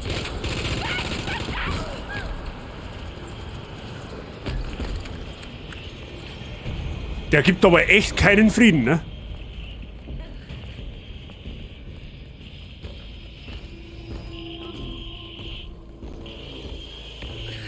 Jetzt muss ich fangen an zu spielen mit ihm, oder was?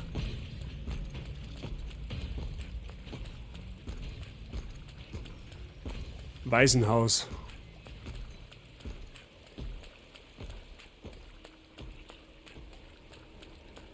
Oh Mist.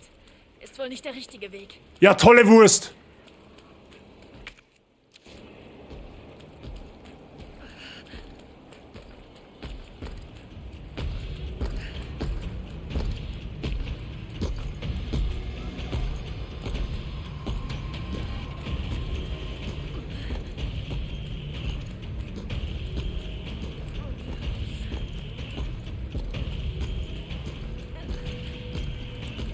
Ja, und wo soll die jetzt genau hin?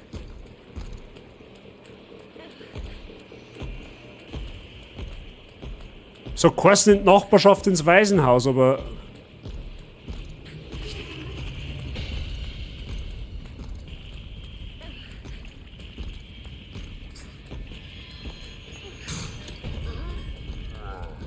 Ah, da hinten hat er die Tür aufgerissen.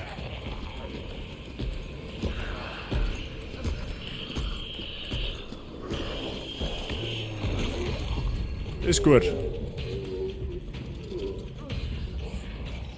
Geht wohl nur hier weiter. Ich brauch schon wieder groß.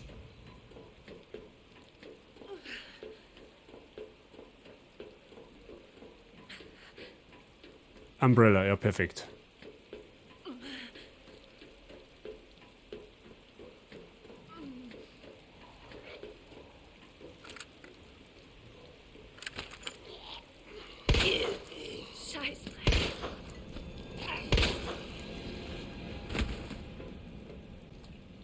Was wackelst denn du also saublöd?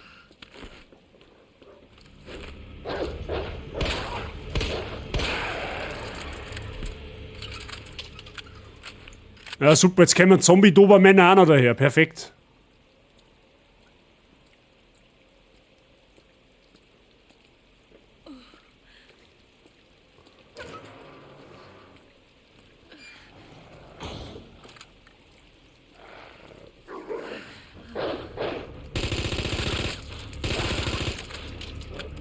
Alter, wie haben wir denn mit dem Ding?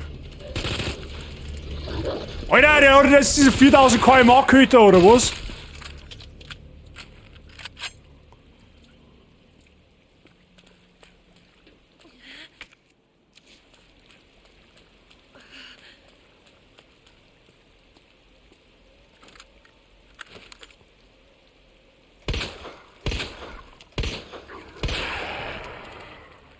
Gehen wir mit dem schon ein bisschen besser zurecht, keine Ahnung.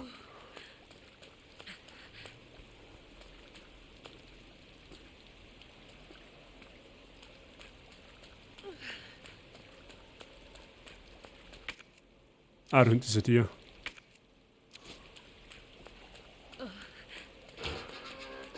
Da hinten ist Kraut.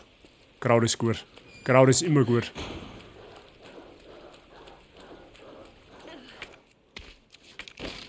Sehr gut, und Ungarn auch gleich noch. Perfekt. Oh nein.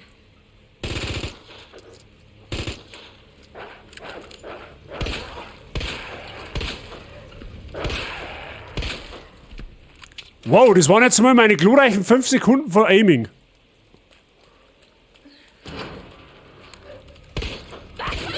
Ja, und dann war es schon wieder vorbei.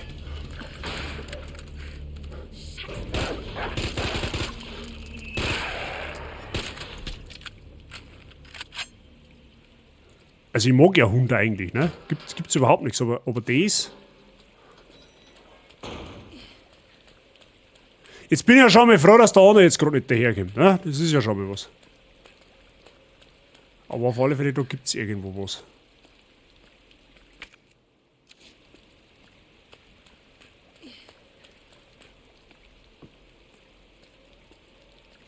Wer danke für den Löck. Sind wir gleich soweit. Da ist wieder so ein Dreckskeder.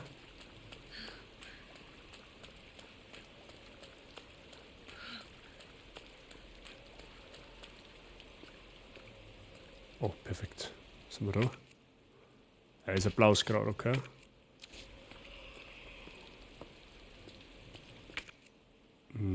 Okay. Ah, müssen wir da in den Bus sein, dann wahrscheinlich, oder?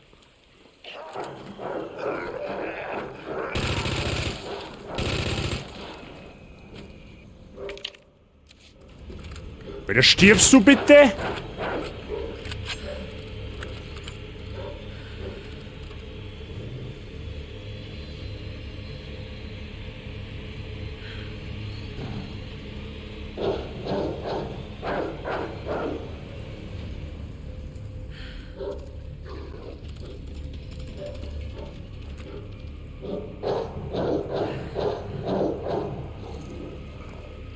Hey, ich hab die schon Rosen gesehen.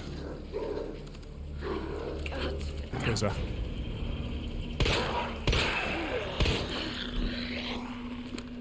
Kannst du liegen bleiben, du Arschkeibe? Danke dir.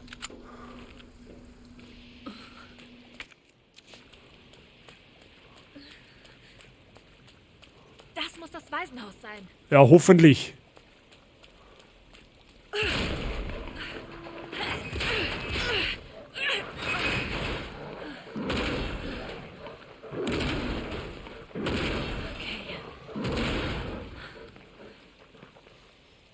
Halte durch, Sherry. Moin, hast du schon die Story mit Lian Valak Servus? Ja, vor Jahren gespielt. Okay. Das ist jetzt Browser-Speicherpunkt.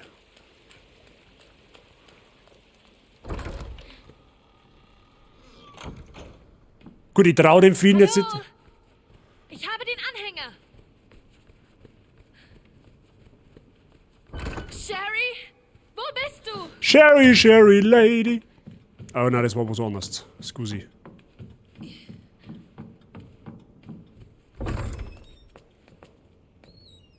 Oh, perfekt. Sehr gut. Deo, das wo Gesundheit halt, das ist zauberhaft. Brief vom Direktor. Okay. Moon. Das scheint dann einen Bosskampf zu geben. Badezimmer. Ach ja, stimmt, da war ja das Badezimmer, right.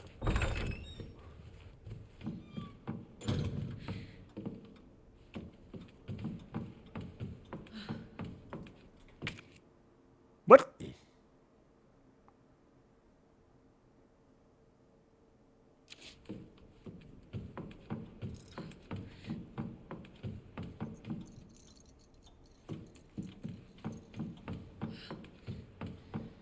Spinne jetzt? Aber ja, passt schon. Das ist dasselbe Fehler wie vorher. Ist ja unten dir.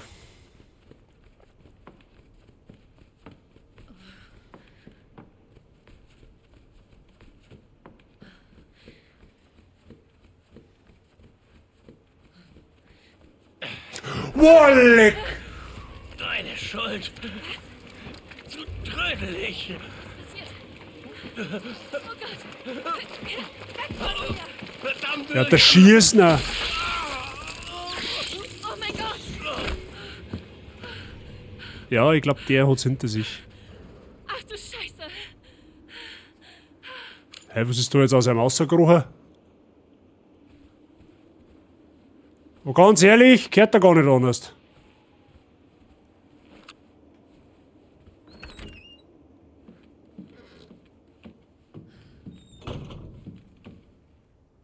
Schöne Alien-Anspielung. So, Freunde der Sonne.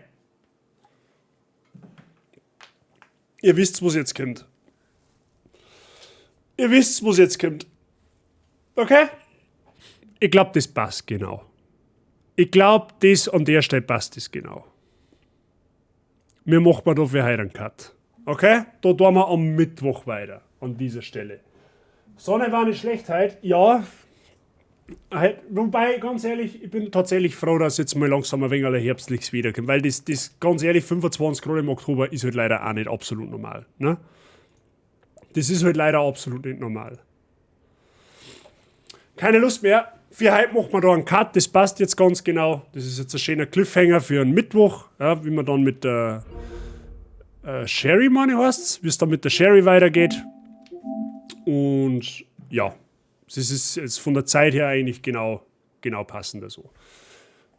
Das eine Wesen hat ihm doch was oral eingeführt. Ja, genau, das war das komische, weiß ich nicht, was auch immer, das Wurmviech da, keine Ahnung. Irgendwie sowas war das. Ich will Palmen an der Donau. Du, ich halte dich nicht auf, du darfst gerne welche Pflanzen preisen. Ich darf die auch absolut fühlen. Ich meine Freundin, die geht zwar absolut nicht gerne in die Donau, aber ich darf es feiern. Ne? So.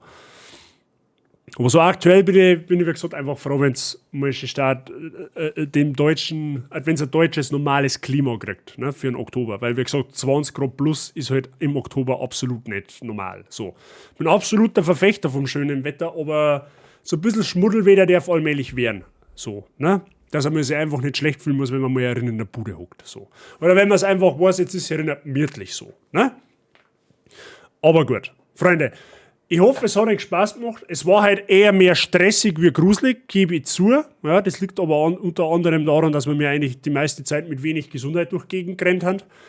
An und für sich, glaube ich, habe ich das Beste daraus gemacht. Ne? Natürlich, es geht besser, aber ich glaube, es war in Ordnung. Ja?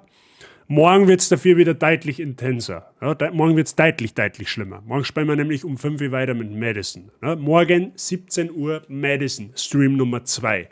Wird wieder sehr intensiv werden. Ich habe es ganz gewaltig im Gefallen. Wir haben da letztes Mal schon für meinen Geschmack deutlich zu viel gesehen. Und ich fürchte, dass es noch schlimmer wird. Ne? Also Dezember kommt es werden, Sauna und Thermen. Ja, genau, so. Einfach, ne? Einfach einmal ein wenig so Gammelweder haben. So. Danke wieder für den schönen, unterhaltsamen Sonntagmorgen. Ihr braucht euch für das absolut nicht bedanken. Ich sag Dankeschön, dass du da wart. Ich sag Dankeschön, wenn es euch gefallen hat oder wenn es euch unterhalten fühlt. Ich sag nochmal Danke an alle neuen Follower heute und an die wo offstream gefollowt haben. Falls ihr da seid, vielen lieben Dank. Wir haben das Following-Ziel erreicht. Alles, was ich dazu sagen kann, ich habe noch einen Discord-Server, den hat der Psy, glaube ich, gerade gepostet. Ja, hat er. Schaut gerne auf meinen Discord vorbei, da kriegt ihr alle Infos, wo es mein Livestream angeht, wenn ich live gehe, wann ich live gehe, mit wo ich live gehe, was für Uhrzeit ich live gehe. Einfach draufkommen, mit mir reden, mit der Community in Kontakt treten und einfach am Start sein, wenn ihr einen Streamplan kriegt und dann wisst ihr genau, wann ich live gehe. Ja. In diesem Sinne, vielen lieben Dank halt für den ganzen Support, wieder für die ganzen Resubs, wie gesagt, für die ganzen neuen Follower. Fürs Zuschauen einfach und weiß das wie es ist. Ich freue mich auf morgen und ich freue mich auch gleichzeitig nicht auf morgen. Ich muss wirklich sagen, ich hätte nicht gedacht, dass der Horror-Oktober so extrem gut ankommt bei euch. Aber es freut mich natürlich. Ne? Wir werden mal, wie gesagt, morgen mit Madison weiter tun, da wird es wieder kreislig nur. Okay? Jetzt schaue ich aber mal, wer live ist. Mal, dass der Dampfe vorher gesagt hat, der fängt ein bisschen eher an. Der ist aber tatsächlich noch nicht da. Der ist aber tatsächlich noch nicht da. Morgen wird wichtig. Für euch. Für mich nicht. Ich freue mich, wenn es dumm läuft, liege ich da noch im Krankenhaus. Wie, du liegst da noch im Krankenhaus? Wenn es gut läuft, darf ich heim. Warum Krankenhaus?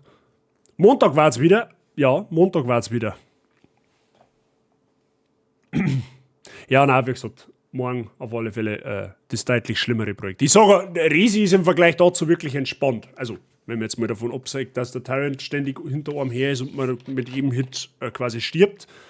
Aber ansonsten ist Risi halt deutlich entspannter gewesen als wir Madison. Habe eine kleine OP am Tränenkanal morgen Vormittag. Ah, da habe ich was gelesen, ja, stimmt. Also, ich drücke schon mit Daumen, alles Gute für die OP, ja. Komm gesund rein und komm aber gesünder wieder heim, so auf die Art. Falls du morgen im Krankenhaus sein musst oder bleiben musst, dann wünsche ich dir ein ausreichend ein ausreichend starkes Netz, dass du vielleicht den Stream im Krankenhaus anschauen kannst und wenn nicht, dann hat WhatsApp gespeichert. Ne? So ist ja nicht. So ist ja nicht. Na gut, Freunde. Ich werde mich jetzt dann aufraffen und ins Fitnessstudio fahren. Ich werde jetzt dann eine Stunde massiv trainieren. Ich war die Woche noch nicht. Ich werde den Dampf jetzt wahrscheinlich nicht erwarten können, weil sonst hätte ich halt einen Dampf geradet. Deswegen gehen wir heute zum YBO um. Der spielt Doom Monday, in Randall's Monday. Okay. Ich kann denken, theoretisch noch Sid Meier's Civilization und Assassin's Creed Mirage anbieten. Also, das ist tatsächlich auch von euch abhängig, mal, je nachdem, was ihr wollt. Mir persönlich ist es relativ egal. Ne? Weil ich es gerade noch erwähne, also Assassin's Creed Mirage, könnt ihr wahrscheinlich, ist da nicht 1000%ig sicher, aber da könnt ihr wahrscheinlich darauf einstellen, dass wir auch das irgendwann im Stream spielen. Weil das schaut schon sehr, sehr vielversprechend für mich aus, dass wir uns das irgendwann holen. Generell so, was ist eine Phase nach dem Horror-Oktober, ich glaube, ich habe es ja schon mal gesagt, nach dem Horror-Oktober, also sprich ab November geht es weiter mit Lies of P und Lords of the Fallen. Final Fantasy 13 wird erstmal pausiert, geht aber nur weiter, keine Sorge. Das sind nochmal die zwei Hauptprojekte, wo jetzt dann im November weitergehen. Dann wird anstehen, sehr wahrscheinlich dann eventuell Assassin's Creed Mirage und ein Hardcore-Nuzlocke im Pokémon. Das sind jetzt so mal die nächsten 4 Spiele, die wo es eng für die nächsten Wochen, Monate mal in den imaginären Terminkalender schreiben könnt. Das wird so aktuell im November sein. Jetzt im Oktober, wie gesagt, Resident Evil und Madison. Müssten wir schauen, wie wir damit die Spiele gelangen. Wenn die vorzeitig enden, muss man was überlegen, weil der Plan ist ja, dass wir im Oktober komplett mit Horror verbringen. Ne? Jetzt, wenn aber natürlich Resident Evil beim nächsten Mal durch ist, was ich auch nicht glaube, aber kann ja sein, dann muss man noch ein anderes Spiel überlegen. Aber ich glaube, da wird sie auch Vibes finden. Vermute jetzt einfach mal.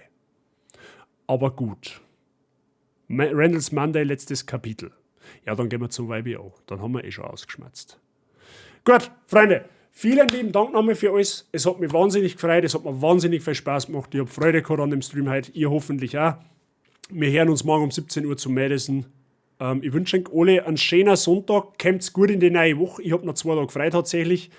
Und ja, macht's nicht damisch. Genießt ein bisschen das schmuddelige Wetter. Recommand ist im Check für Subs und für Non-Subs gern einfügen und beim YBO. Gern kopieren und beim YBO einfügen, so würde ich sagen. Und dann da ich sagen, haut's euch rein. Und wir sehen uns morgen um 17 Uhr hier an dieser Stelle wieder zu Madison. Ich hab Bock. Nicht. Aber gut, das werden wir dann morgen nochmal ein bisschen besser vertiefen. In diesem Sinne, Leute, haut's euch eine Merci nochmal und bis morgen. Pfiat euch.